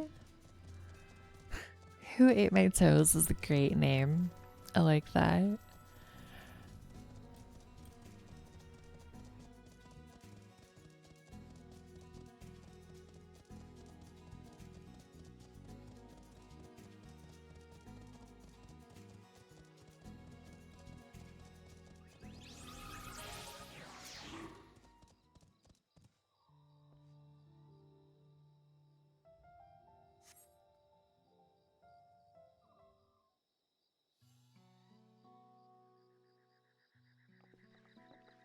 A very impressive statue.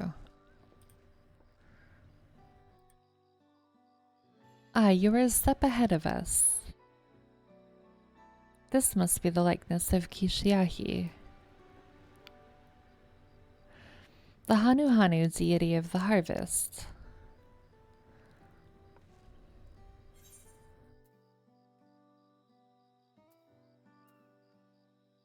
Even their sacred images are woven with reeds.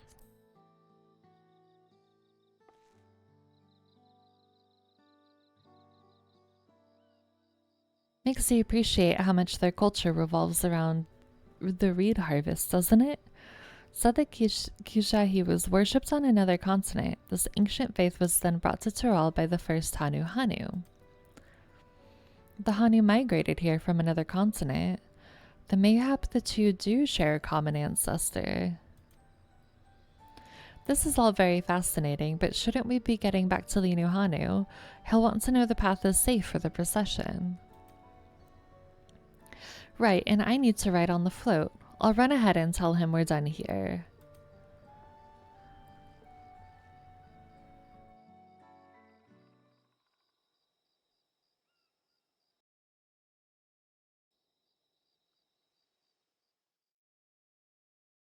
Meanwhile, in Okanu...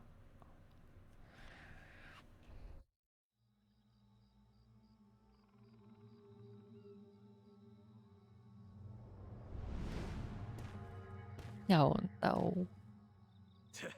Not sure we heard you right, old man. As many times as you'd like. The third promise tasked me with repairing this float, and I'll not relinquish it to an uncultured brute like you. Much less one that can't even manage a simple greeting.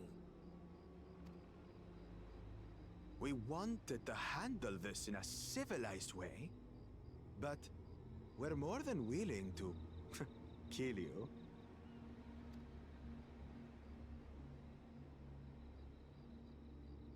We have a two-headed problem. Yes, please hurry. she's on her way back already? Stand back, Wukevu! I will protect the float! Are you trying to be brave, little bird? I could never have repaired the float alone. Not properly. But thanks to Wuklamat and her friends, we can hold Ihihana again! This is a priceless treasure! And as festival leader, I would die to protect it! If they kill him, I'm gonna cry. Or hurt him. Or if anything happens to him. That's what you want.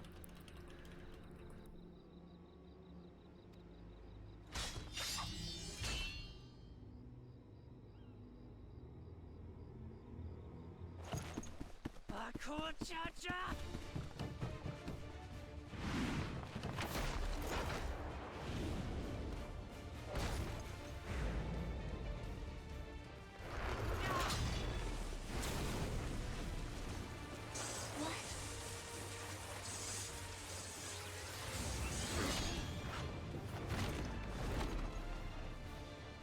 Everything into that blow. Good. The better for you to understand the gulf between us.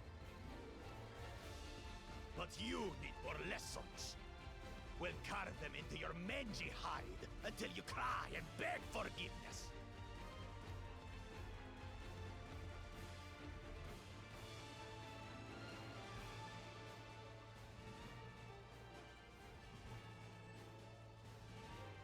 Your brilliant plan was to steal the float and take the credit. The so-called blessed siblings are nothing but cheats. Your scorn is sweet music. Come, weaklings. We'll crush you each in turn. Or all together, if you like.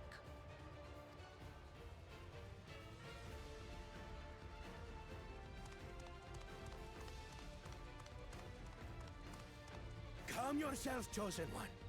If you fight in earnest, this will end in a massacre. What's more, we have word that our other prospect is on the verge of success.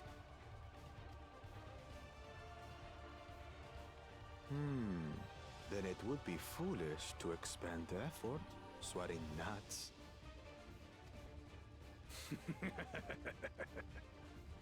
Lucky for you. Eh.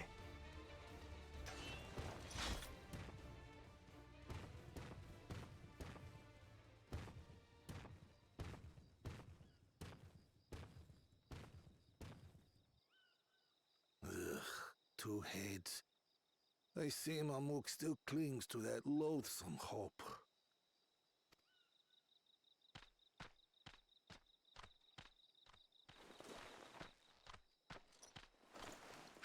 Talk to us, Third Promise. You're not dying, are you? It'll take more than that to kill me. So, are we having this festival or not?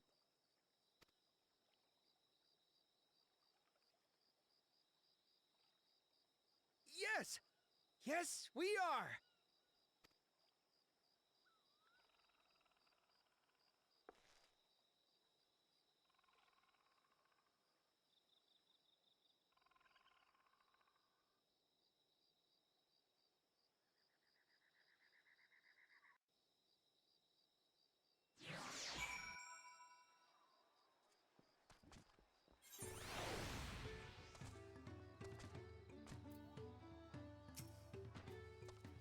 Thank you for coming to our rescue. I tried to protect the float, but against that two-head, I may as well have not been there at all. Nonsense. You stood your grounds and bought us the time we needed to make it back. You were incredibly brave.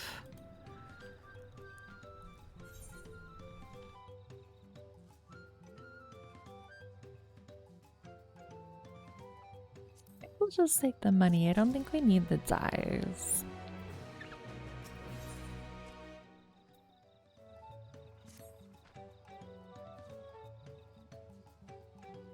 With that exciting interlude over, you'll be pleased to know that my repairs are finished as well. Before we commence the festival, however, it would be a courtesy to inform the villagers that Ilihana will be held after all. Go forth, but do not forget your greetings. At this stage, I should hope the reminder is unnecessary. Oh ho, Cully. See, I remember. Let's go tell everybody about the festival. The chat. Oh, it's a say. Okay. Let's go.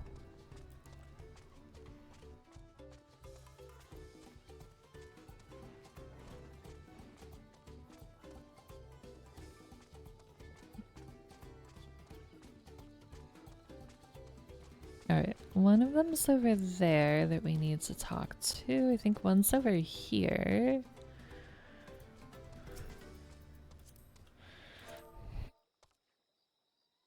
Oh, hi, Callie.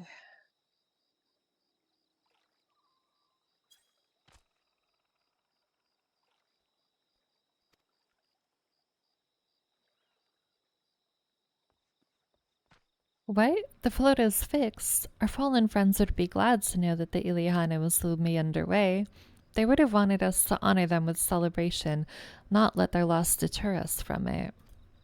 I must go and enjoy the festival for those who no longer can.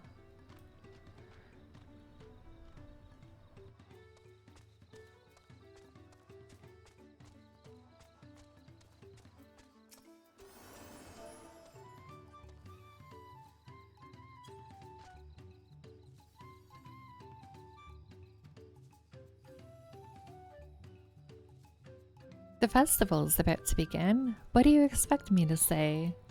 Besides, of course I'll be there. Cleaning up the storm's aftermath may have been hard on us all, but the lifting of wings is tradition, and a joyous one at that.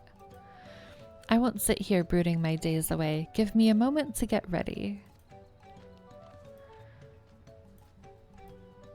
Alright, one more villager to talk to. Who is over there?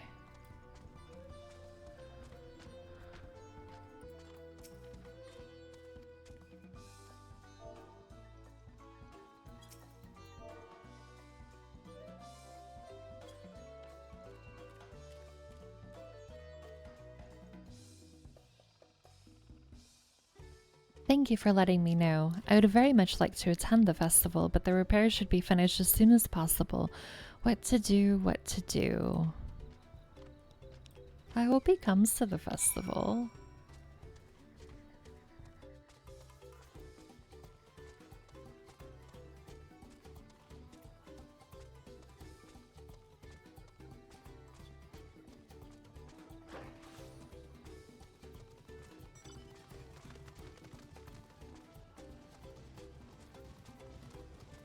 Let's go have ourselves a festival.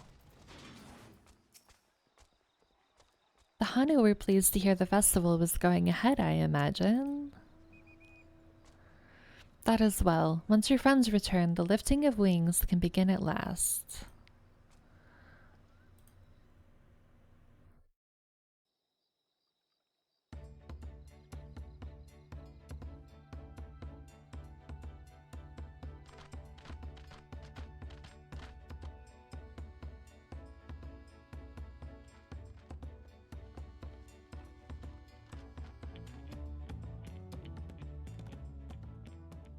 So few have come. Patience. Once Ihihana gets underway, no Hanu will be able to resist joining in. Just so. Ukewu knows well the heart of the Hanu. Have faith, Third Promise, and climb aboard the float. It is time for the lifting of wings. Right. Off we go.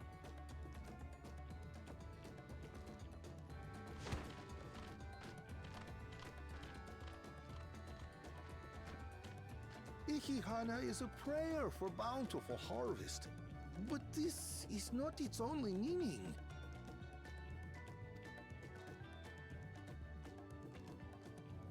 It is also an exchange of pledges between rider and bearers, a commitment to a long and fruitful friendship.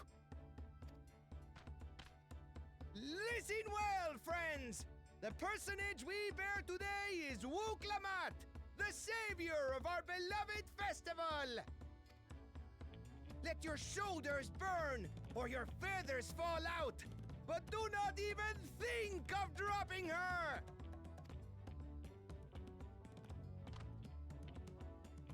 Look at them psyching themselves up. It's so cute. Guy's doing stretches over there.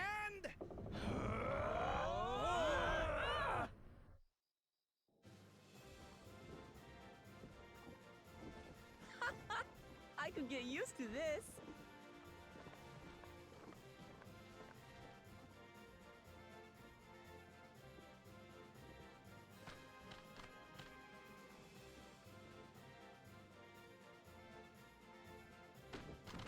Will empty bellies stop you from joining in the fun?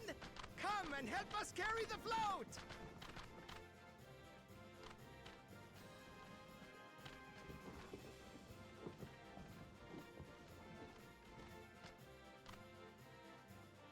Well, well, well. To see the day that Dawn's promised would ride our boat again. We've not had the honor since you were here, Gulul Jaja.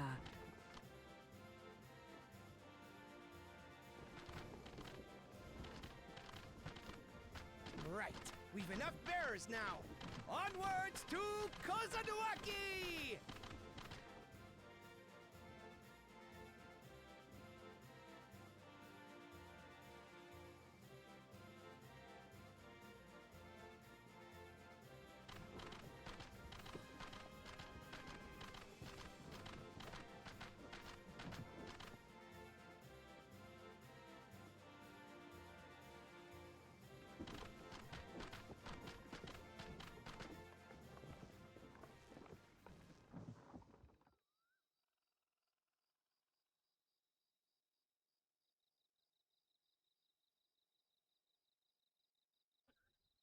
Watch well, for you are about to bear witness to the true glory of Ihihana.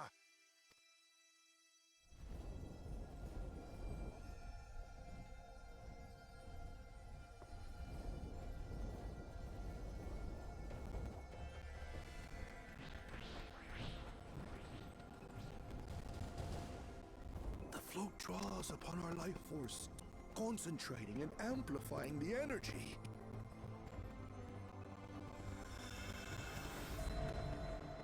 Keshaihi then receives that energy and expels it in a great burst, where it showers down upon the land to replenish its vital currents.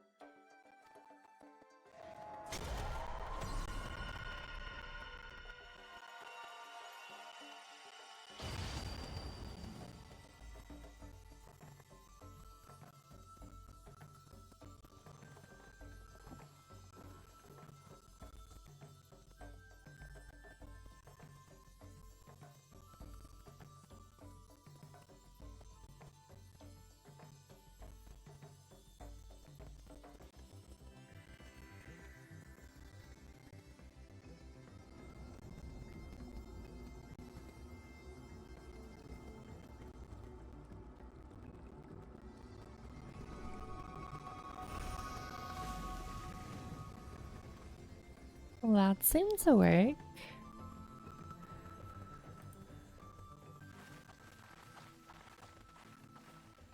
It worked. Like a literal charm. The float really was helping the reeds. That was amazing! To think that such a thing was even possible!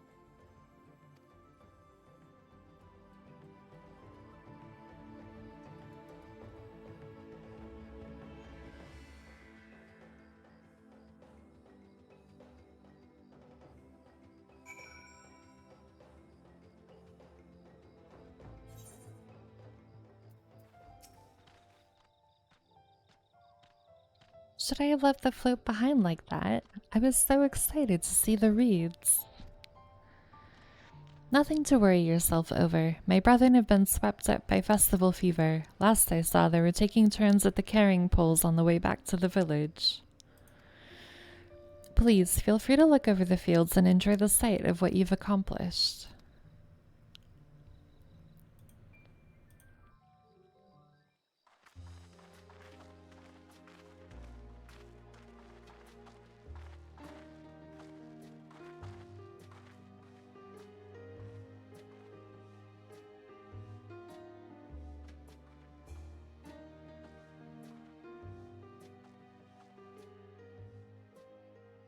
Some of them still look a bit sickly.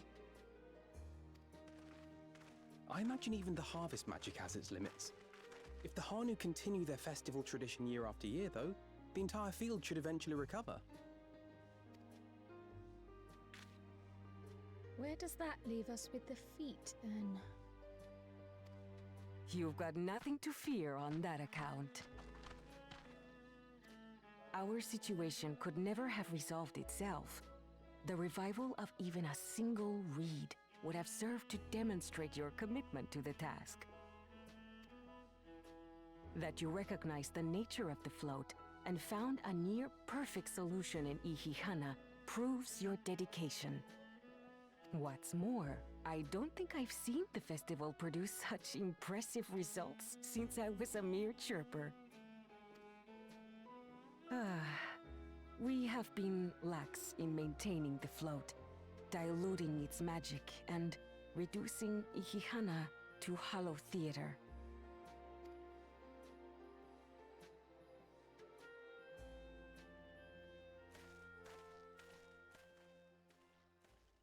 Kona!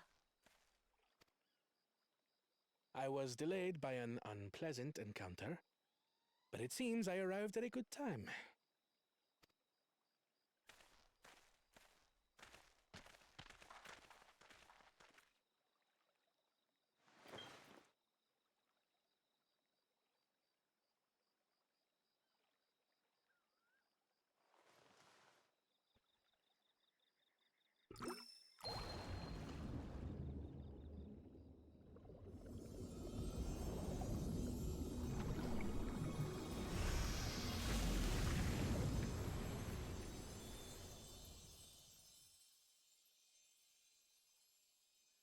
Oh, isn't that wonderful?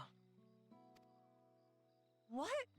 You just pour in some mystery liquid and problem solved? Stagnant ether was to blame for the reed's poor condition. I assumed that was an alchemical concoction which enhances ethereal conductivity.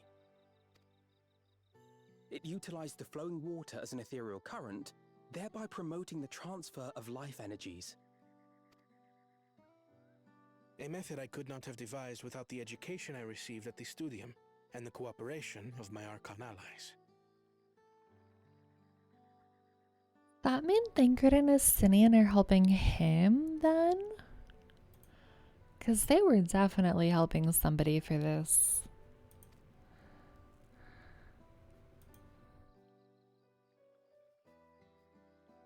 Archon allies?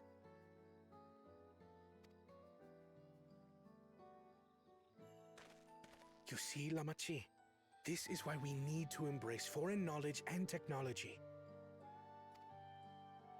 Employed appropriately, they make light work of what would otherwise be arduous labor. There's no need to lug around heavy floats.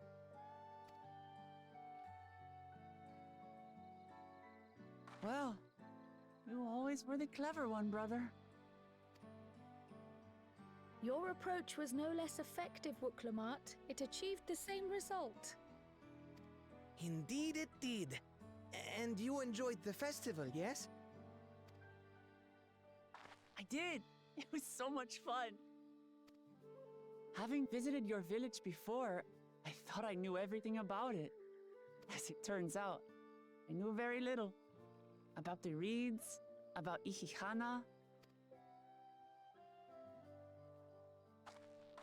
With all I've learned this time, I feel as though I've really come to know the Hanu.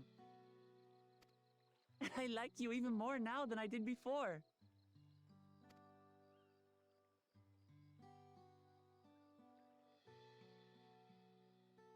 The feeling is mutual. And it's not just you who had a lot to learn either. I'll never look at our float the same way again. The two of you have exceeded expectations. Come forth and claim your stones.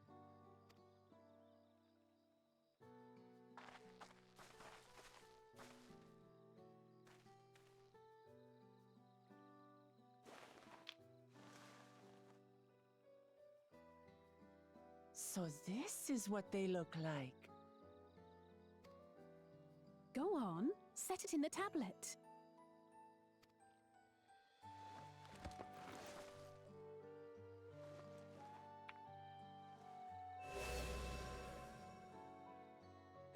A perfect fit. That leaves 6 more. And on to the next.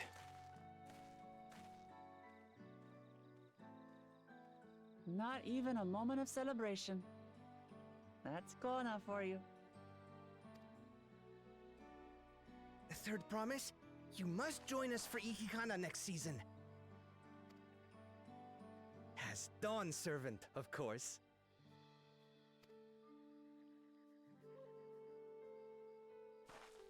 Right. It's back to Tulihiola for now. Thank you for having us. I look forward to seeing you all again.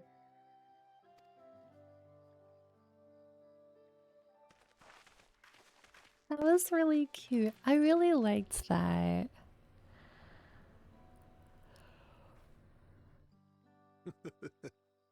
These are interesting times indeed.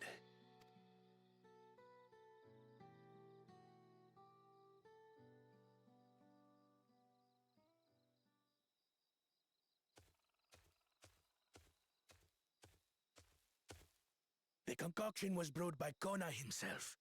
It's a test vial, but it should contain the same reagents. They're just copying everybody else's homework. Good work. We'll use whatever we must to win. For win we must.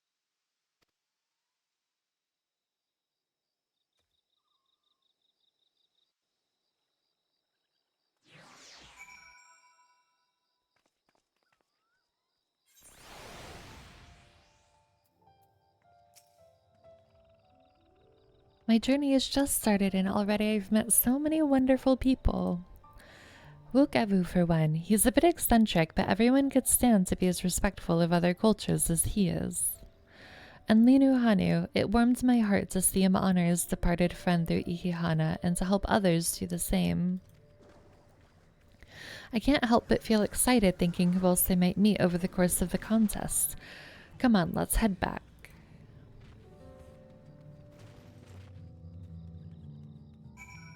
So first we saw who ate my toes, and now we see please don't pull my tail.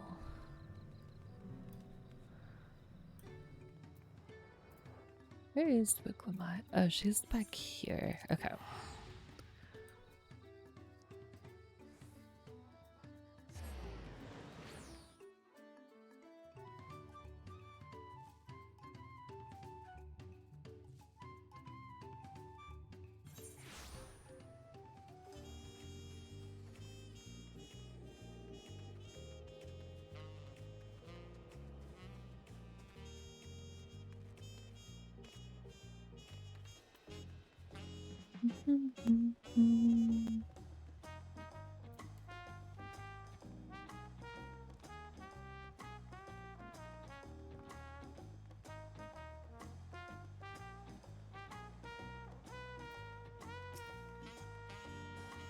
And just like that, we found an elector and won our first keystone. I knew I was right to trust your instincts. Come on, let's keep things moving and march onwards to Urkopacha. Chances are good we'll find an elector there as well. Before we do anything, however, we should see what your opportunistic Pelu friend has to say.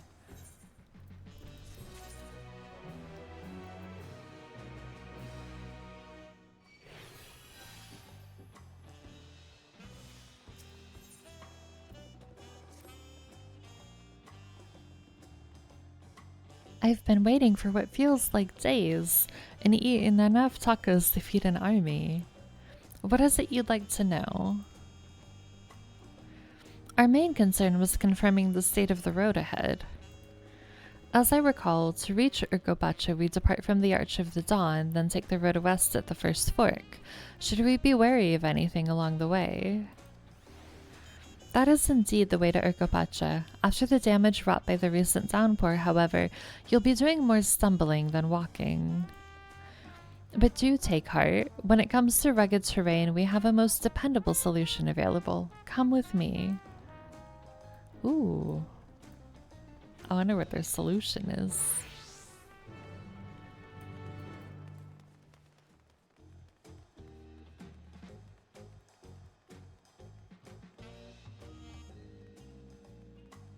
I guess we'll find out.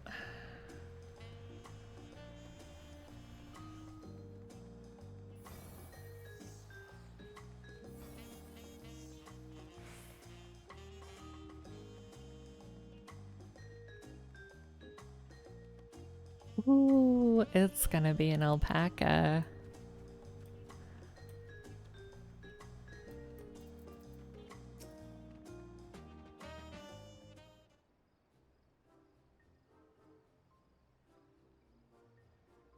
May I introduce to you our most dependable companion, the alpaca? They're so cute.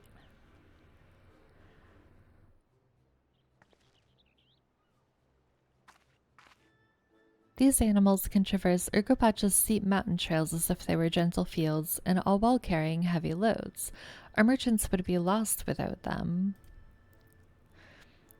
So they fill much the same niche as our chocobos back home. You don't have alpacas in Eorzea. Alpacas are native to Yogg-Turaul. Eorzea has its chocobos, and the eastern lands have their horses. Why go to the trouble of breeding another pack beast in a place which ill suits its qualities and where it is not needed anyway? But must we ride these little monsters? I get the impression you aren't fond of alpacas. When I was small and being a bit naughty, I went around pulling on their wool. One of them spat on me, and it was the foulest stench you can imagine. I see. What are they like to ride? Alpacas bred as mounts are inquisitive and docile. Even those without experience find them easy to handle. We're really doing this then. So, was my information useful to you? Yes, very helpful, even if it wasn't what I wanted to hear. Good, I'll take my payment now. You want me to pay you? I guess I should have expected as much from a Palu merchant. Let me see what I have on me. The Palu value the act of spreading joy through trade, as you should know. They take pride in making deals that benefit both parties.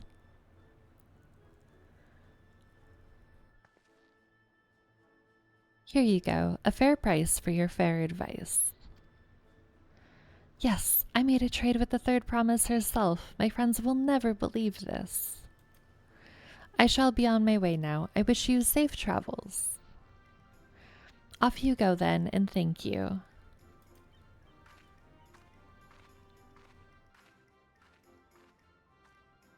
I better not get spit on again. You brought that on yourself. Remain calm and gentle, and so will they.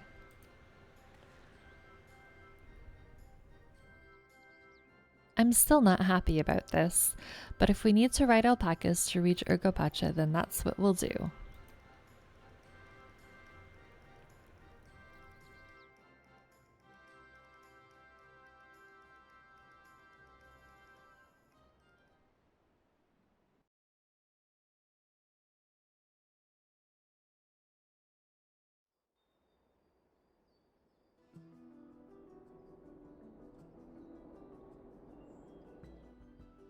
Turali poets of yore sang of a mountain, a that would stand tall, even should all other lands sink beneath the sea. Indomitable and eternal, it arises from Urkopacha, the 100 peaks of time. Of all the beasts which crawl and fly, only the legendary Valigarmanda could hope to disturb the summit's serene majesty. Yet, with that flying calamity imprisoned by the Dawn Serpent, what great feat remains for those who would claim the throne?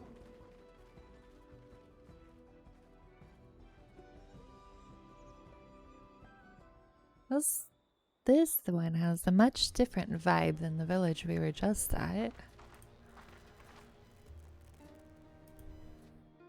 So this is Urkopacha. I've never actually been here before.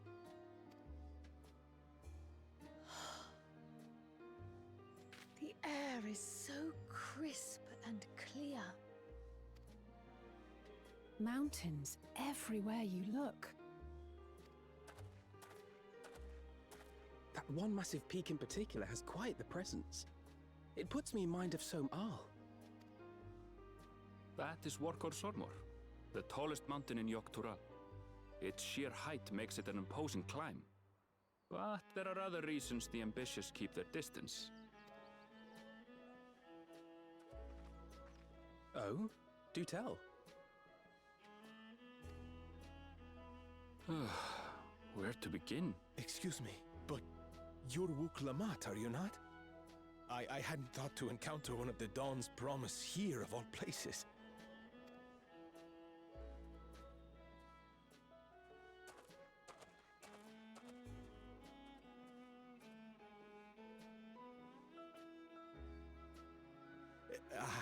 But I should introduce myself. I am Bol Nok, a weaver by trade. Well met, Bolnok. We're on our way to Watranpelo. Truly, I've just come from there, as it happens. I'd asked the Pelu who sell me their wool to give me a tour of their alpaca ranch. The head rancher and I shared a bottle of mezcal while he explained the finer points of wool production. Mezcal, is that a local beverage? It's an Urkopacha specialty, a spirit made from distilled agave heart juice. Yes, and it must have done wonders for my mood, for I tripled my usual order of alpaca wool. They did offer me a discount, though, so it wasn't a bad deal in the end.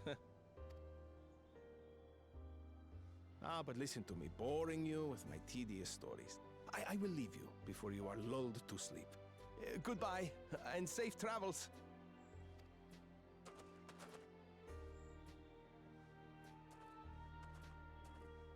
Oh, silly me.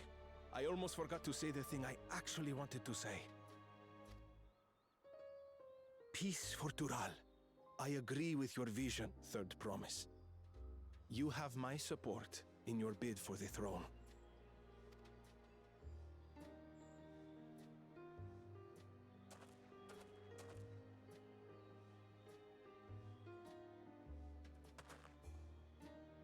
I gather from his tale we would be foolish to underestimate Pelu merchants. Yes, they do more than run the markets in Tuliyollal. Pelu peddlers can be found everywhere in Tural, traveling from place to place on their sturdy alpacas. They are effusive and engaging speakers, and many's the customer who's been talked into spending more than they bargained for. They won't find this customer so easily charmed.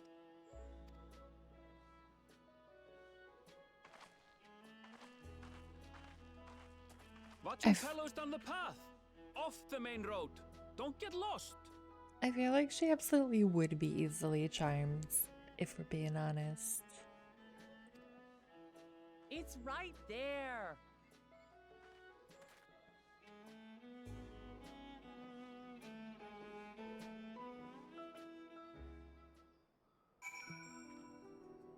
Let's go.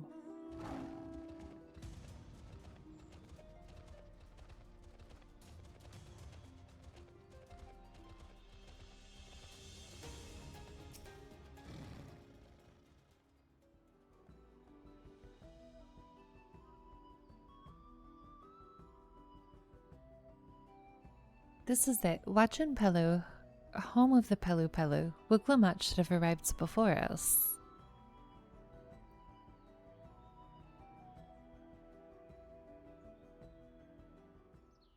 That's not good.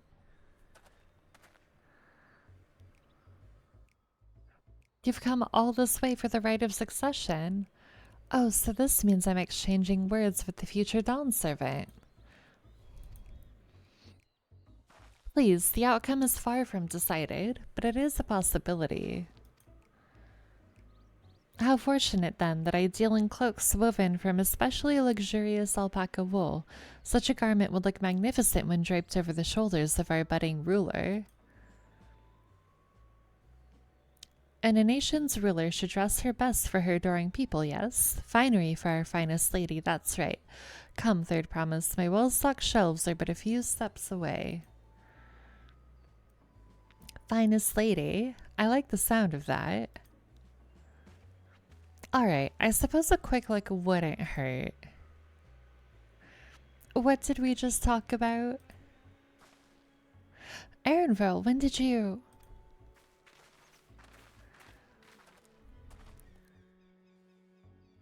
Ah, a Chatona from far-off Jacques. Northern winters are bitterly cold affairs, I'm told.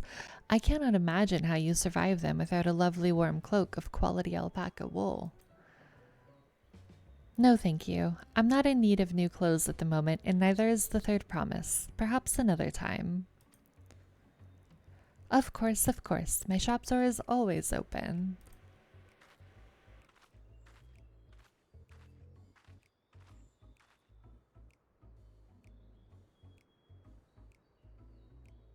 You were saying something about not being easily charmed. I was just... As I mentioned previously, the Palu people live for bringing happiness through trade. They won't cheat you or sell you defective goods. They will, however, disarm you with their deft turns of phrase, and unwitting customers like Wuglamat fall prey to this affable approach time and time again. Your only recourse is a clear and firm refusal. They won't pursue the matter should you make your disinterest plain. A valuable insight into the minds of the Pelu Pelu. Let us all take Aaronville's words of caution to heart.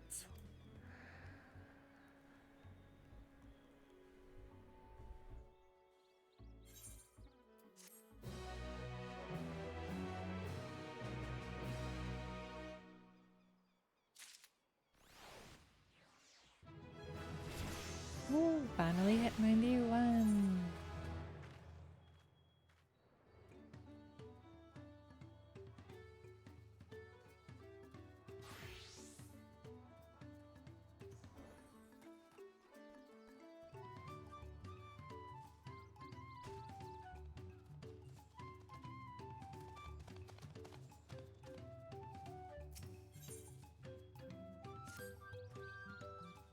Not my finest moments, I'll admit, but now that we're here, let's see what we came to do. Find the Elector. Allow me to propose a strategy then. Kryl, Alice, and I will speak with the merchants. Wuglamat, you and Aaronville might try approaching travelers and passers-by. Stardust, pray investigate any of the other establishments which catch your eye. Should we learn aught of use, let us relay it to the third promise.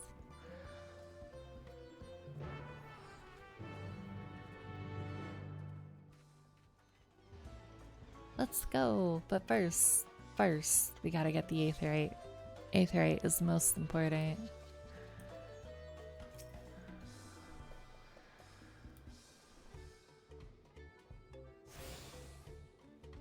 Now we can explore.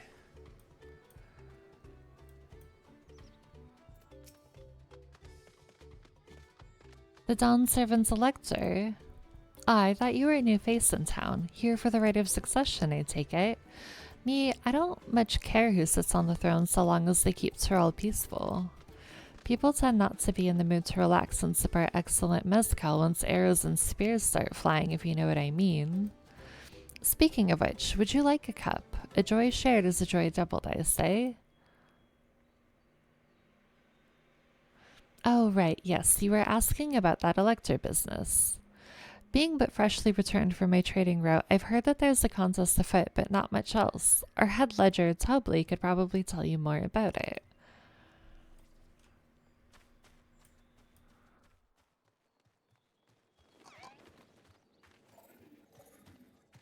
Let's find our second person to talk to. Electors? Oh yes, I've heard all about the right of succession. They're looking to put a new ruler on the throne, eh? Personally, I'm rooting for Zerulja. If the first promise wins, he'll look to expand our sphere of influence. That means access to more resources and more customers, in the thousands column potentially. So many new trading opportunities to spread happiness far and wide. Others have been coming around to my way of thinking, so I've begun crafting goods inspired by the resilient sun. Would you care to purchase something? No, I would not. Very well. You said you wanted to know about the Elector. I could help you, but I won't. I can tell you're no supporter of Zerulja or his policies. Well, that's fine, I suppose.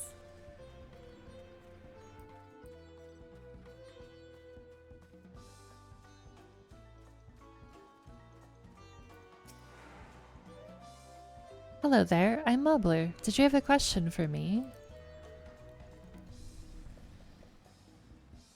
Sorry, I don't know about any electors.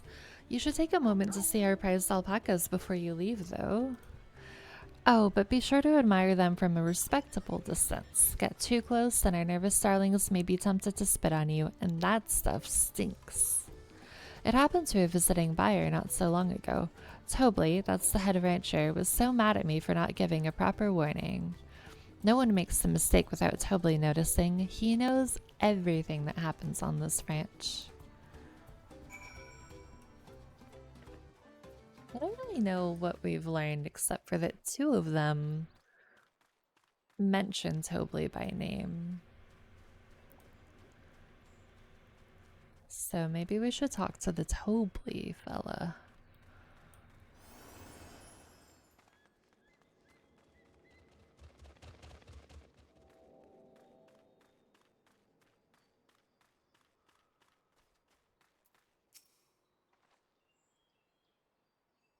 You really have to watch yourself around these silver-tongued peddlers.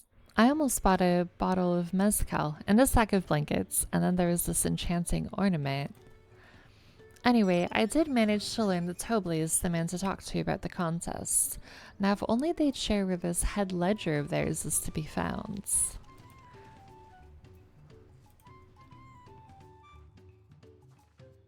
Really? He's also the head rancher? Well, the alpaca ranch is not far from here. I say we pay it a visit before the others return. Let's go back this way.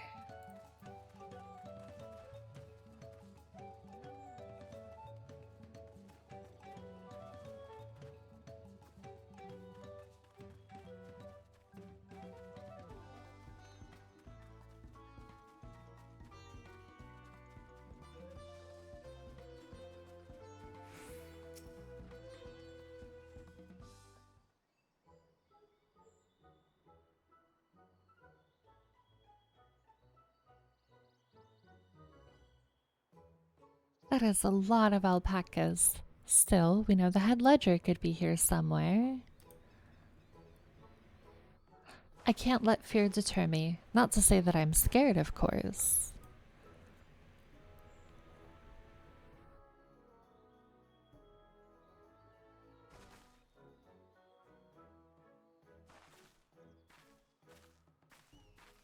Excuse me, is one of these workers Tobley? Tobley? Oh yes, he likes to mingle with the ranch hands and keep an eye on things. I can't tell you which one he is, though. You can't? Is this part of the contest? All I can say is that Tobley often mentions his favorite pungent subjects. He also can't resist a profitable trade, though who among us could, am I right? Still, if you bring him a very good deal, he might let his identity slip. So it's like a game. Easy enough. All I have to do is offer Tobli a deal he can't ignore. No problem at all. Well, maybe one problem. I don't think my purse is deep enough to pay everyone we think might be Tobli. Let's ask some questions first to narrow down the fields. Great, so we can meet back here to share our impressions.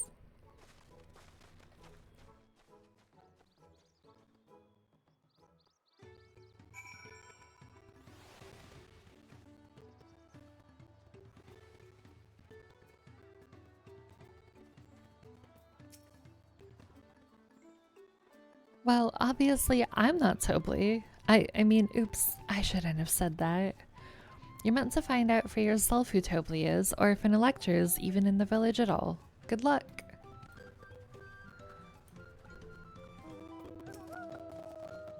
A visitor from across the salts, if I'm not mistaken. Be warned, the alpacas will spit if you startle them. I suggest you keep your movements slow and deliberate.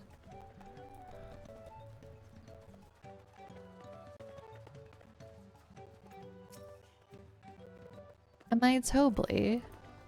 Yes. Yes, that's me. Excellent work from the third promise in our entourage. Sharp instincts. Shall we commence the rite of succession then?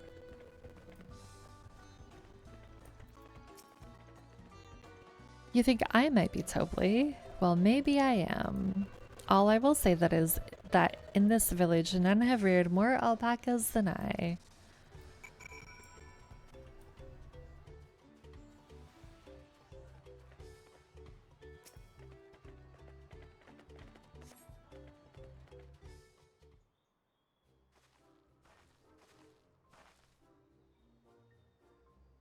I see we're both done with our interrogations. So, who do you think it is? I have my suspicions, but let's hear your pick. Oh, was I supposed to be paying attention to their name? Oh, I'm just gonna go with diligent.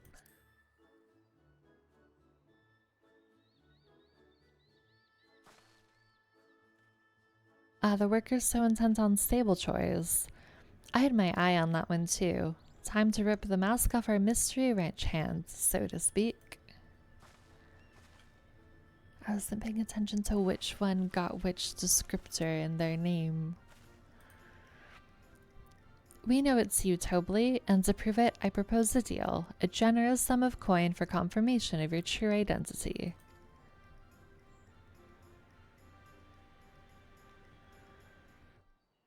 An offer I gladly accept.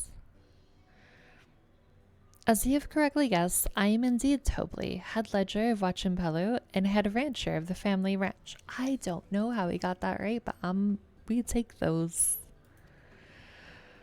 I am also one of Galul Jaja's chosen electors. In a place featured in the Tuliolal saga, just as we thought. I was right to trust your instincts, and I wager this won't be the last time.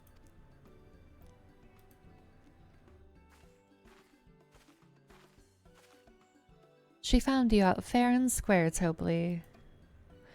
And I'm glad she did. Would have been a pity had her bid ended here.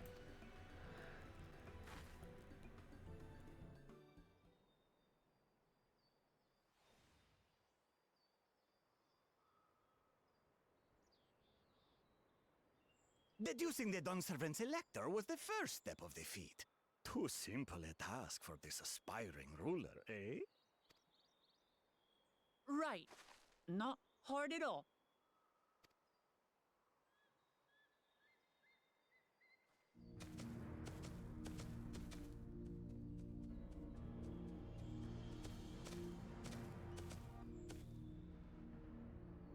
Zorolja.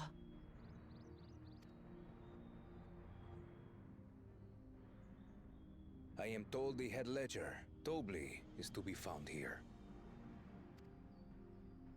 You have to guess which one of us is Tobli. That's part of the test.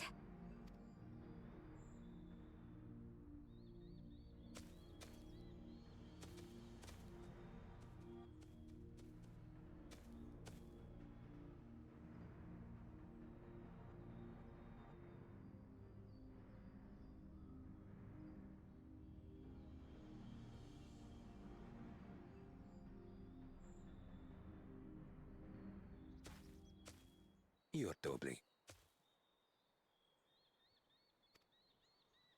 Without even asking a single question. Very impressive indeed. With that amusing prologue out of the way, we can proceed to the actual challenge. Per the Dawn Servant's instructions, I was free to devise any manner of feat. I considered a number of possibilities in the 10th column. But I think I have a good one.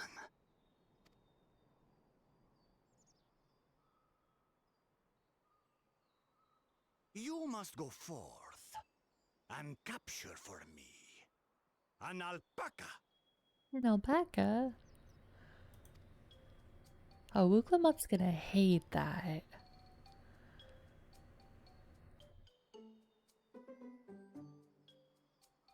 While I've not had the best experiences with alpacas, aren't they generally docile creatures? That doesn't sound like much of a challenge.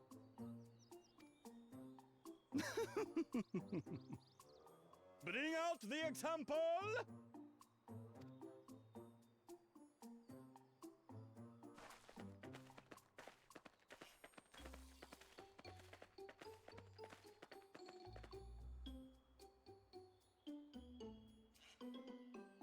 This is a special kind of alpaca. Would you please approach the animal, Third Promise?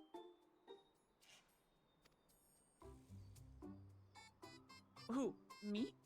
Well, it should stay calm if I stay calm, right? That's what Erinville said.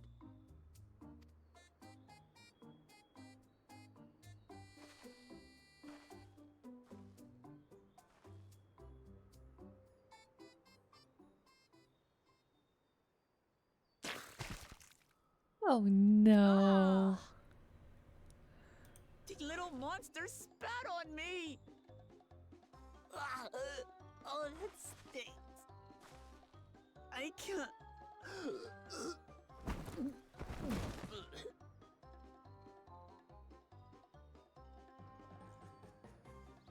Alpacas are paradoxical creatures, being both extremely curious and extremely cowardly. Press your luck when they're frightened, and you'll get a face full of spit, as you've all just witnessed. Has an awful stench, their expectoration. The globs contain half-digested food, you see, making it an effective deterrent against perceived threats. Wild valley breed like this one are especially timid and can therefore be quick to lash out. They're also especially hardy. Indeed. We take the rugged wild alpacas and breed them with our gentle domesticated stock.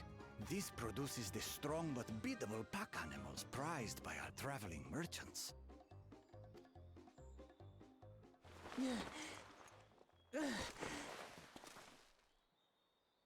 That's all well and good, but did I need to bathe an alpaca spit for you to make your point? So, the task is to catch a wild alpaca. That is correct. But be warned that it is a feat easier said than done. I suggest you prepare well before you enter the valley where the creatures dwell. And by you, I mean the claimants only. Allies are not permitted to assist with the catching. The alpacas will help me judge which of you is worthy of receiving a keystone.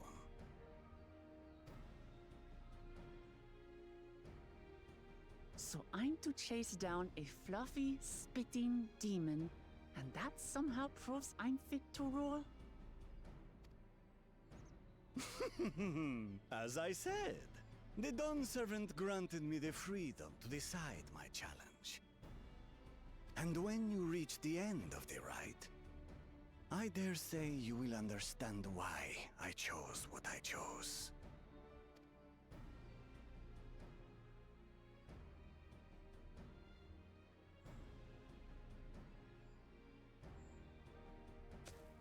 Very well.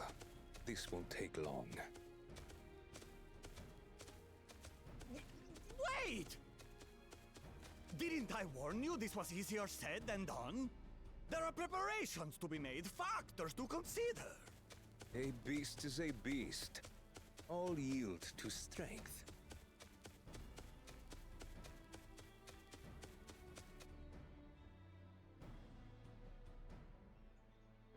So far, this experience has done absolutely nothing to improve my opinion of alpacas.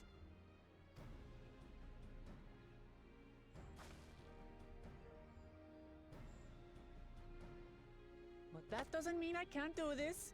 Revolting spit aside, they're just another animal.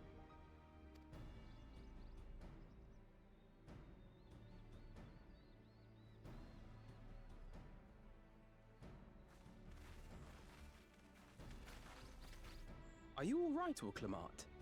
We thought we heard you scream. The third promise does not scream. It was more of a startled yelp. Scream, in other words.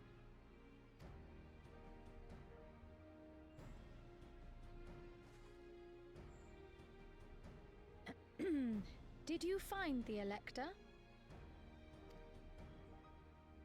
Oh, we certainly did.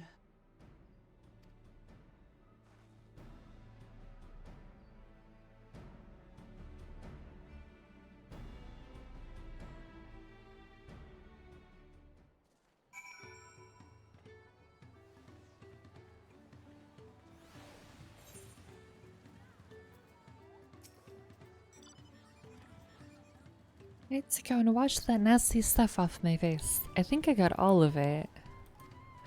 But would you mind taking a sniff for me just to make sure? The stench has ruined my sense of smell. Hey, I saw that look.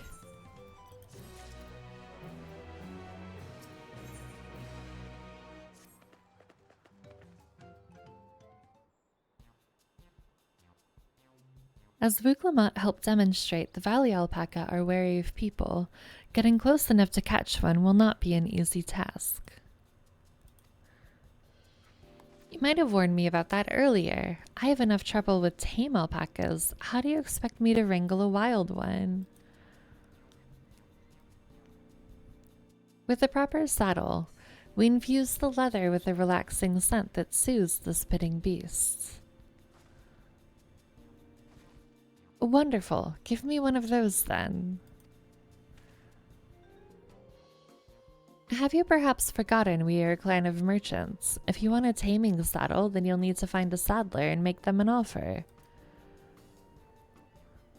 They don't come cheap, of course.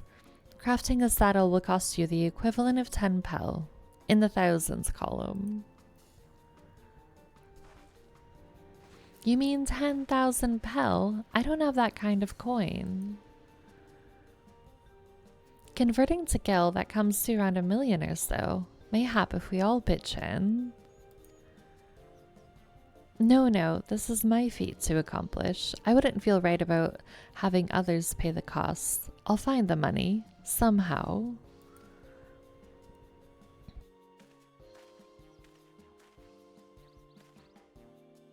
In that case,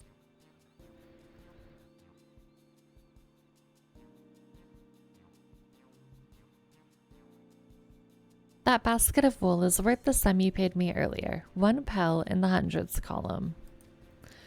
Beginning with the wool, you can trade for ever more valuable goods until you have something suitable to bargain with for the saddle. That's a nice gesture, but you think I can turn 100 pel into 1 million? That's 10,000 times more. We need 10,000 pel, not 1 million, so we're looking at 100 times more. Oh, right. I panicked and got it confused with Alphino's million gil.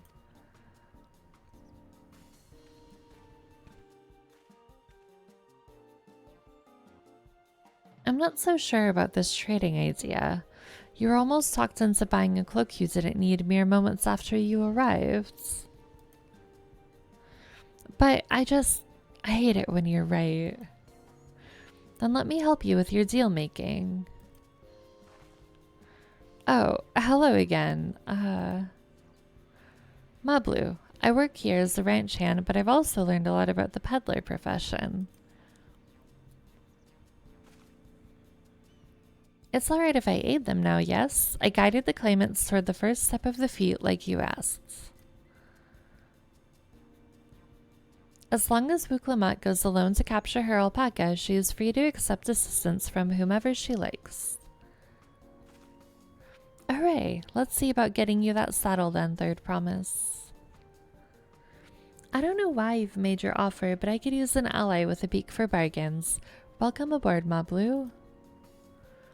Should the rest of us stay behind, perhaps? It may be easier to haggle over prices without so many voices chiming in. Yes, stay here and pitch in with the ranch work. With Mablu gone, I'll need extra hands to tend to the alpacas. Gladly, although, Stardust, I think you should go with Wuklamat. You've seen markets and bazaars the world over and surely have sage advice to share.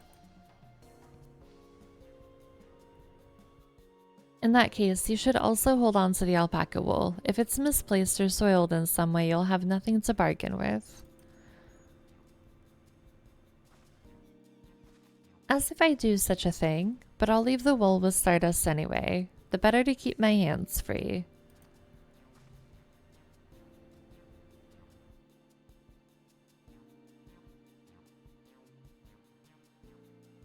To begin, I suggest we try trading the wool to Havli, the saddler. He won't agree to the deal, of course, but it'll give us an idea of how much he'll accept for his wares.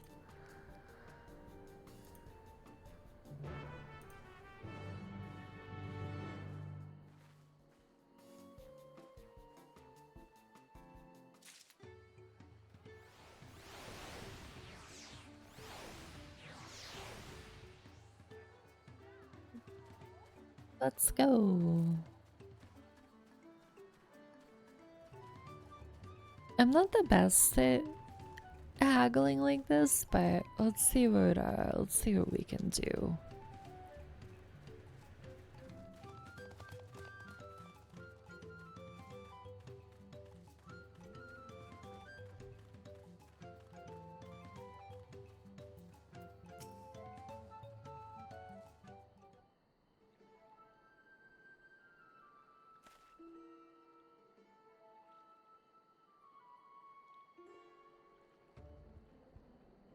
Something I can do for you.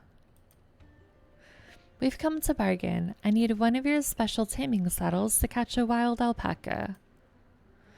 A saddle, is it? And how will you be paying for it? With this basket of fine alpaca wool.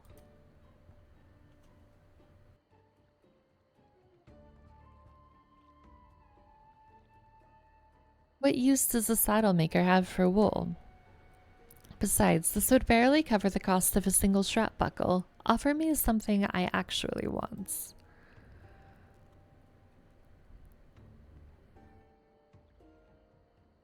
And what might that be? Mezcal. I like to nurse the cup at day's end while I inspect my finished work. Bring me a jug of quality stuff and you've got yourself a deal. This bodes well for us, Third Promise. Such mezcal can be had for only 5 pel in the thousands column.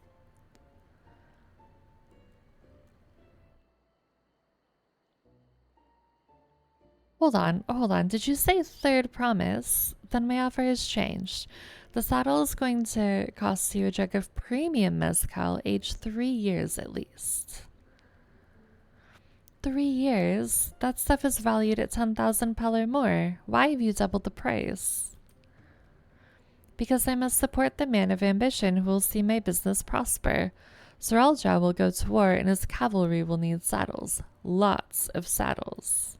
It's nothing personal, Third Promise, but I won't sell you my craft for anything less than my asking price.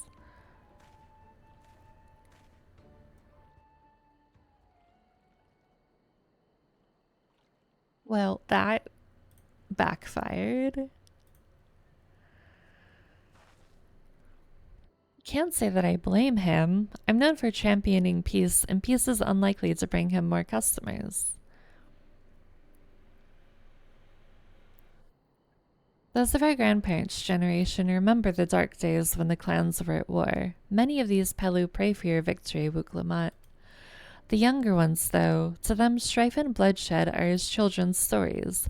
They think themselves safe from these horrors and take the peace we now enjoy for granted.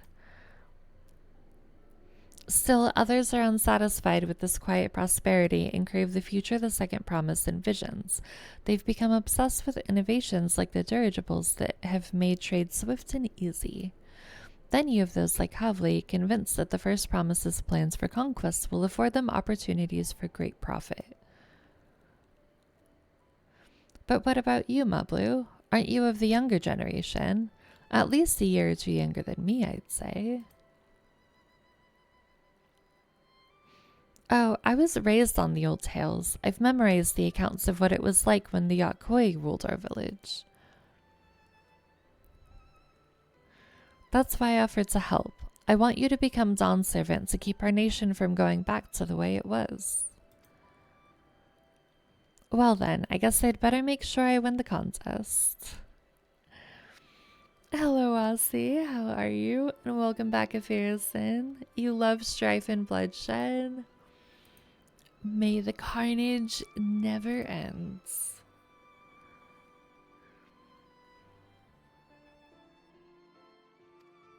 I learned last night that some of my friends think that I kill young and drink their blood to stay forever young, and I am very pleased that this is the reputation I've cultivated for myself.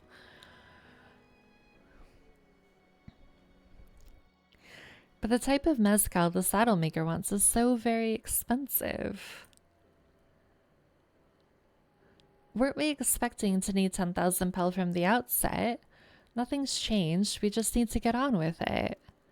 What do you mean, what? I said what I said.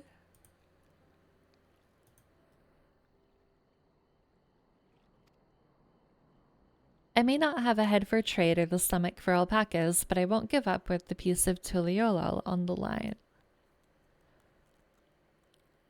Then neither will I. We will make you Dawn's servants. Aiming for that 10,000 pel jug right away will only bring us failure and frustration, so let's first try exchanging the wool for anything even a touch more valuable. The trick is to find someone who needs alpaca wool and is willing to trade at a loss to acquire it. Someone who supports your bid for the throne, for instance.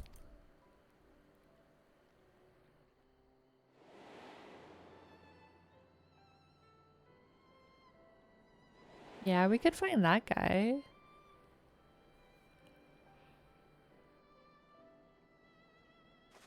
Of course, the Weaver. Bolnuk was his name, I believe. He went out of his way to say he agreed with my vision, and he was here to buy wool. I think I remember the direction he was going, but for now, let's head back to that road where we first met him. Oh, did I ask you how your day is going already, Aussie? My brain is a little bit getting mushy.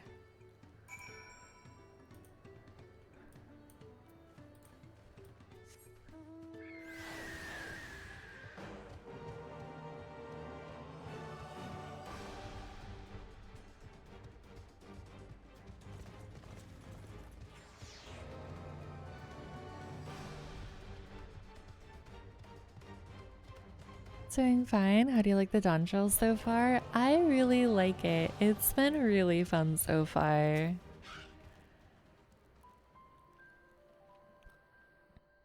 This is the spot. After Bolnuk talked to us, he walked off to the south. Then he was probably going to Ikluvo's Inn. Most visitors to Wachimpelo end up staying there. Let's go and check, shall we? To the inn we go.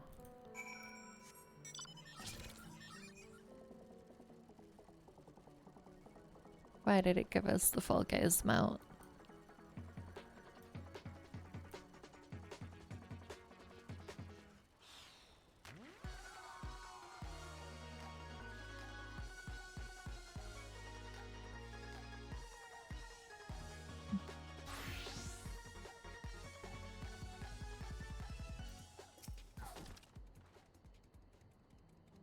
Can I have that basket, Stardust?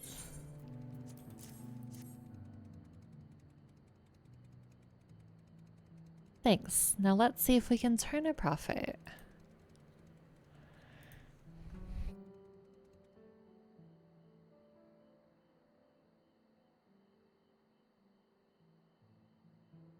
Well, look, I'm glad we found you. Are you interested in making a trade? Third promise, you wish to do business with me. Might I ask what this is all about?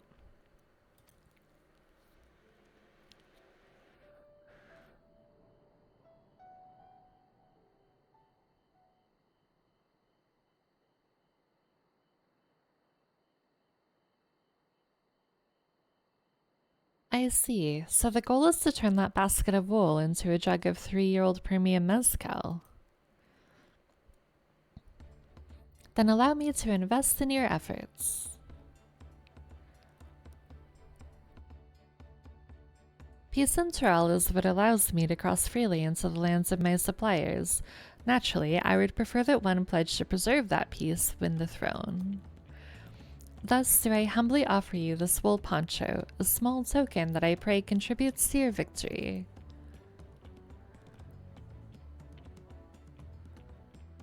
Oh, that's fine craftsmanship. A garment like that would easily fetch 5 pel in the hundreds column. That's very generous, Bulnuck. Thank you. I promise I won't let you down. I have every faith in you, Third Promise. May fortune bless your future dealings.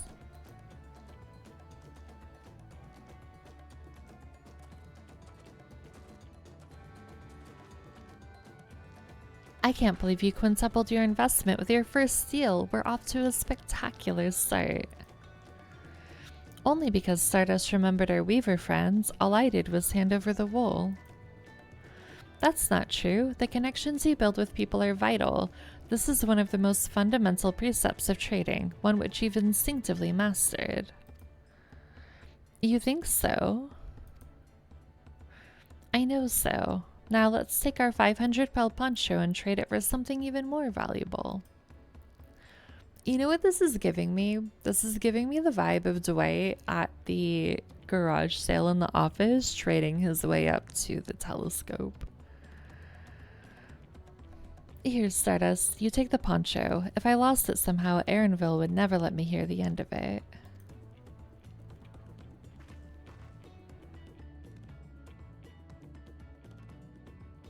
All set, our next deal is waiting to be found.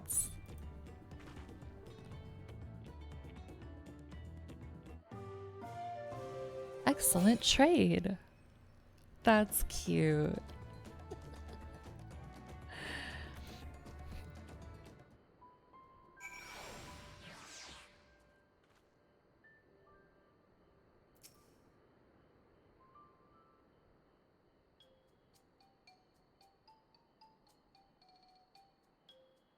Leveraging connections is a sound strategy, but we should also consider supply and demands.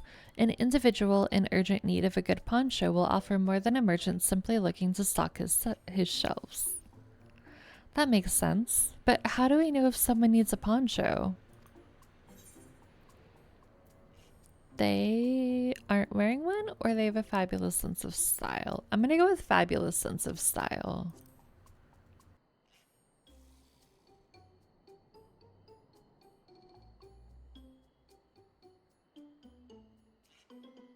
It's a nice sturdy poncho, but the design is traditional. I don't think fashion is part of its appeal. Okay, maybe then we don't go with the fashion approach then. So only those people with a practical need would be interested. Wait, that's the obvious answer, isn't it? We look for a person without a poncho and hope they're eager to buy ours. Yes, there you go. We find the demand for our supply. So, where should we begin our search for prospective buyers? There are any number of places, but we could do worse than starting right here at the inn. There might be interested travelers.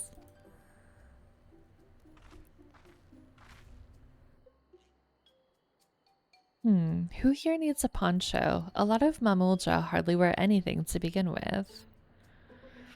Those are probably Landsguard or sellswords. Mamulja, who soldier for a living, prefer not to wear much above the waist. It hampers their movements. So even if they have bared shoulders, Mamulja carrying arms can be struck off the list.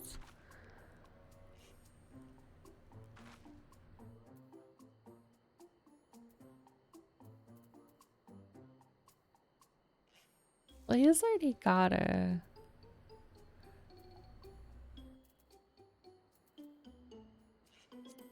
I think that guy. Let's see. No coat or cloak, but also no weapon. Oh, we might have a winner.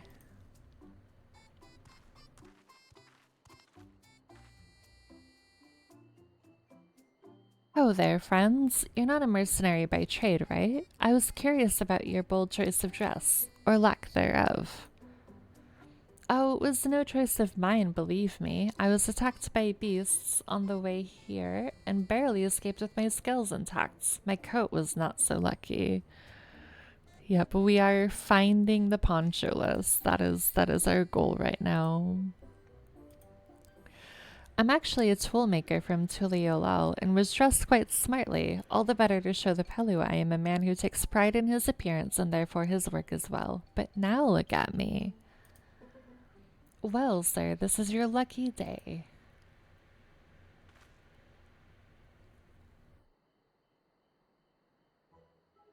What a splendid poncho. This would be the perfect replacement for the coat I lost. We'd be willing to part with it if you'd like to make a trade. For one of your fine tools, perhaps. What about this hatchet? I crafted it myself and will vouch for its quality.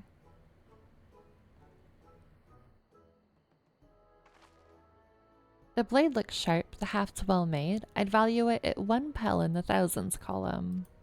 So we doubled. That's nice. Oh, from 500 to 1,000, we have a deal. Wonderful. A fine garment such as this should put me on even footing with any Pelu merchants. Like the eponymous owner of Meeplu's Mate Garden, for one, her field hands use hatchets to harvest the mate, and I thought to impress her with the tool I sold you. No matter, I have other wares to sell. Glad I am to have met you.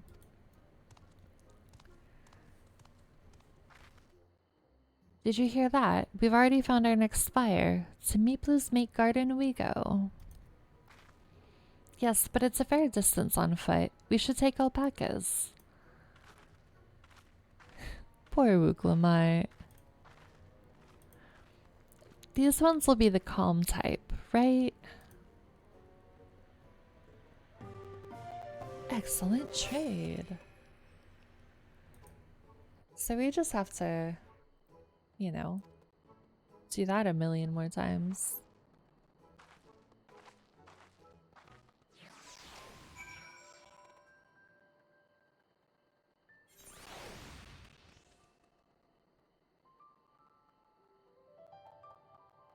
This is the story about that dude who traded a paperclip weight and bartered his way to a Camaro. I believe it. People barter a lot.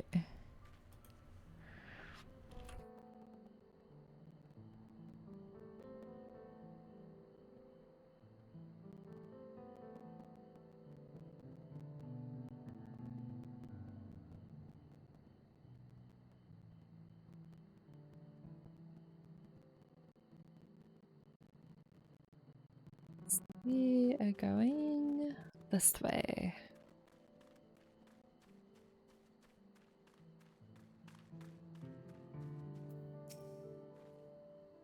Well done recognizing that toolmaker is a potential customer. If you've a mind to change professions, you'd make an excellent merchant.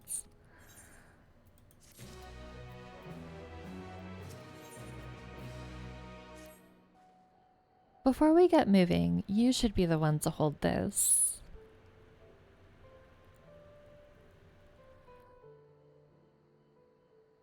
With that, I suppose we should hop on the alpacas Mablu has so kindly provided. Ready to go? Let's mount up. Let's go.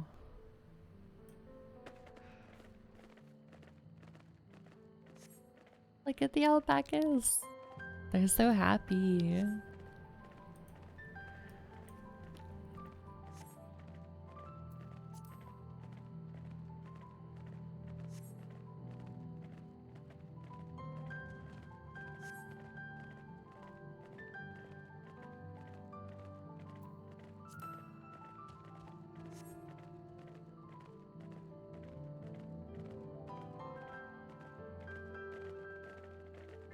Yeah, that mountain's real tall. Actually traded it for a house? That is wild.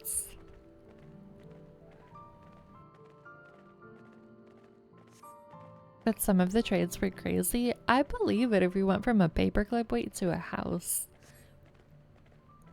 That is quite a bargaining journey.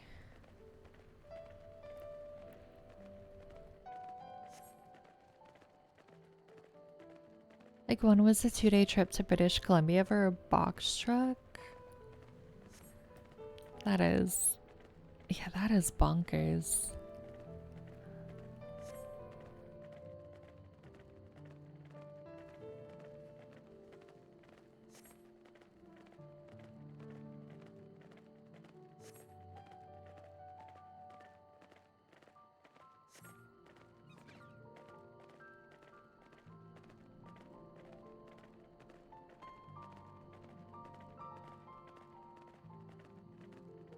We made it.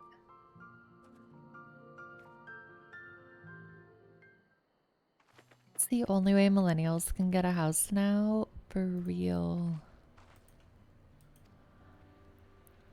We made it, and without a single smelly incident. I sent the alpacas back to Ivuklo's inn, so we'll walk along the main road when we return to the village. Speaking of roads to travel, you were adopted by the Dawn servant, weren't you, Third Promise? That I was. Then perhaps you understand. I was an orphan too, you see. Tobley took me in. He took in all the ranch hands, actually. All of them. Yes, and everyone works hard at their chores, grateful for the opportunity to repay the head ledger's generosity. Yet here I am, the only one wanting to go off and be a merchant.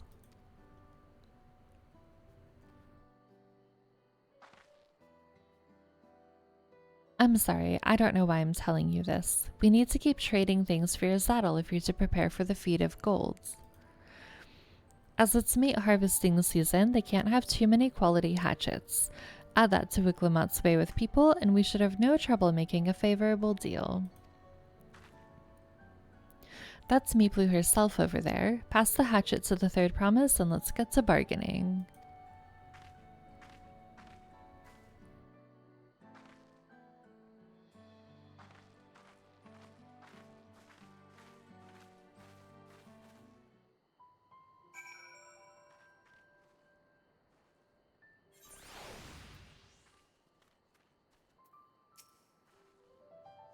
You have that little axe for me.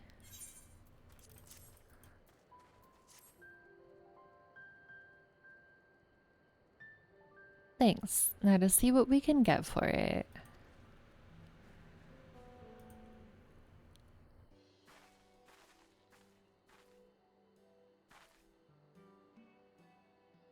You're Meeplu, the owner of these fields. I have a mind to trade if you're interested.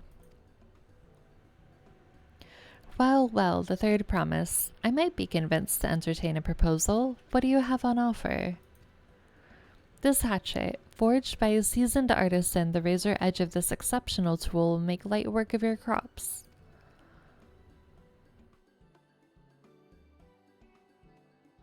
The quality is acceptable, I suppose. I offer you a large sack of meat leaves in exchange.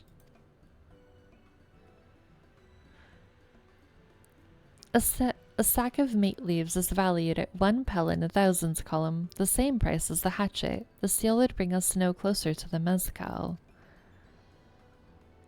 If I may, Mistress Meeplu, it's harvesting season, is it not? Does not the demand for hatchets afford them a higher value? It is indeed the season, which is why I procured an ample batch of tools well in advance. We've missed the window for demands. In that case, we'll have to fall back on connections. Think of it this way. A generous deal here will put you in the third promise's good graces. Surely that's worthy of consideration. I do not wish to give offense, but I must tell you that I stand with the second promise. His innovations will improve every aspect of our lives, I believe, including farming, and I will no longer have need of hatchets. I assure you that I have nothing but respect for Wuklamat. That is why I'm prepared to purchase a spare hatchet at a fair price. I suppose it is fair given your reasons, but we ourselves would be no better off for the transaction. How about this then? If we were to help bring in your harvest, would you give us a better deal? As a matter of fact, I would. Until Kono's reforms come about, I can always use more hands in the fields. Then you can go ahead and add our labor to the bargain.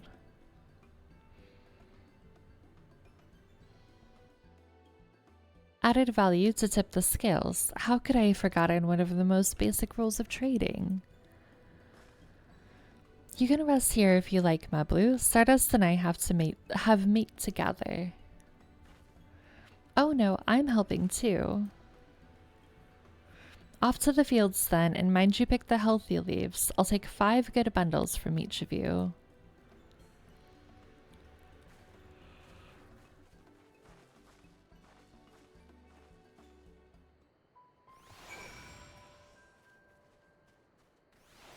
Alright, let's go pick some leaves. Wait, an aether current. I want it. I want it. I want it. I want to fly. I miss flying. I want to fly again.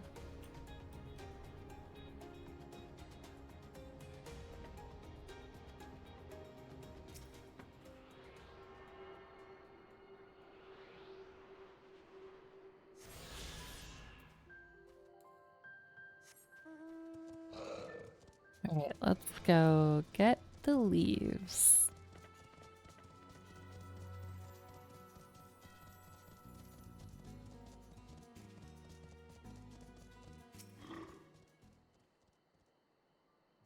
So we need 5. That's not too bad. Could be a lot worse, I suppose.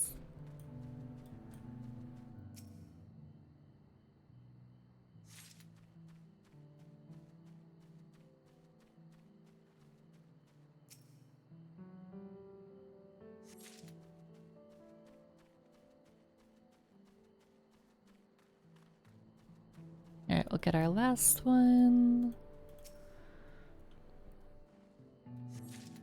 And let's go.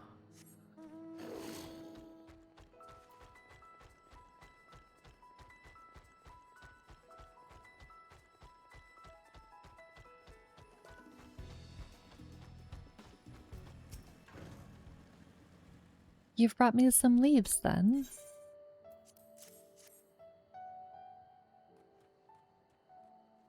An acceptable harvest. We'll see how your companions fared before I make any decisions, though.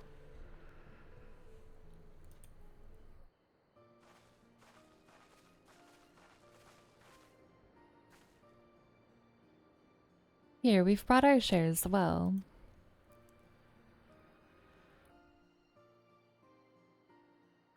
Thank you, Third Promise. This is more than enough to hold up your end of the bargain.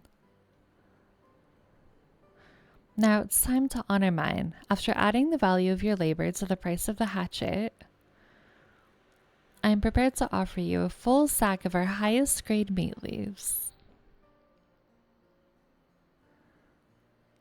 Premium mate. Bought at the shop, 1 sack of those leaves would cost no less than 5 pel in the thousands column.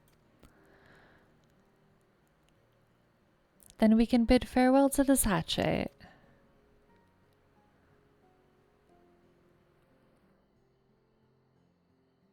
I'll give it a good home. Talk of the contest aside, I'm glad we could come to a mutually agreeable trade. As am I. All the best with the rest of your harvest.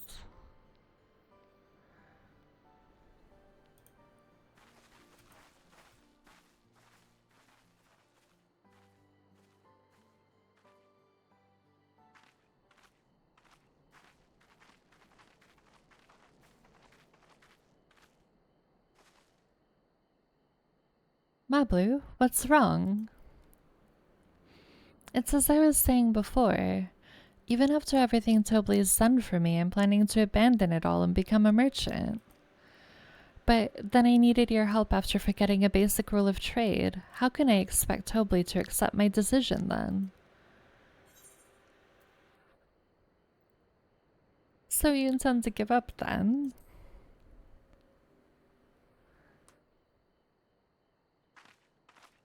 I can't. After getting a taste of real trading, I want to be a merchant more than ever.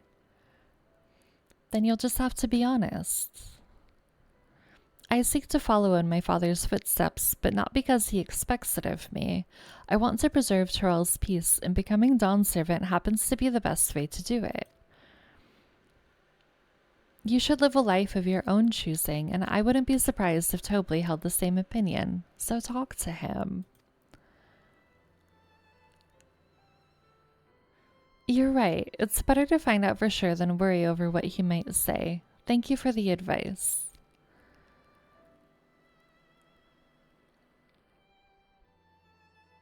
But first, we have a saddle to buy. I want that success under my belt so I can be sure of my decision. What's next then? We try to trade our tea leaves for something halfway to 10,000 pel? No, I think we're close enough now. I say we go straight for the premium mezcal. Bargain our way into double the value, eh? Think you can do it? Trust me, I will make this trade work. I admire you, Third Promise. That you're holding your own against such strong competition for the throne is inspiring. Am I really holding my own against Kona and Zorolja?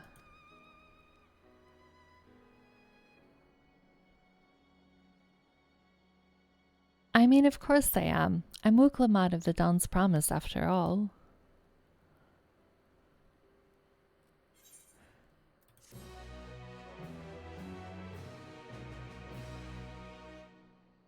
And I know it's a cliffhanger, but I think this is a good place to wrap it up for tonight, because I gotta go make dinner and stuff.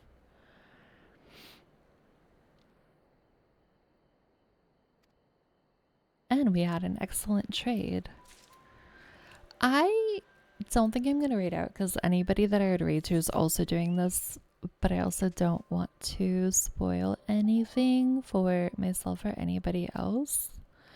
So we're going to wrap it up without a raid, but I appreciate you guys. Thank you for being here for the extra long stream.